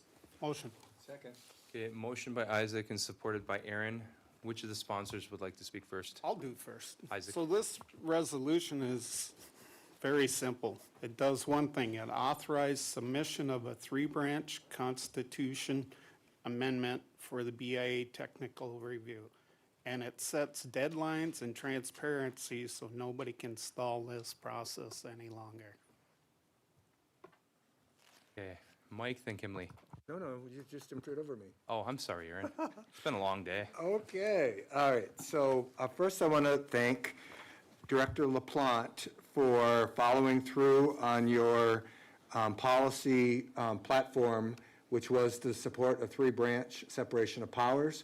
I think it's really important for the integrity of voters to see people when they campaign on something, that they actually stick to their campaign and they follow through with it. So thank you, Director LaPlante, Vice Chair. I also want to thank Director McKechnie, our treasurer, because while this version gave me a heart attack when I first read it, because it seems like it's going to stall it a little bit, but I agree with those board members who think we need to be deliberative, careful, and what the author of this resolution just explained to you, which I think earlier than today, it was apparent that some didn't read it, but what he just explained to you is it commits to a three-branch separation of powers, it sets deadlines, and it does allow for us to continue our review before we submit it to the Secretary of Interior to schedule it for an election.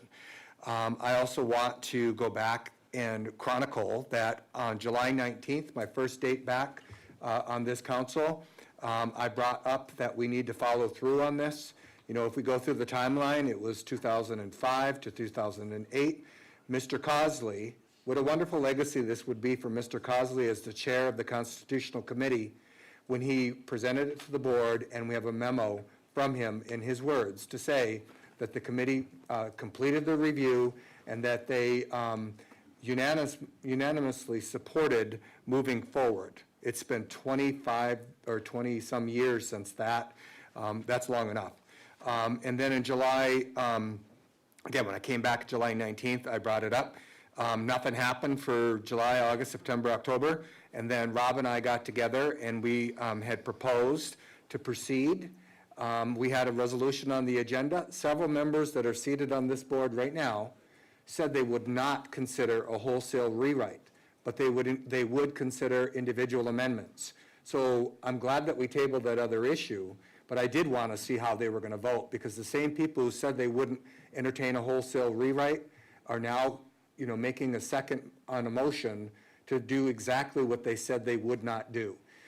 We ended up doing individual amendments and focusing on the separation of powers because we knew we did not have the votes to move anything else forward. So we conceded that. Rob and I conceded that.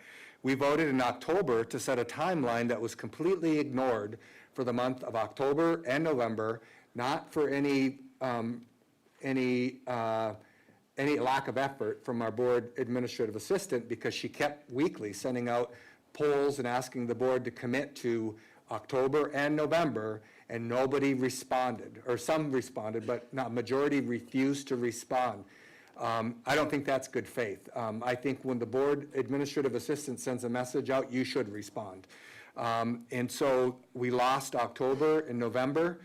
We started a review in January under a previous general counsel. We got through a good chunk of it, and we agreed to focus on a separation of powers. I asked this question today as a point of inquiry from our legal counsel because it was suggested, why was the Mackinac Band taken out of it? We heard for the first time today, out of all these workshops that we've had for the last year and a half, I want to add the Mackinac Band to this. Today's the first time we heard of it. I didn't hear any board members advocating for it for the last year and a half. And when the board polled, they took this out of the consideration. That's why we haven't been looking at the Mackinac Band as a viable sort of option.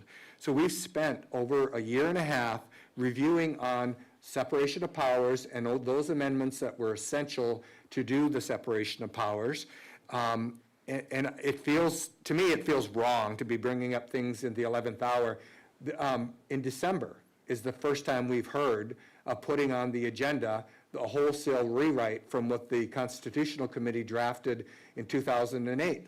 For all the time that we've been reviewing this, no one on this board has said, oh, by the way, at the 11th hour, I'm going to drop a bomb and ask that we do a wholesale rewrite, which we already agreed not to do. We agreed to do individual amendments. I don't appreciate putting things on the agenda in the 11th hour that I think will end up failing. So I don't appreciate that. We're paid good money. We're paid $67,500 a year, plus we're paid our fringe benefits and travel. It's our job to pay attention to what we're doing. And I said this earlier today. Lori Jump, not somebody that I'm politically aligned with, came to our Unit 1 meeting and said, do your job. You should have reviewed this by now. You should be prepared to vote on it by now. All right, so skipping forward, I am in support of adding the Mackinac Band, and I'm toying with this because I don't know that that's a genuine proposal, and I unfortunately believe we will lose a vote if I make a motion to amend to add that, so I'm not going to do that tonight. But I will promise that as soon as this new constitution is enacted, if I'm still here and I'm not removed or forced to resign, then I will be bringing a motion to add the Mackinac Band to give peace of mind to all of those members that are fearful that they're going to be removed. Chairman Lowe said it very clearly today. There currently is no protections for that from happening. Under the new constitution, there will be due process. There will be standing in tribal court. So for those people who think we need to add the Mackinac Band to this draft, right now, Mackinac Band could be removed. Anybody could be removed and you wouldn't have any due process rights. That's what's key to me in this, is that we have no due process rights. So with that, 56%, I'm going to try to talk once. 56% of the people, when polled, said they wanted a three-branch separation of powers. There is no way you can misinterpret that. That's a very clear. Also, the number of people who polled is more than the number of people who vote in the chairman, for the chairman. So how are we not convinced of what the will of the people are when we use the argument that the poll is not sufficient, it's not enough evidence of what the people want? The number of people who voted on this in this poll is larger than the highest vote getter in the largest unit. So if we don't believe that's a sufficient number of votes to know what the direction and will of the people are, then every single member of this board of directors is illegitimate and doesn't have the support of the people. When we said we were going to poll, there was a good faith effort to find out what the people wanted. And now that we know what they want, we need to be respectful. We need to honor what the people just told us. The difference between a three-branch and a two-branch, I think a two-branch is nonsense because it's not really a separation of powers. We actually heard from our general counsel today in a pointed question that it's not a separation of powers. The 31% greater percentage supported a three-branch than a two-branch. That is a landslide difference. Only 19% were satisfied with staying what we have. And so filibustering or tabling or coming up with alternatives at the last minute so that we don't amend the Constitution, it all ends up in the same place. We don't amend the Constitution, and we don't honor the will of the people. So with that, I support enacting what we have drafted, and I also, while I think we could have done it a lot quicker, I do appreciate our treasurer laying out the deadlines and so that we can no longer stall, and that we have another vote that will have to come forward before we submit it. So all those technical changes and arrangements that have to be made, if we look at it, I think that I did a draft of the schedule because I wanted to make sure it worked. We have almost 2 months to this schedule to get through it before it comes back for a vote. So for those board members who are saying that we haven't had enough time, we haven't reviewed it enough, we got to make technical amendments, this gives us 30 days to another 2 months to do that. And if that's the reason why they're going to vote to table it, then I will make a motion to amend to add an additional 30 days on top of the timeline, because then we eliminate all of the reasons and have only excuses left. So Ryan, can you verify that for our tribal citizens, that timeline would exist? It would basically be a commitment, but it would also give us time to finish this work before the final draft gets submitted to the BIA for the secretarial election. Correct. The way I read this resolution, it's basically taking our current, I'll call it the 2025 draft, our current draft, and it's adopting that for the draft to go forward to review. And the first deadline, right, of the 20th of January, we'll have more red lines from the legal department based on our ongoing discussions. But even before the vote, it's a little bit of a tight timeline, but it does give the opportunity for the board to make corrections up until, as I understand it, that February 17th date, which is when it appears you want to trigger the election, the way it's worded. Okay, go ahead. General Counsel, do you think an additional 30 days would be helpful? Yes, I do think it would be helpful. My only other concern is if the BIA, because this is sending for technical review to the BIA, I have no idea how quickly or how long that part would take. But it does say, upon completion of the Interior's technical review, that's when we would finalize and send for an election. So that part, internally, 30 days for us to get our stuff together, that's great. But this timeline might not work when we might be waiting on the BIA, right, to get us that stuff. So we'll have to cross that bridge when we come to it. You then him. All right, so motion to amend by Aaron and Isaac to increase the time to what? 30 days more. 30 days more. So I'm going to give our board administrator time to make sure that she has that correct, because this is important. So if you guys want to pause for just a moment. That's exactly my question. Adding 30 Every days. deadline. Add 30 days to everything. Yep, she'll get to it and we'll explain it. So just so I'm clear, so instead of something being due in 14 days, it's going to be due in 44 days? So the clarification is, our motion, it was distinct. We motioned to add 30 days on top of this timeline. To add 30 days on top of the timeline. So did I interpret that right, though? Yes. So every timeline in there gets No, 30 days added? No, 30 days total. That would really push it off. Yeah, that would be delaying it till after the election. 2 months, it'd be 3 months. So I think what she's asking is, there's a series of dates on here. Yes. Which changes to 30 days. The final deadline. Okay. So that would be, So instead of 2/17, it would be the second meeting in March? Correct. Okay. okay. So let me just, second meeting in March. Yeah, that's fine. And it impacts the other due dates too, though, because we would have from like 2/5 all the way to 3/17 to. I thought you were adding 30 days to everything, so No. 44.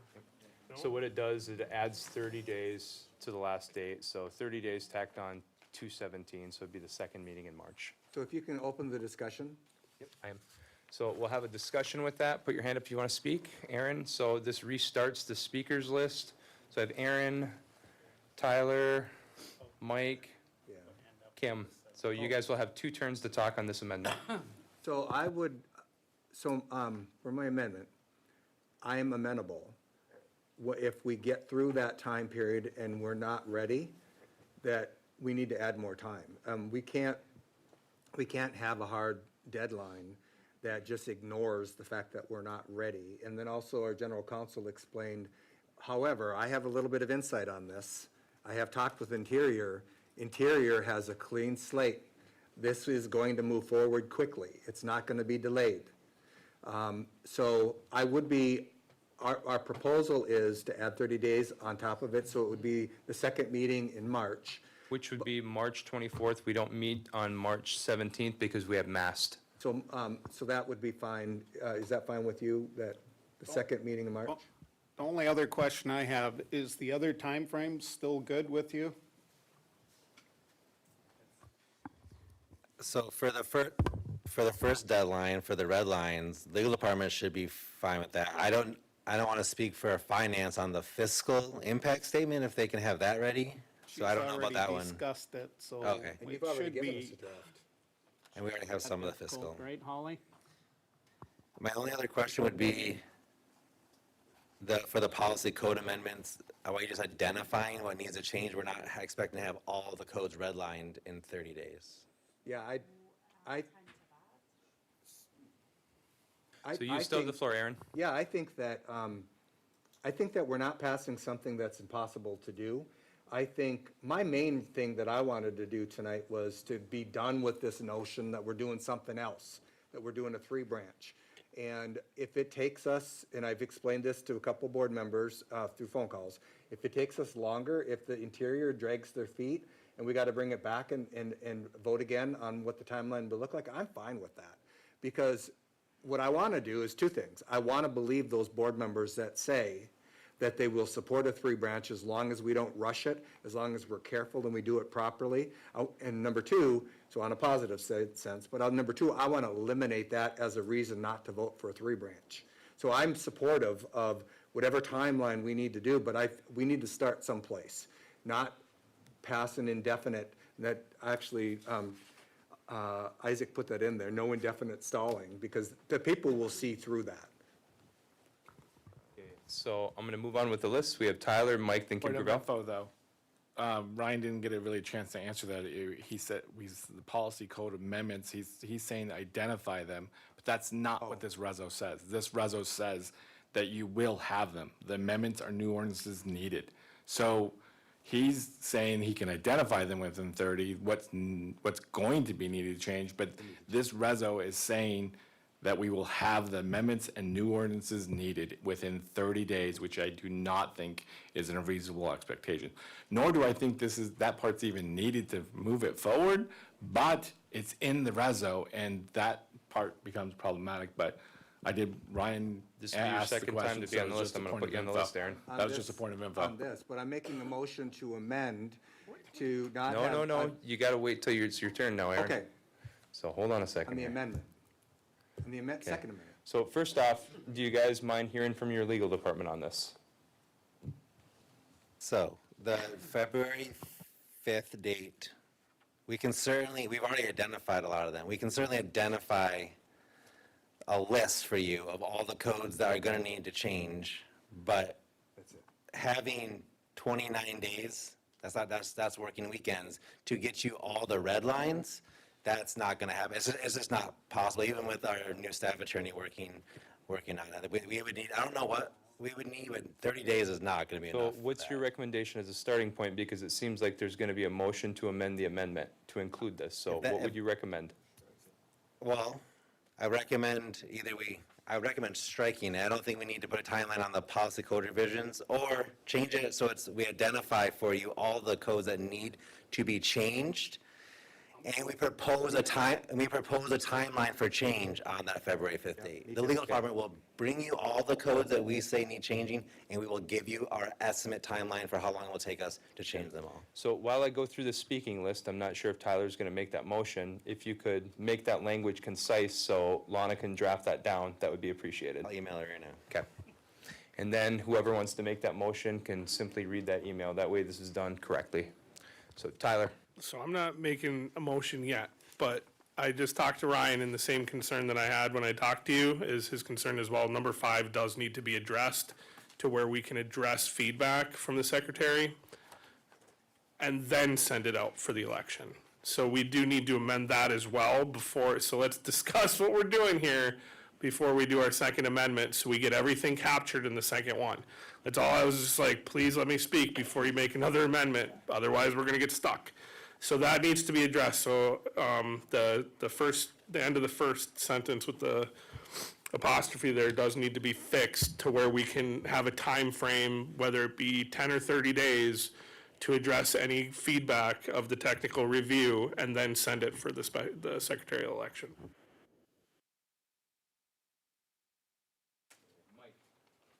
I'm glad Director LeBlanc brought that part up, because we're sitting here saying that that part wasn't in there. It certainly says that after the review, that it was just gonna go out. There was no time for us to address it and change it if the BIA says, hey, there's problems here, here, and here. And so now we're talking about, but it further goes, though, that I don't think this reso is ready either, and I'll wait until my other turn to talk about it and not on the amendment part. But with this, that was brought up too, and then like Ryan was saying, the policy code amendments, it sounds like we're gonna strike it, but I think there's a lot of things in here that, even the first thing this says, it says that we're going to be approving the attached document, but then it later says we can include any conforming edits. So I don't know what conforming edits are, because we could probably possibly disagree on what a conforming edit is, but whatever is attached, which we just finished today, is what's attached. So I don't see how we separate that two. I said that earlier, so I'm saying it again, but I'll reserve my right for when we talk about it as a whole and not just the amendment. I already have you on the list, Aaron. Kim Gravel, Aaron, and then Lana? Okay, I think Holly's gonna answer my question, which was the fiscal impact statement, but she only gave us prices for certain positions. This one is asking for staffing, facilities, IT, elections. Will that be enough time for you to pull all that together, 21 days? Well, if I'm reading this correctly, that gives me 7 days after the clean red line version is complete, correct? Some of the things that, if changes are made, I wouldn't know, and I had mentioned this previously, are any judgments that maybe potential judgments, different things like that, that could change with revisions. And so I've been, as discussions have been happening, as I mentioned earlier, I've been crunching numbers, but there's still some unknown variables in there. I don't know that 7 days after the red line version, if I would have all of the financial parts of those implications. Okay, that was just my question. Will it give you enough time? So, and then my other one was, once the BIA does their review process, comes back to the tribe, we either take their recommendations or we don't, and it goes back for another review. And then it will come back again, and that's when we say, okay, we're good, you didn't accept what we said. I mean, it's kind of like a back and forth for a couple of times, so it doesn't just go for one review, it'll probably go for 2 or 3, and then the tribe will just say, this is what we're submitting, and it will go for a secretarial election after that. Okay, thanks, Kim. Aaron, and this would be your second term on this motion to amend. Okay, so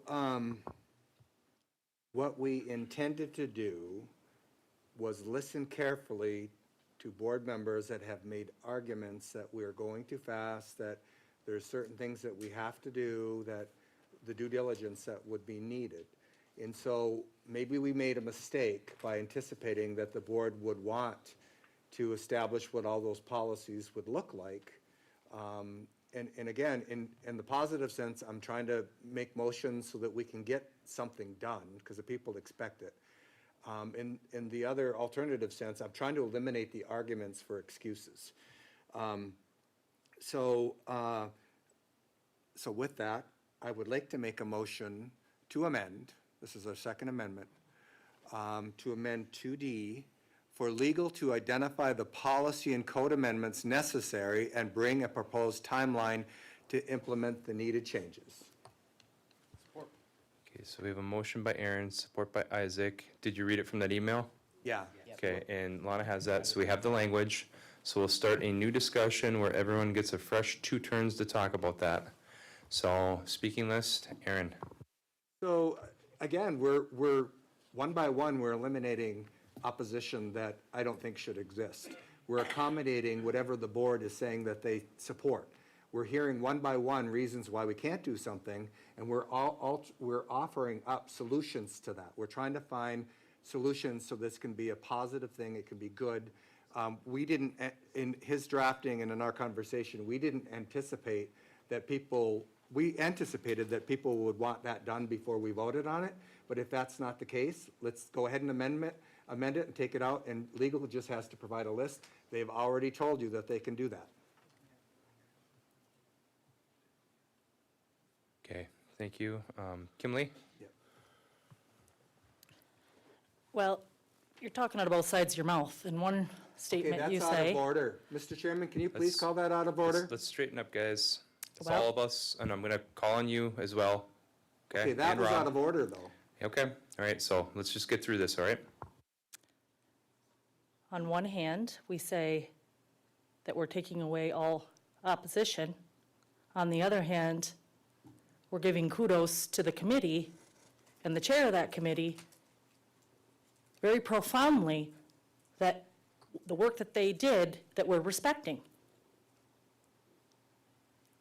I can't see how we're doing both. That's all. Mike? I'm just discussing on this amendment part. I'm okay with the amendment, but it was just asserted that we're taking away all the arguments and all that, and I don't think we are. We're addressing one. And we just heard from our CFO that she's not sure she can get that done, and we Let's go back to it. ignored it. So I'm just saying it's getting asserted, though, that we're taking away all the arguments. And I think if this reso would have been a lot more, just, hey, we're gonna give 30 days for membership review and to finish it. We just finished it today. And that deadline, we have a CFO saying, hey, we're not sure if we can get that, because I do think that's probably unreasonable too, because we're looking at staffing, facility, all those costs. And we have a start, and we have a good start on that. And I don't want to put the CFO on the spot either, because I'm trying to be respectful of it. And we can browbeat, as it gets said, that it gets done all the time, and I don't want to do that. You said, hey, I'm not sure if I can get it done, I will respect that. But then on the same, it was also asserted that why we thought we would want to know those policy code amendments.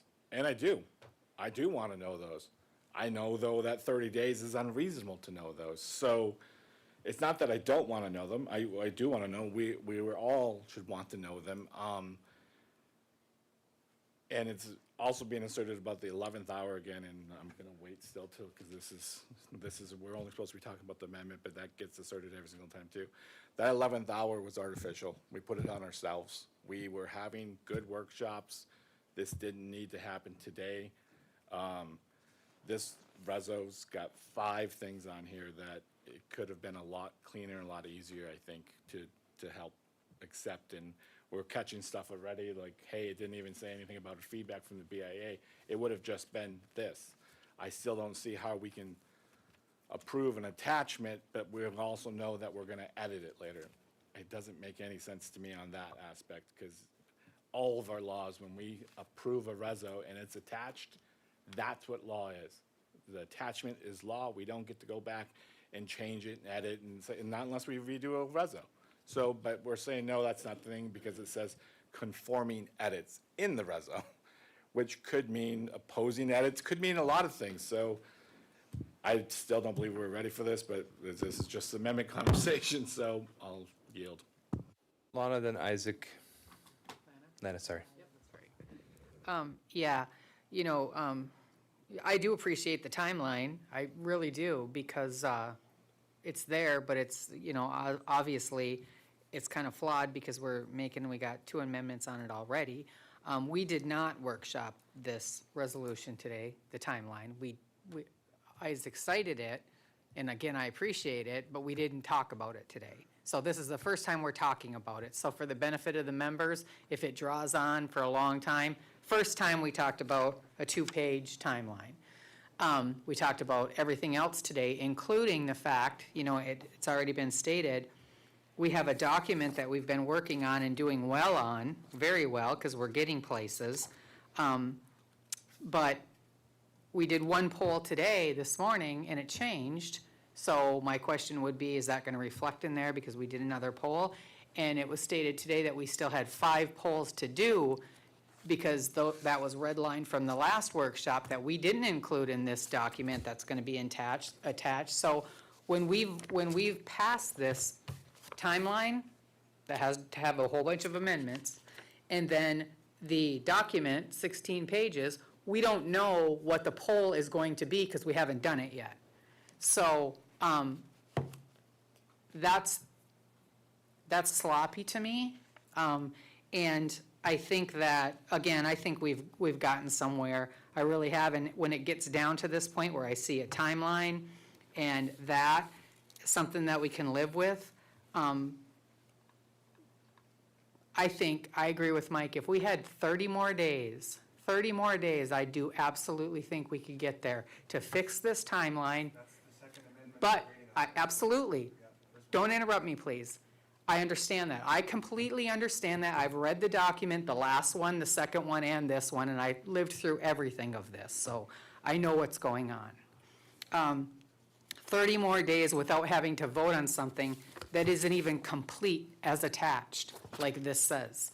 And when you say that you're going through everything to make us vote for it, I do appreciate that you guys are trying to get everybody on the same page to vote for it. But what if we don't agree with something in it, the 3 branch? What if we only agree with the 2, or maybe even 1? And I'm not saying I do, but what if? So I don't know why we can't say 30 more days in order to get the timeline complete. That's the First Amendment. So we shouldn't be having that conversation. It's not germane to the amendment. I yield. I was interrupted all day yesterday. I'm going to be interrupted again today. I'll yield. You go ahead, Aaron. Lana, you weren't interrupted all day yesterday. You've asserted that multiple times, okay? Just, let's get along, okay? Okay, Isaac, so if we could have a timeout. Ryan, if you could explain the amendments that are on here, because it is getting difficult to keep track of. So the First Amendment was tacking 30 days on the timeline, okay? The Second Amendment, I believe, was tacking on additional time, Ryan? So, no, the First Amendment, as I understand it, was additional 30 days to the final date certain, which was February 17th, moving to March 17th. The rest of the timeline March didn't 24th. change. Oh, March 24th. Yep. I'm sorry, we amended it because of mass. But the rest of the timelines didn't change. So, but I think Lana's question was about the other timelines. And then the Second Amendment was, instead of having all the policy and code amendments ready to go in 30 days, we identify all the changes needed and propose a timeline to the board on how we think we can implement them should this pass. Those were the 2 amendments. Okay, thank you. Right? All right, so if you guys don't like these amendments, you can vote them down, and after we dispose of at least one of them, we can enter a new amendment. We can do that to appease whatever you guys need. So, Isaac. So we didn't have time to discuss this because we're, of course, talking about the Constitution. Nobody wanted to realize that this resolution was in their packet from Thursday at noon. If you had questions, you should have sent them to me, right? You should have sent them to our staff. If you're concerned about the timeframes, we should have asked them, right? Point of order. No, we do it in workshop. That's not a point of order. Point of order. It is not. You can ask questions anytime to the staff, Mike. Respect your elders, Mike. Oh, stop it. I'm Stop his it. elder. I know you are. Respect me. I got the floor. I know you are. So what I want to go through, Ryan, what I want to go through is each item and set times that we can agree with. Yeah. So can we do that? That's fair. Okay, guys, so gotta wrap up, parliamentary yeah, rules wrap only up allow the you to have 2 amendments on the floor, and we have 2, okay? I So- didn't make 2, though. What's that? I didn't make 2. There's two on the floor, so we can vote both these down, and we can get all the, hold on a second, we can get all the input from staff, and then we could draft a better amendment. And I have you on the list, Aaron. So Kim Lee, then Aaron.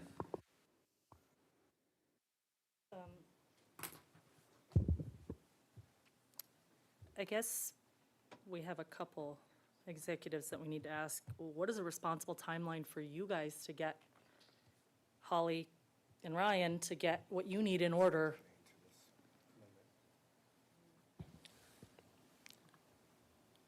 Would you feel comfortable us recessing for 10 minutes, you having a conversation with Holly, draft up what you need, we can dispose of these 2 amendments and have 1 amendment with exactly what staff recommends? That'd be fine, yeah. Hey, Ryan, Is that don't- enough time for you to do that We can give them more time. responsibly? Give us Hey, 10 Ryan, minutes. and don't forget, I did send this to you and asked you if the timeframes were good. That's correct. Yeah, and I sent comments back, and I sent edits back that didn't get incorporated as well. So I don't want to go back and forth and have a workshop today, but give us a recess and we can try to How come about up with this? some other I'm time. gonna give you 15 minutes, and if you need more time, we'll extend that recess. So right now, it is 6:25, we'll recess until 6:40. You and Holly have a discussion, figure out exactly how the timelines need to be tweaked, and then you guys can present that to us. And if everyone is on board with that, we can vote down these 2 amendments, and someone can make a new motion to amend once those are cleared from the floor, and we'll have something fresh that works. Is that okay? Works for Okay, me. so we'll be on recess until 6:40, guys. The recording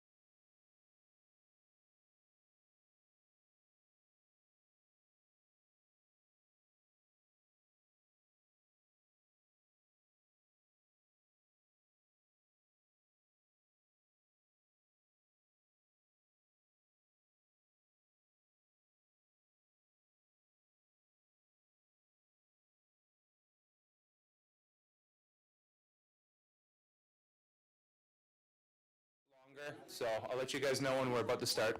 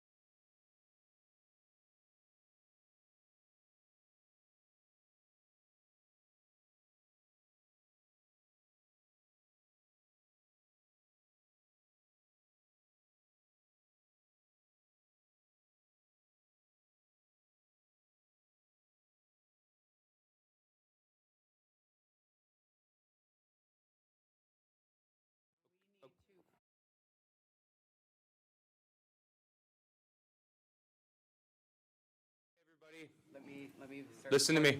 This meeting is being recorded. Okay, we're going to start again. So we've given our general counsel enough time that he's comfortable with a new proposal that will give staff enough time to figure out how this document affects our code. So what general counsel's recommendation is you have two motions to amend on the floor. You have a motion to amend, then you have a motion to amend the amendment. What his recommendation is that you both let both of them die, and then someone make a motion to amend with new timelines that him and our CFO are both comfortable with.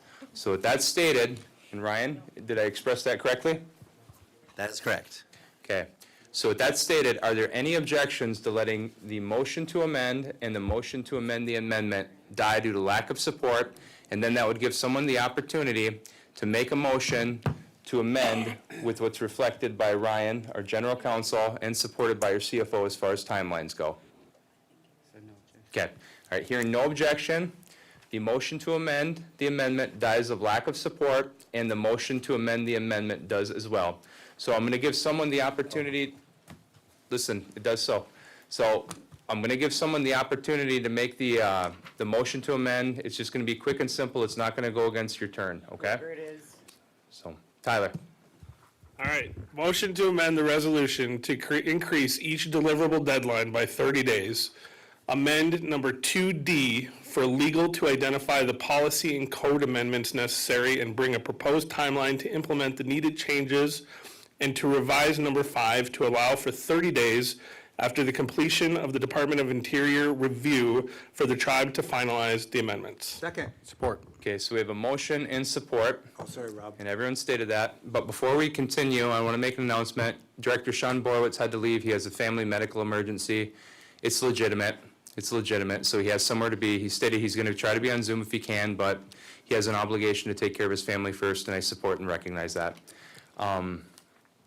So this brings us to a new motion to amend, and I'm also going to call people out of order if what they talk about isn't related to the timeline. We have to stay on task. We have staff here. We can't rehash old history with every hand that goes up. But, you know, staff, I assume you're going to be able to flex your time, and I'm assuming you're kind of curious about what's going to happen anyways, right? So, all right, so Aaron, then Bridget. So a couple of board members, who I won't name, approached me during the break to look for solutions, and I really appreciate that.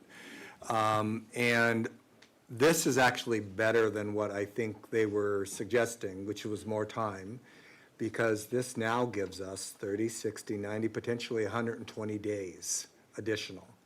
And correct me if I'm wrong with that, Ryan, but that's 90 days until we submit it, and then it's another 30 days after, so it even could be longer than 120 days, because we have to, you know, we're at the whims of the secretary, so it could be longer than that. But what we'll be voting on is extending the timeline significantly beyond what I wanted to do, but it's at least 120 days. So I think we should all get behind it and support it, because it'll give a lot more time to do the intricacies and bring back a resolution. But we're still voting to adopt this resolution with those amendments, and I strongly support that. So before I get to the speaking list, Ryan, could you walk our citizens through what this would look like with the timelines? Like, what's the first step timeline-wise? What's the next step timeline-wise? That way, the citizens of the tribe and the board members are all on the same page. Yes. So if this amendment passes, so the first deadline will be February 20th, where the legal department will have, you know, all the clean and red line version of the 3-branch draft, based on any further future input from our workshops between then and now. Once that is completed, that will be sent to the board. It will also be sent to all the executives. So then 30 days after that, so March 20th, the CFO, in conjunction with the rest of the administration and the executives, will have the fiscal impact statement to you guys with initial startup costs and ongoing costs, including staffing with facilities, IT, elections, judicial branch, and the legislative branch, et cetera. Once that's done, then that will be sent to the board, and we'll have another Number 3, the distribution, transparency, and pre-vote notice. What's the date on that? That would be April 20th. April with, 20th? You know, hopefully we can do these sooner, but that would be like the hard stop deadlines, right? April 20th, we'll have a final package for the secretarial review for the technical review. We'll have that summary, the legal, like executive summary notice for the members. Presume this is also intends to have the Constitution like posted to the membership. All that will happen on that April 20th date, and then by May 20th is a hard deadline right now for the date certain where we've all had a chance to workshop, review, the membership has got to look at everything. We will then have the final resolution that triggers the secretarial election. Ready to go by that, what did I say, April 20th? May 20th, excuse me. Well, hold on a second. So is that all the dates, Ryan? Yeah, and then there'd be number 5. This day is more nebulous, and it will depend on how quickly or how long the Department of Interior takes. But depending on when they finish their part of the review, with like the back and forth that Director Gravel mentioned, we have also 30 days whenever they finish that to finalize ours. So it could happen sooner. It could happen sooner than all this, but so it could be up to 150 days total. So that would put us at April, May, June, end of June, for kind of like the hard stop. Hopefully that will be sooner, but that would be, I think, the maximum it would take based on the new timelines. Okay, so just to go over this, February 20th would be the deadline for the legal department to have all the red line done, future workshops. March 20th, the executive/administration will have fiscal impact statement. April 20th, a final package will be sent to the board of directors to review. May 20th, that final resolution will be created. Hopefully we can vote on it. And then 30 days after we hear back from the BIA with suggestions, we got to make a move on it. Point of information, with all those timelines, which I agree with, but the point of information is, does this give us the opportunity, because we have outstanding questions because we still don't have a final, we still don't have a final document to attach like it says. So we'll still workshop and do those polls, and then all of that, excuse me, I just got to make sense in my head, because I'm not voting on something I don't understand. Please don't interrupt me. Let me just finish it. So that will be, right now, we are actually only approving the revised timeline, and then we'll workshop, get through all of those polls, and then when we vote again, the next time, that document will be here. We'll have rehashed it, everything's going to be in there, and then the membership will see it as well. By April 20th. Is that what I'm hearing? Ryan? Yes. Okay, Sorry, because what I don't want, and doing I math just in my want to head. say this, what I don't want to happen, because I will not sit here and vote and say that I accept a document that is not attached and is not final. So that's not what I'm doing, right, Ryan? Correct. The number 1 is worded a little maybe strangely, We have to your fix it point. then. But it's formally adopting this current draft that we're working on as the starting point, and then that triggers all the other deliverables. And then that falls to number 2, and number 2 is that February 20th date where we'll have workshops in between now and then. You're going to give me more input as a board. Then at the end of that date, you're going to have a near final version of our red lines that will trigger the next deadline for the fiscal impact statement, because then the rest of the executive team will have the presumably near final version of the separation amendments, so they'll have a better idea of how to analyze for the fiscal impact. Okay. So really by February, you'll have a really good idea by that February 20th date what it's going to look like, because you'll have all of legal's red lines pending any small tweaks that need to happen after you get the deliverables from the other executives. And then once we final vote, that's when we'll have all the information in front of us. It'll be a package, whether we vote for a 3-branch up or down, the way Yes. we have it written. Correct. That's correct. Okay. So this commits us and it commits us to a timeline, and as often as you guys need to meet, as often as you guys want to, we can do that. We don't have to meet once a week. It can be 3, 4, 5 days a week if you guys want to, so it's ample time. So I have to get to the speakers list. So it's a new speaking list: Aaron, Bridget, Lana, Kimley, Mike, and again, keep your comments to the timeline. So this is a significant extension from what I thought that we should do, but I'm also trying to act in good faith and trying to find how do we get to yes, and so that we don't have to have oppositional votes. So it's 150 days. That's quite a bit of time. I think it does address your concern by the Director Cosley Smith. By April 20th, we should have something ready that we can post so people can take a look at it. It's also, I think, assumed that if the CFO takes less time, but we have to have something for them to evaluate. But if they have less time, they can be crunching numbers throughout the whole process. So it may not take 30 days after, for her to do that, or for them, the team to do that. And then the final does come back for this board's approval. And, that additional 30 days on top for the interior, I would suggest that, just as a practice, that we be circulating drafts to them throughout so they can be looking at it. I think that they will do that, because that could expedite their timeline too, so that they don't get it, on May 20th and then they stall. The only other thing I think we got to make clear, though, is I looked at the dates. One of the dates is, I think, one of the dates is on a Saturday. So we should probably either move it to that Friday or the following Monday. And I also want to add this too: we can change the way that we workshop this. We can invite more people. We can give a beginning portion and end portion for membership feedback, whatever you guys are agreeable to. So Bridget. Okay, so the way I read it, and Mike had brought it up before, is if we're passing this tonight, we're saying that this is it. We're not, and then I'm hearing people say we're gonna get to vote on it again.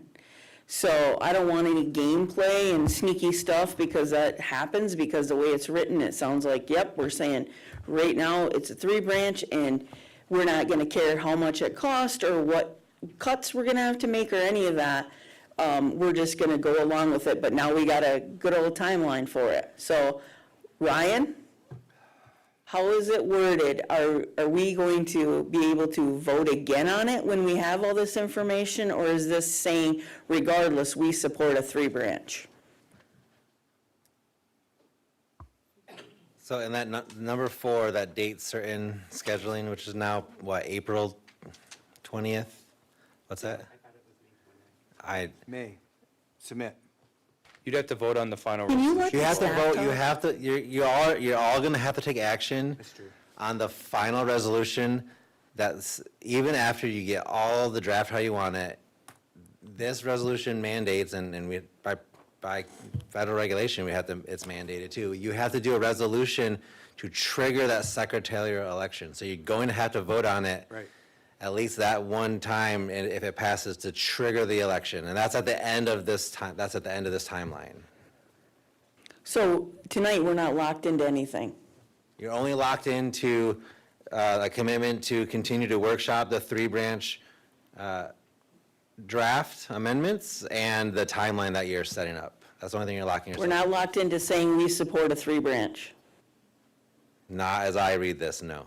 Okay, now I'd like to make a motion to amend that we We meet. have an amendment on the floor right now. We only have one. Who's running the meeting? So she can make a motion to amend the amendment. Okay. I'm so tired If it's germane to the amendment. Bridget, your microphone is on. You need to stop. Oh, I'm okay? sorry. I called him out of order, okay? Well, it's about time. Bridget, About again. That's out of order. Bridget, This is- stop. Can I make a motion? Absolutely, I'm waiting for you to do so. Okay, well, he said I couldn't. Motion to meet once in each unit with the final document within 30 days, such as a public hearing. What Nobody would a second public it? hearing look like? If there's no second, let's move on, please. You don't need to have a public hearing. We can invite every single person. We can create flyers. The communication team can invite people. There can be public comment before, at the end. Like, define what a public hearing Call for is. the order. Let's move on, please. Okay, so it dies due to lack of support. So let's get back to this, you guys. So I have Lana, then Kim Lee, then Mike. Yeah, well, that'll surprise a bunch of people, but I was the one that approached Aaron out in the hallway. And I appreciate you, but I don't have anything to hide. I think as I have said, and as it has been contested or argued that people's commitment here at the table isn't what it is, I think everybody's trying to get somewhere. So, but at the end of the day, just like I asked and Bridget asked, there's no trust in us moving forward, but I do believe that we all want to get somewhere with a separation of powers. What it's going to look like at the end, once we get through the timeline, it's going to come down to if they agree with what we go through. But we were like Mike said, like a bunch of us said today, we were getting somewhere, and I think we are, because who said it? Ryan said it. We're going to continue to workshop it. All the timelines are in place. We'll have the financial impact. We'll have the codes identified, what has to be changed. The staff will have their input. The members will have their input because they're going to be invited. Austin, the chairman, already said that at the beginning of the meeting, people can have input, and at the end of the meeting, people can have an input. So it took a lot to get to this place, but I'm willing to vote yes on this as long as, and this will be the third time it says, when the final package comes, we'll know the amount, the membership will have their input if they want it, because they give it to us anyways, and it doesn't have to be in a poll that we got in the mail. Everything there, and most importantly, because I would have never voted for something without a document attached. When we do vote on it, a document will be attached with nothing but what we are sending, so us to agree. So I'm comfortable with that, and hopefully moving forward, we'll get somewhere with it. Thank you. Kim Lee, Mike, then Kim Gravel. Okay, Mike? Most of mine have been answered, but I do still have a couple of questions on this. I'm glad that we've expanded the dates. I think that's a huge plus. The question on one still lingers though, and it was stated that it's a weird wording. So I'm wondering if one's even needed, because 2 states that we're going to be submitting the thing. So I think having that attached thing makes it complicates it, it convolutes it. But then 2 states that there'll be a clean and red line comparison package for the 3 branch. So Ryan, I'm going to call on you. What are your thoughts on that? And if you agree, we can motion to amend the amendment without objection to strike that, and then we'll be back to the motion to amend. I do agree. I don't think it's necessary. You can motion to strike it, and then this resolution would still have its full force and effect that you're intending. Okay, you guys all heard that. So it sounds like a motion from you then, Mike? I'll do that motion. I did still have another question, but I'll do Okay, that yep. motion first if you want to do the motion. Yep. I'll revert right back to you. So motion from Mike to amend the amendment to take out that first section per legal's recommendation, and it's supported by Lana. If we want to have a speaking list, Aaron's got his hand up. Go ahead, Aaron. So can I ask, because this feels like a big loss, because we have been round and round, and the people, in my estimation, very clearly want a 3-branch. But if we take it out entirely, then this resolution's not saying anything. So Number could 2 we- still has the 3-branch. I just want to make sure we're on the same page. Number 2 still calls out a 3-branch for the red lines and clean version. So what I would have preferred was a motion to change the language to a separation of powers. I hope that what we're not doing over the next 150 days that I just agreed to is going back on our word or going back and undermining everything that we've done up until now. I hope that's not what we're doing. So hold on a second, Aaron. Let's not go through this rabbit hole. I trust Ryan's judgment on this. He's stating the first one just convolutes it. Second section still has 3-branch. Yes. Right? No, if you Are you confident in that? if you get rid of number 1, number 2 becomes the new number 1, and it mandates that the package I submit to the board is a 3-branch government. So you're not losing your 3-branch government. It's in there. Okay. So are there any objections? I can do a poll if there are. So hearing no, what's that? Okay, so what we're going to do then is we're going to poll on that then? So we'll do There was a roll. vote. It's a vote. You said poll. I'm sorry, a vote on that. So roll call vote. Okay, and that's striking first section on the It's the resolution. motion to amend the amendment. Yeah. Okay, Rob McGrory. Sorry, Rob. No. Kimberly Lee. Yes. Aaron. No. Isaac. No. Kimberly Gravel. Yes. Kimberly Hampton. No. Michael. Yes. Sean's not here. Lana. Yes. Tyler. Yes.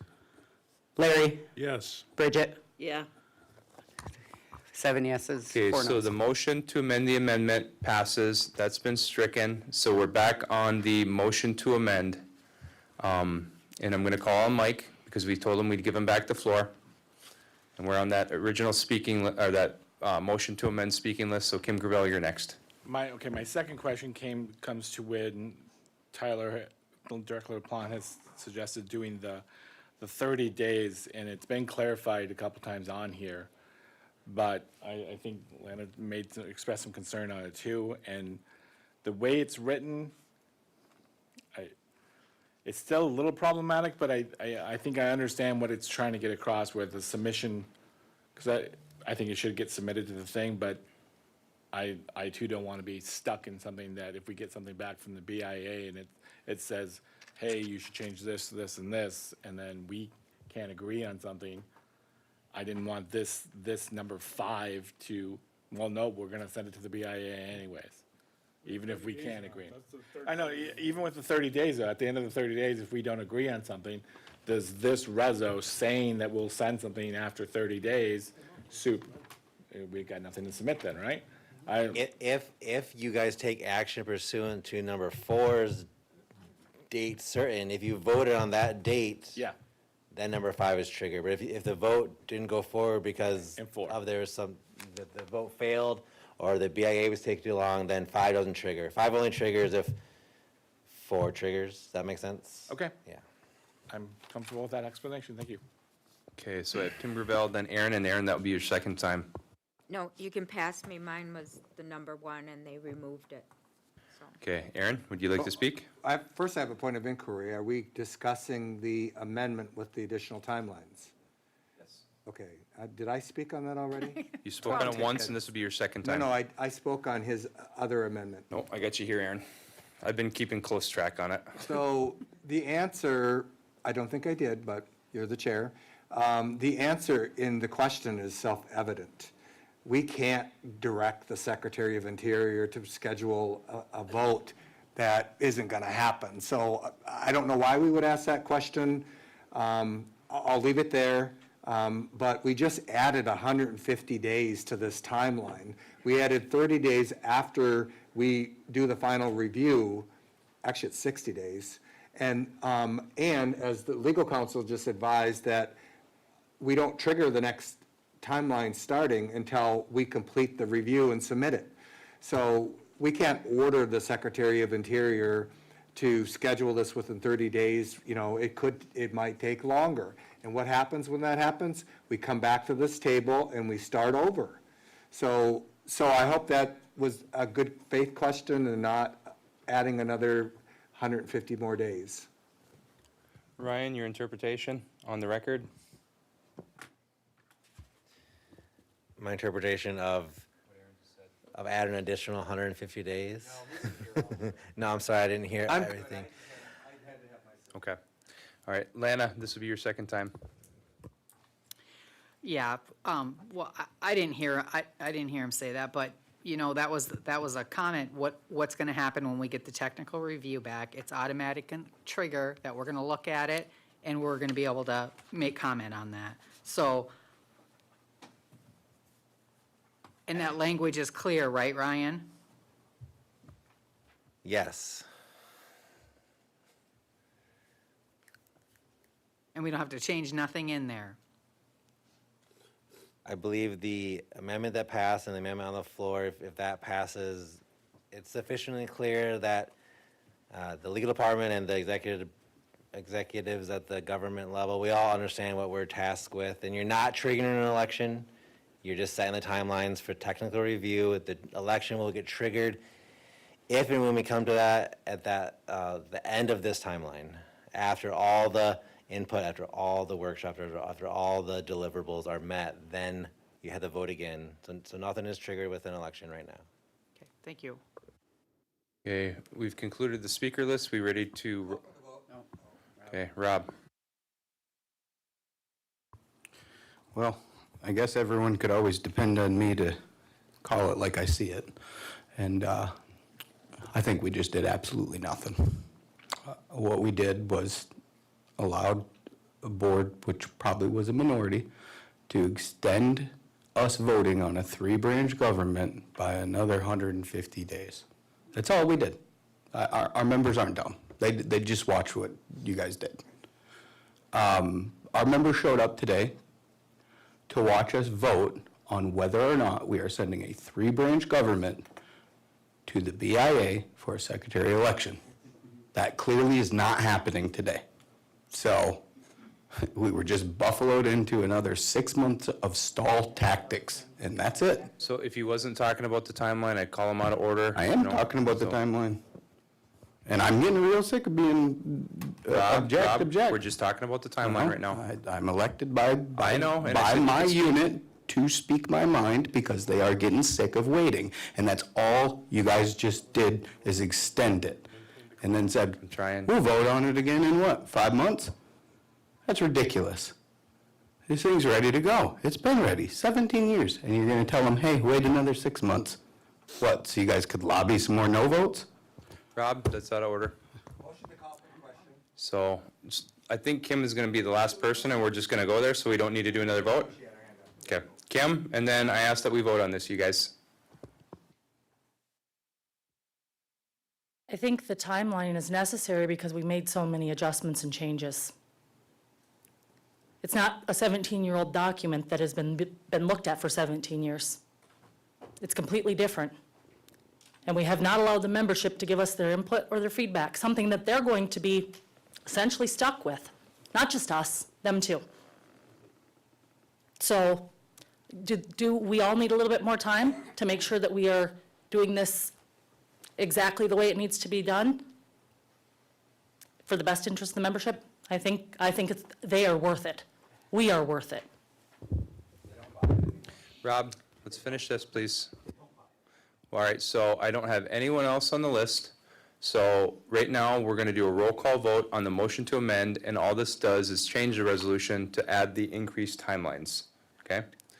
And then we're going to revert back to that main motion, and we already have a speakers list that we can revert back to, unless people want to waive their turns. So, roll call, please. Lana. Yes. Isaac. Yes. Kimberly Hampton. Yes. Aaron. Yes. Michael. Yes. Rob. No. Kimberly Gravel. Yes. Larry. Yes. Bridget. Tyler. Yes. Kimberly Lee. Yes. Carried. Okay, motion to amend with the increased timeline carries. So now we're back on the main motion. And again, people get 2 turns. Isaac and Aaron have already spoken once. The speakers list I have right now is Mike, Kimley, Sean, and Tyler.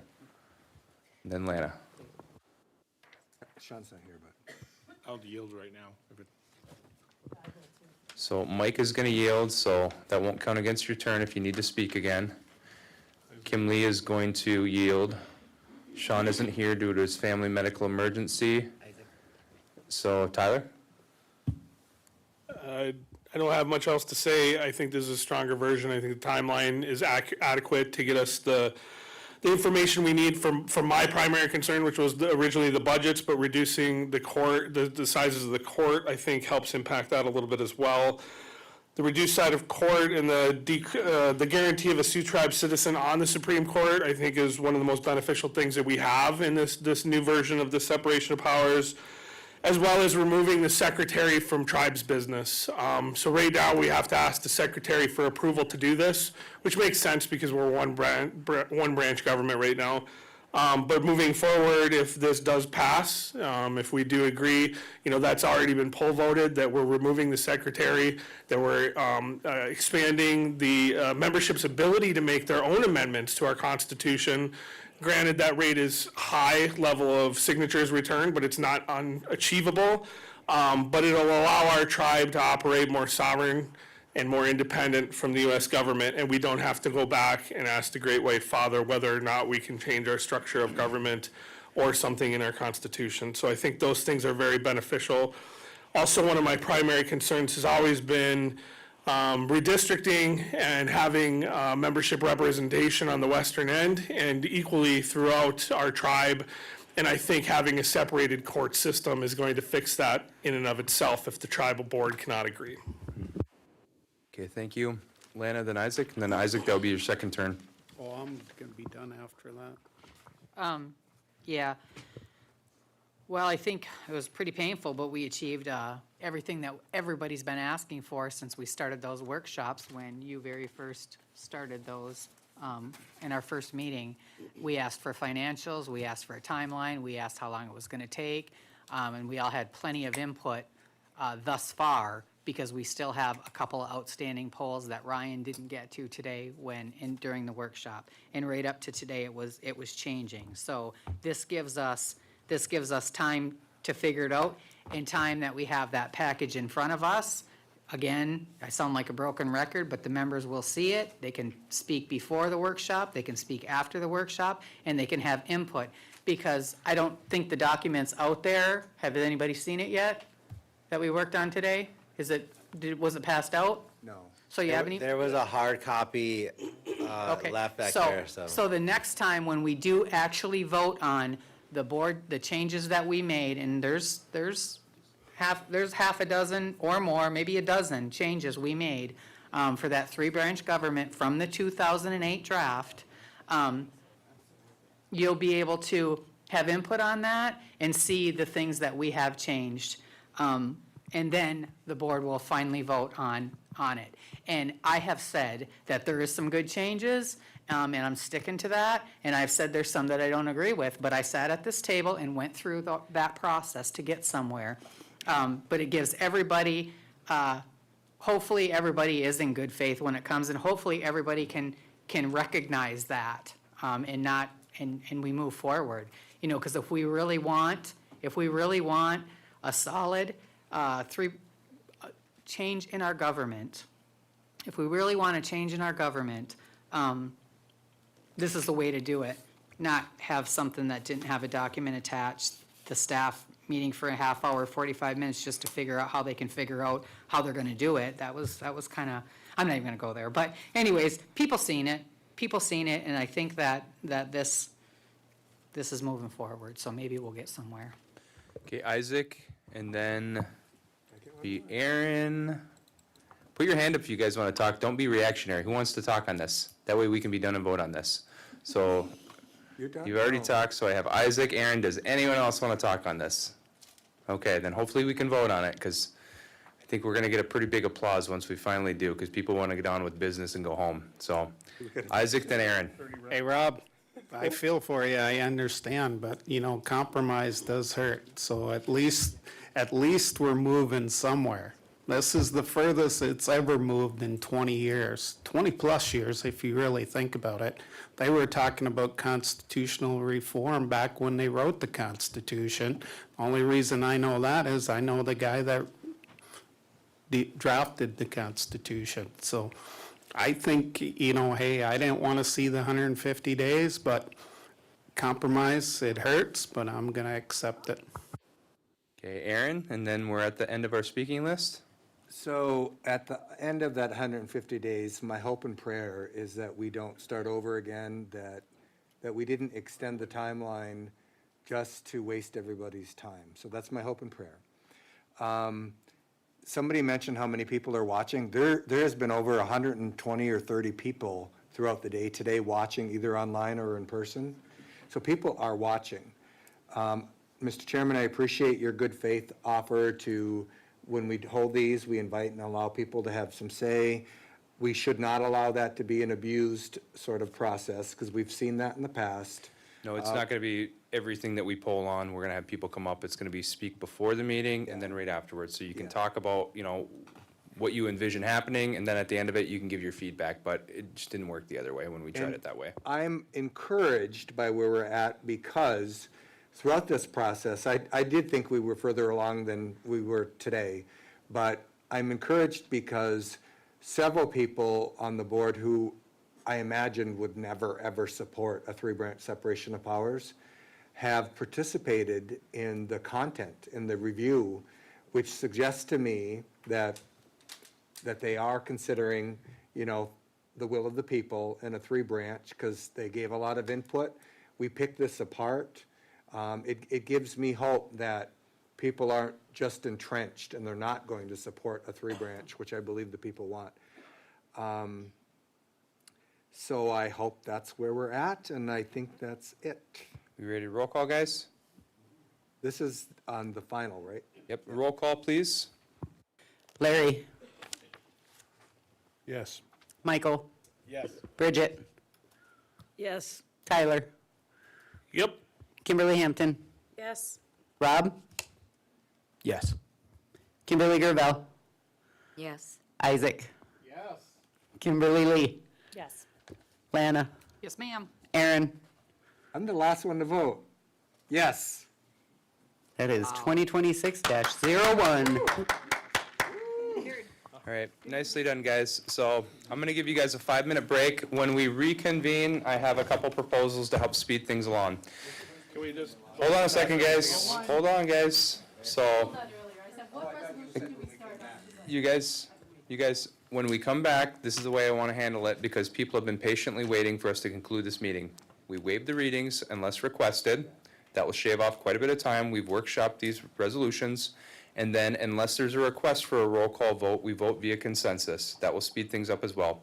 I considered recessing this meeting until next Tuesday, but it would just mean staff would have to come back again. And if we just stick to the orders of the day, then we can get through this. The last item's kind of contentious. Sean isn't here on a medical emergency. It would make it a lot easier to punt that the next Tuesday if that wants to get discussed, or the next meeting, so. I gave an update to the board too on the Okay, workshop. so you're good on that then. Okay, so, Mr. Chair, I'd just like to ask that if we're doing amendments to budgets that's over 50, you ask at the beginning without objection. okay, I can do that. Have a roll call. All right. Hey, one other thing, can we all leave our board concerns till the next meeting? Submit them in writing. Submit them to writing. She'll get to them. We don't need to make them public, so. Already got some. All right, guys, 5-minute break. It is 7:24. At 7:29, we're rocking and rolling. I was gonna ask about your, 1% kickback.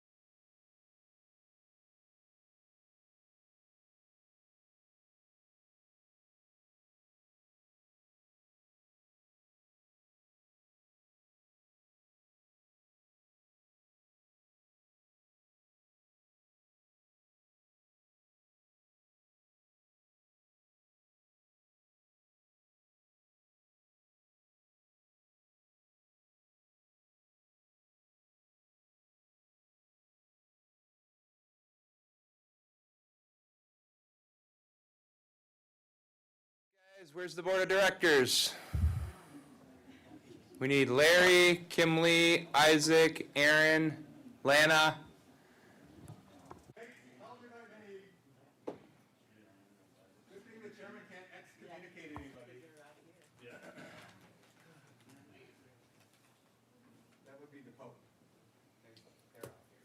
All right, everyone, so as agreed, we're going to waive the reading, and unless specifically requested, we're not going to do roll call votes. There's no budget modifications here. Everything is a new budget. So with that stated, the first resolution up is Health BMAR Projects, establish FY26 budget. Is there a motion? Motion. Motion by Kim, support by Aaron. Joel, could you explain this for everybody, please? It was Isaac. Good evening, everybody. So essentially this, the BMAR money is to ask the Board of Directors to establish and approve a 2026 budget for $1.458,500. These funds will be used to make a multitude of repair and maintenance issues that were identified through engineering surveys done on these specific facilities, excuse me. Thank you. Okay, appreciate that, Joel. Any discussion from the board? Hearing none, those in support signify by saying aye. Aye. Those opposed? Those abstaining? Motion carries. Thank you, sir. Next up, Cody Jodwin, Cultural Division establish FY26 budget. Motion. And we have a motion by Kim and support by Isaac. Cody? Good evening. This resolution is to establish our cultural admin budget for FY26. The reason that I brought this forward is so that we could get a new admin assistant hired. She's an internal transfer from another department in the tribe, and I'm requesting this budget be established so that I can pay her $1.67 more an hour than the last person that was in the role this summer. Okay. Any other questions? Much appreciated. Isaac? Cody, can you just introduce yourself to our audience? Ani Bourgeois and Dinaway Magniduk, Mani Du Beneshyak, Nijna Kazbal, Ting Dojba, Megizi Dodem, Nishnawbe and Dao. My name is Cody Jodwin. I'm the new Director of Language and Culture for the Sault Ste. Marie Tribe of Chippewa Indians. I'm a Sioux Tribe member myself, and have spent the last 15 years of my professional career working for both the Sioux Tribe and the Intertribal Council of Michigan. So glad to be back. My first day was November 10th. We're making positive traction and excited for a lot of good work throughout all of our communities. So, Cody congrats. just finished up his master's program and hosted a really nice sobriety powwow, so you're off to a really fantastic start. Okay, Aaron? I promise to go quick. I said it today. Great job at the powwow. Also, great job at the blanket ceremonies for tribal adoptions of tribal children. You did a phenomenal job. Thank you. All right, thank you, guys. So, in terms of this resolution, all those in support signify by saying aye. Aye. Those opposed? Those abstaining? Motion carries. Have a nice night, Cody. All right, we got you. Next resolution is Health, Elder Outreach, establish FY26 budget. Motion. So we have a motion from Kim Hampton and support by Isaac. Okay, Katie? Good evening, Katie Peabody, Elder Services. This is the first of two resolutions related to moving the outreach workers from the Health Division to the Elder Services Division. Okay, any questions for Katie? Any comments? Okay, hearing none. Those in support signify by saying aye. Aye. Those opposed? Those abstaining? Motion carries. The next resolution is Elder Outreach, establish FY26 budget. So this resolution is to... Motion. Oh, I'm so sorry. Motion by Kim Hampton and support. You guys just want to do it every time? Yeah, just right. write us down. You just write it So, down. we'll just say it, but, okay, go ahead, Katie. Sorry about that. This resolution is to establish the January through December budget for the elder outreach workers. Okay, I appreciate it. Any questions or comments for Katie? Okay, hearing none. All those in support signify by saying aye. Aye. Those opposed? Those abstaining? Motion carries. The next resolution is Manistee Elder Meals, establish FY26 budget. Got Kim and Isaac. So, motion by Kim, support by Isaac. I know what I'm Okay, doing. go ahead, Katie. You got to say it, though. Thank you. So this budget, or this resolution, is to establish a budget for the Manistee Elder Meal Program to change a position from a meal program aide to a cook position. So it's the difference in the money to support that increase in position. Okay, wonderful. Any questions or comments? Okay, those in support signify by saying aye. Aye. Those opposed? Those abstaining, motion carries. The next resolution we're skipping as requested by ACFS, so that brings us to, have a nice night, Katie.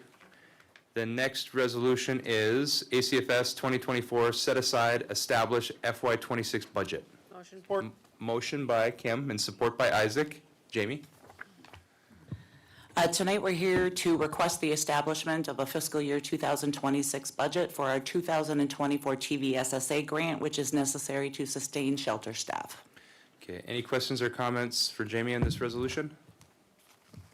Hearing none, all those in support signify by saying aye. Aye. Those opposed, those abstaining, motion carries. And for the benefit of our citizens, we've discussed these before. This isn't the first time, so we're not rushing through them. We're just trying to get everyone home one time. All right, so the next resolution would be general assistance, establish FY26 budget. Motion. Support. Motion by Kim and support by Isaac. Good evening, Megan Miller, Direct Services Program Director with ACFS. What we're asking with this resolution is to establish an FY26 budget for our General Assistance Program. We're doing this outside of the normal budget package, as we have 8 staff in this budget. We have a retiring division director, and then we also have the addition of a new division director that wasn't included in the original. Okay, very good. Any questions or comments? Hearing none, those in support signify by saying aye. Aye. Those opposed? Those abstaining? Motion carries. Thank you. The next resolution is Lodge of Hope, establish FY26 budget. Motion. Motion by Kim Hampton and support by Isaac. Megan? Okay, so what this resolution will do is establish a FY26 budget for the Michigan Department of Health and Human Services funding that was awarded to the Sioux Tribe Lodge of Hope at a one-time enhancement grants in 2025. Were not able to spend the funds in the entirety before the state of Michigan budget period ended. We had permission to basically reapply, and then we can expend those funds that remain throughout FY26. Yep, and we're working hard to get those unspent funds reappropriated to us. Isaac? Hey, this doesn't pertain to that, but I want to thank Jenna McCurchie and the Big Bear staff, their education department, for the Christmas presents for the kids at the Lodge of Hope. Yep, much appreciated, everything that you guys do for them. Thank you. Any other questions or comments? Okay, hearing none, all those in support signify by saying aye. Aye. Those opposed? Those abstaining? Motion carries. Thanks, Megan. The next resolution is ACFS staffing operations, establish FY26 budget. Motion. Motion by Kim Hampton and supported by Isaac. Missy? Good evening. My name is Melissa Van Leuven. I'm the Child Placement Program Director for ACFS. This budget seeks to establish the FY26 funding for staffing and operations. Primarily due, as Megan indicated, we have a retiring director and a new director that we need to accommodate within the budget that wasn't originally included. Okay, appreciate that. Any questions or comments? Isaac? Hey, I think this would be a good time for the audience to have Jamie introduce herself. Jamie, you want Ani to take a bow? Buju, Gege Kwe Adishnakas Nimki and Dodam Bobating and Dunjaba. My colonized name is Jamie Moran, and I'm the new Anishinaabeg Community and Family Services Director. Happy to have you. She did not want one. No. So, any other questions or comments? Okay. Hearing none, all those in support signify by saying aye. Aye. Those abstaining? Those opposed? Motion carries. The next resolution is ACFS Subpart 4B, establish FY26 budget. Motion. So we have motion by Kim Hampton and supported by Isaac. Go ahead. This resolution seeks to establish a FY 2026 budget for federal funding that is allocated to our program to support staffing and operations. Basically, we received an increase in allocation, and by passing this budget and setting it up, we're able to realize a saving of tribal support in some other areas. Okay, I appreciate that. Any questions or comments? Hearing none, all those in support signify by saying aye. Aye. Those opposed? Those abstaining? Motion carries.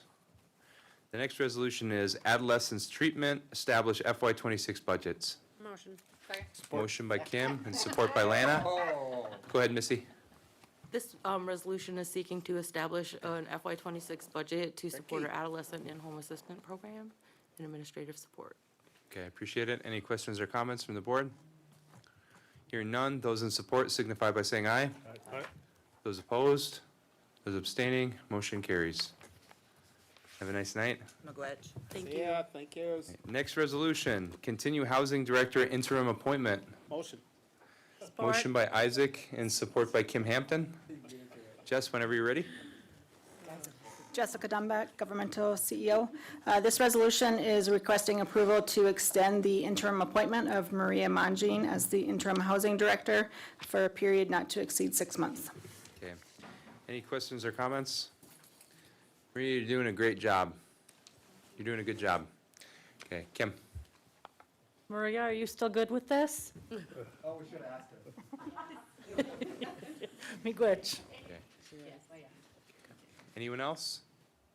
Okay, those in support signify by saying aye. Aye. Those opposed, those abstaining, motion carries. Thank you. Have a nice night. Next resolution, HUD FY25 Indian Housing Block Grant Application. Support. Support, motion by, Bridget? I think Bridget said it first. hold on, guys. She's got to write this down on the minutes. So who made the motion? Bridget. Okay, Bridget, and supported by Kim Hampton. Maria? Hi, I'm Maria Mangine. I'm the interim housing director. This will allow the Housing Authority, this resolution will allow the Housing Authority to apply for the Indian Housing Block Grant Competitive, which will provide, well, if we're funded, $7.5 million for, to do construction of at least 26 units in the St. Ignace area. Okay, very good. Are those going to be single-family houses, an apartment complex? So we're looking at a combination of things, and I'm working with the EDC, and we're actually looking at some manufactured quads, tris, and duplexes. So a combination. We'll also do a few stick-built homes for our force account construction, so we're kind of, yeah. it'll This be is interesting. obviously going to be contingent on us being awarded this, right? Yes. Do we know what the odds are?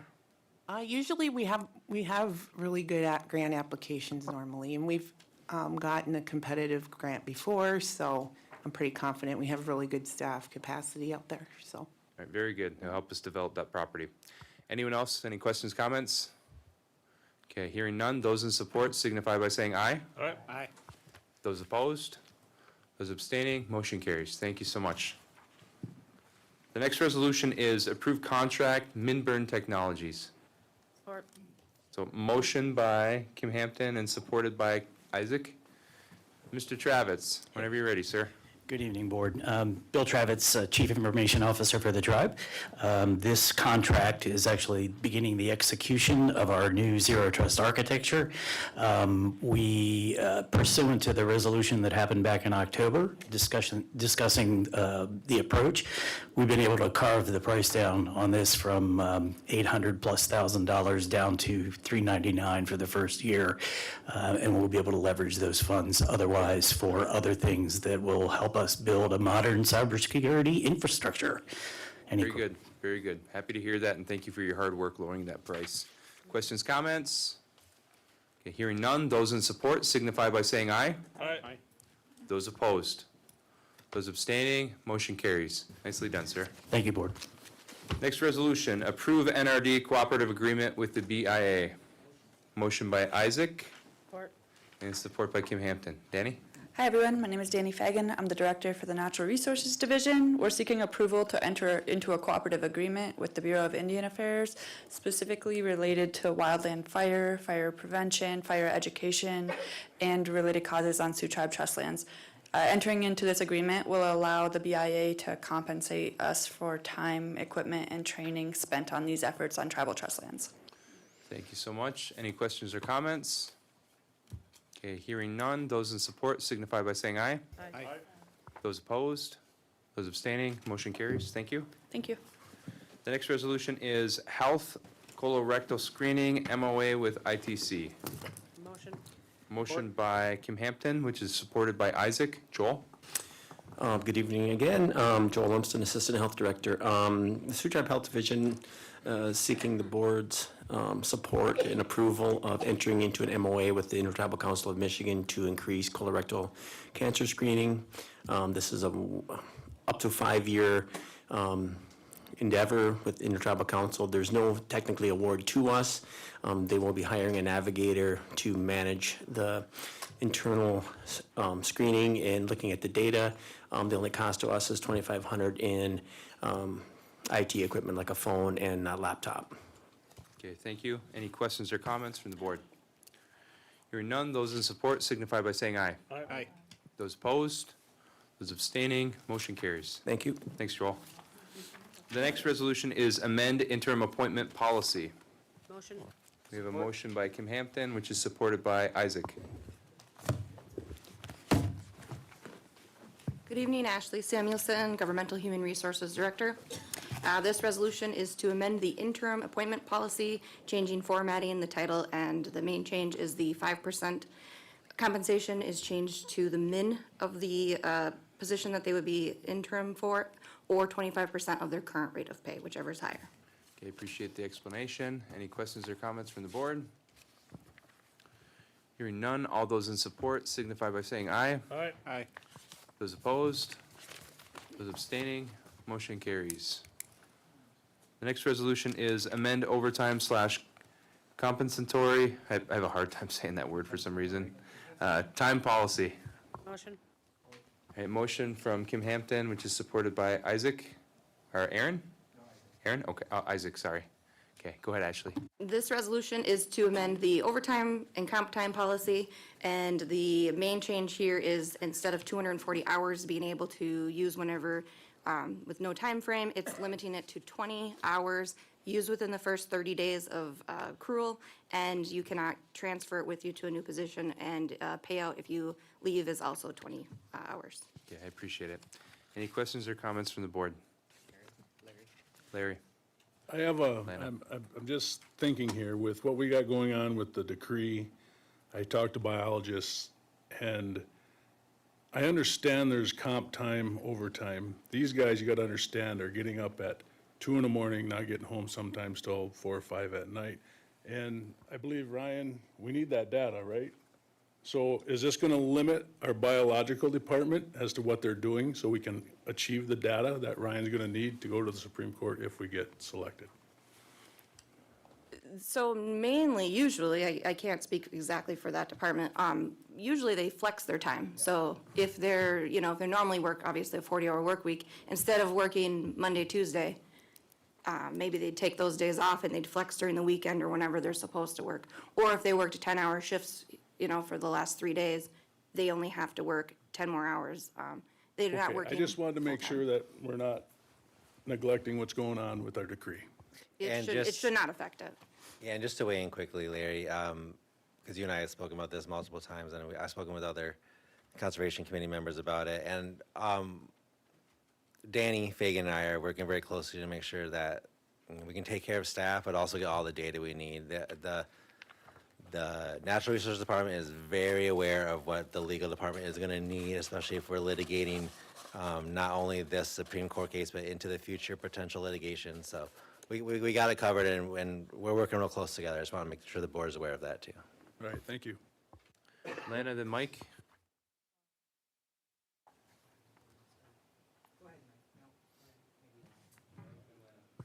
Okay, I guess my question is, the effective dates on this is immediately, so technically speaking, someone could be holding a whole bunch of hours right now, and then this date's effective, so are we snipping all, like, right now, what did you say, 200 and something hours they can currently hold? That's according to the policy. Currently, it's 240 hours. I don't know exactly how many, I could find out exactly how many people have comp time and how much they have. I guess my concern is that it's such a drastic change. We're going from 200 and something hours to 20 hours, and those that have built up comp time and have worked and had to do all that have zero time to try to utilize it. So my concern would be the effective date.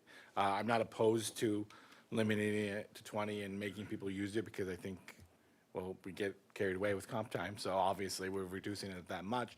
But on the same token, if it's effective immediately, that doesn't give managers or anybody any time to exercise trying to eat up that comp time that the people have earned.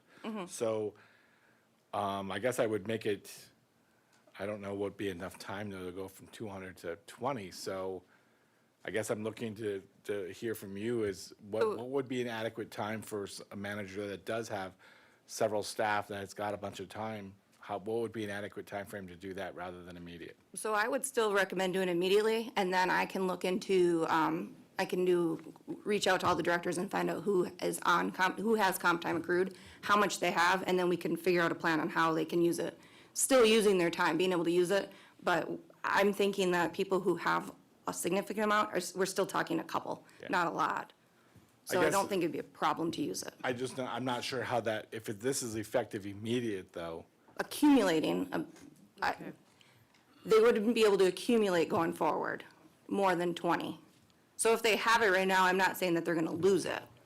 Okay, I Because guess they're that's what owed that I time. needed to hear that. Yeah, they're legally owed that time, whether we pay them or they have to use it, we owe them that. We owe So I them wouldn't that. take it away from them. That's not touching, okay. Right, yeah, so effective immediately, you can no longer. I appreciate the accumulate. clarification. Yeah.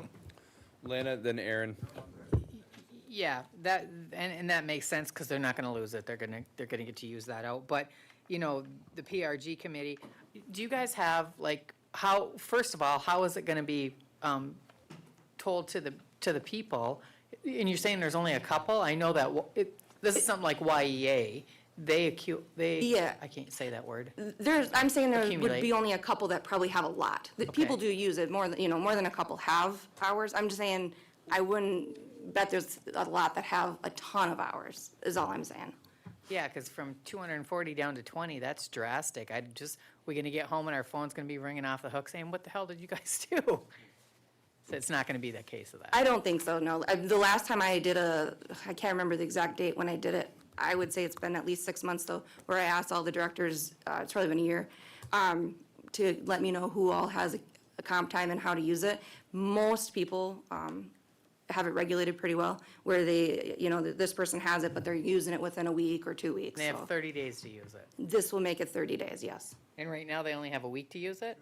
There's no time frame right now. Oh, okay. All right, thank you. Tyler. All I was gonna say is that there's no time frame right now, then 240 hours is a lot. That means they're not using their sick time, that means they're not using their vacation time, that means they're working over hours.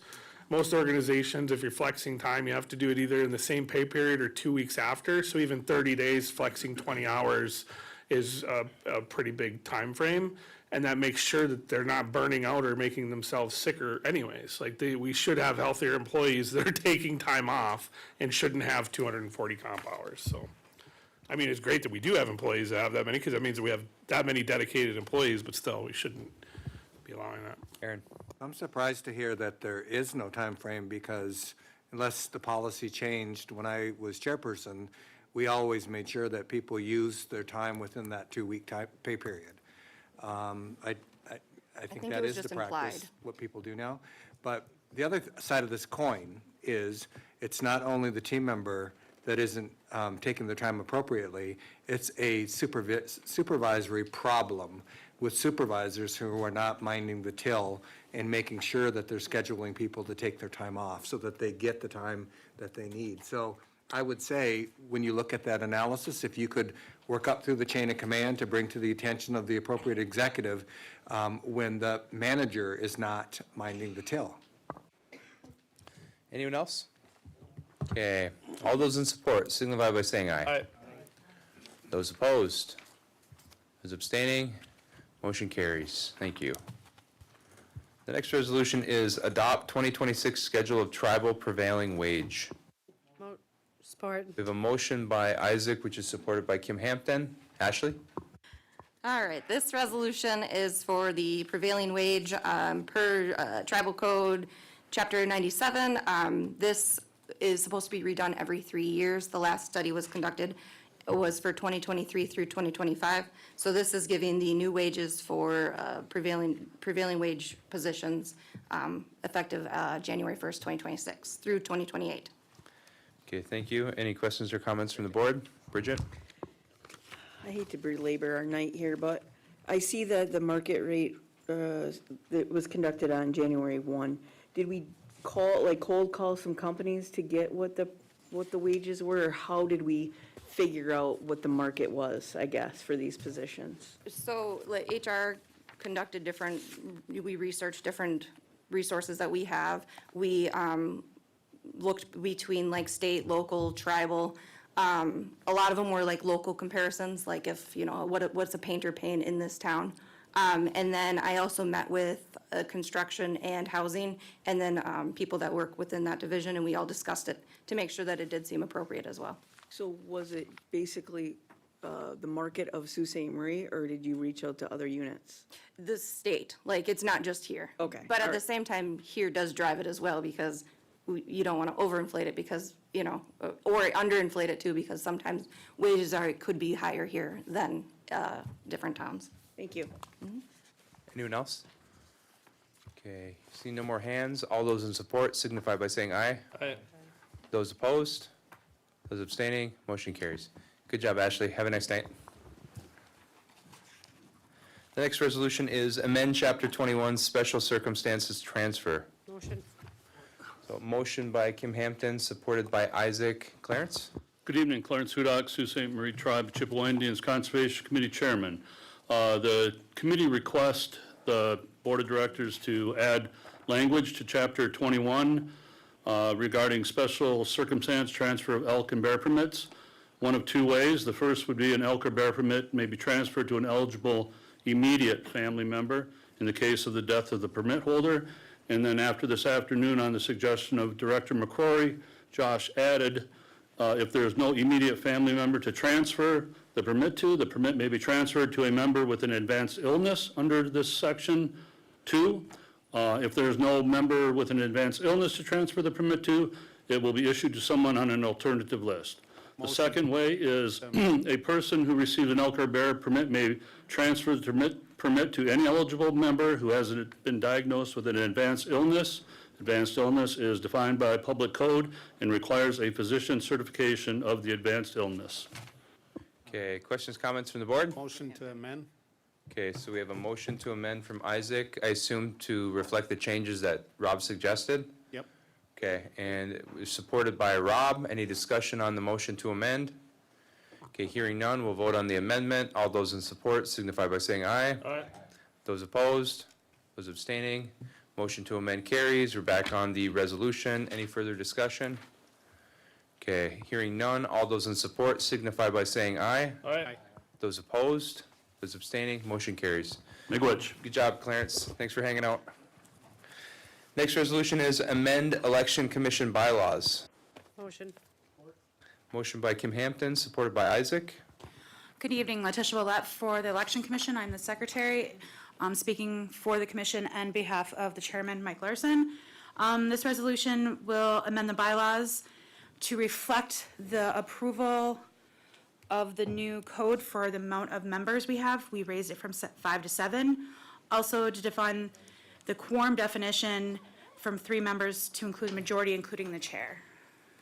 Okay, I appreciate the explanation. Any question or comments from the board? Hearing none, those in support signify by saying aye. Aye. Those opposed? Those abstaining? Motion carries. Thank you. Did you abstain, Bridget? No, I'm opposing. Oh, you're opposing? Bridget opposed. Okay, Thank you. the last resolution that we have for tonight's agenda, thank you, Tish, is authorize opposing prediction markets. Motion. Motion by Kim Hampton, supported by Isaac. Ryan? So this resolution deals with what's quickly becoming a growing market in future prediction markets, they're called. They're being used across the country to basically facilitate illegal online casinos and illegal sports betting that aren't regulated. This is an approach similar to our Line 5 reso, where we're asking the Tribal Board of Directors to take an official stance opposing these future prediction markets and their infringement on our tribal gaming operations, and authorizes the chair and the general counsel to collaborate on signing any advocacy, Supreme Court briefs, amicus briefs, letters of support, et cetera, with our fellow tribes across the country to help oppose these prediction markets without having to go to the board for every approval. And just to add some more color to that, when Michigan legalized online gambling, sports betting, they provided a online gambling license to each tribe along with the 3 non-tribal casinos in the state. So most of the tribe leased those licenses out. We leased ours to Caesars. We get paid millions of dollars every year through the horseshoe. Oh, no, you died. There you go. Through the horseshoe platform, we use that money to renovate our casinos, which then produces revenue to pay for tribal services. So the argument is, if companies like Kalshi provide online gambling, which they phrase as futures market betting, you might not have to have those companies pay us money, so it loses cash. So this would allow me and Ryan to sign on this stuff really quickly, just like with the Line 5 stuff, so. Yep, go ahead, Mike. One, I'm glad that we're doing this. I just want to make sure that if needed, if we need to explore other options that go further than this, that we do that. I know that there's some movement from other tribes and that discussion, but I also don't know how long we should wait on other people either. So I'm glad this is a good first step.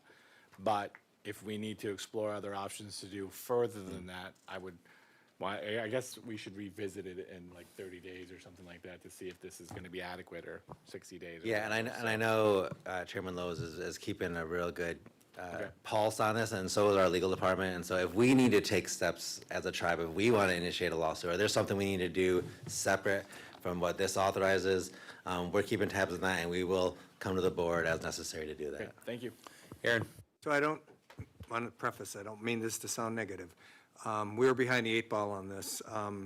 When we passed a resolution at NCAI at mid-year to be on the lookout for this, and then as our president of United Tribes, Austin presided over United Tribes in October, and we immediately sent that off, that we need to be doing something, we need to pay close attention.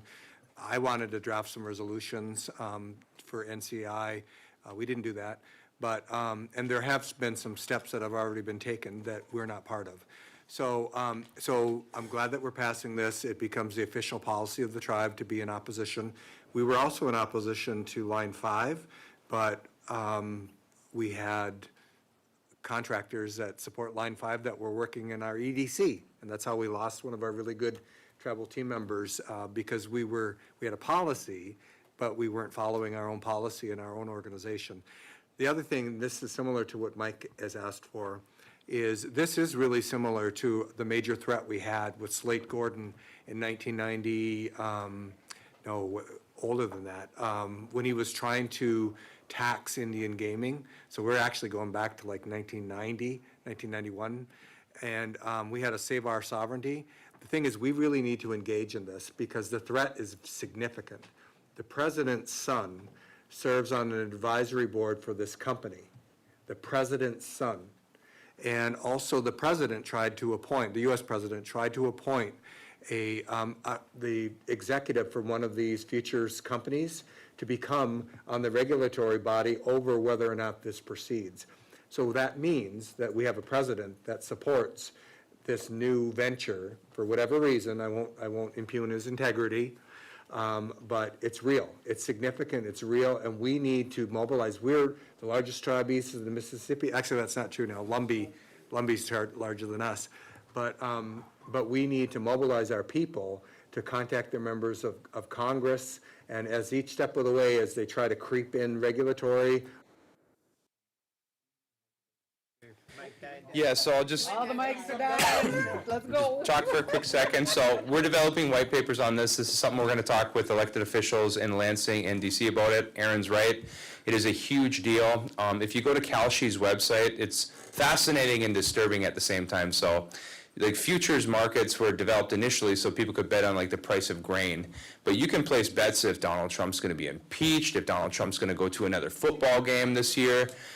They actually had to outlaw the ability to place bets on things that were against the national interest, like betting on assassinations and things like that. It's disturbing, but you can also bet on sports games, and they have really great attorneys that are able to find loopholes in laws to where they don't categorize it as sports betting, but voting on the future of this game, basically. And the odds are the exact same, the payout's the exact same, and why would a company like Caesar want to pay a tribe a lot of money to lease our license when they can just call their service futures betting. So that's all that is. So those in support signify by saying aye. Aye.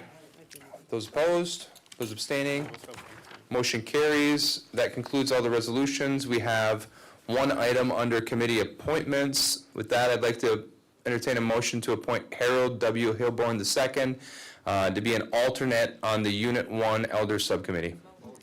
Motion by Kim Gravel, supported by Rob. Any discussion there? Hearing none, those in support signify by saying aye. Aye. Those abstaining, those opposed, motion carries. We've submitted board concerns to the board administrator, so we don't have to handle those publicly tonight. And we've already handled the update on Resolution 2025-143 in a closed session with the board. So with that, I'd like to entertain a motion to adjourn. Motion by Isaac, is there support? Support by? Support by Larry. All those in support signify by saying aye. Aye. Those opposed, those abstaining, motion carries. See everyone next Tuesday.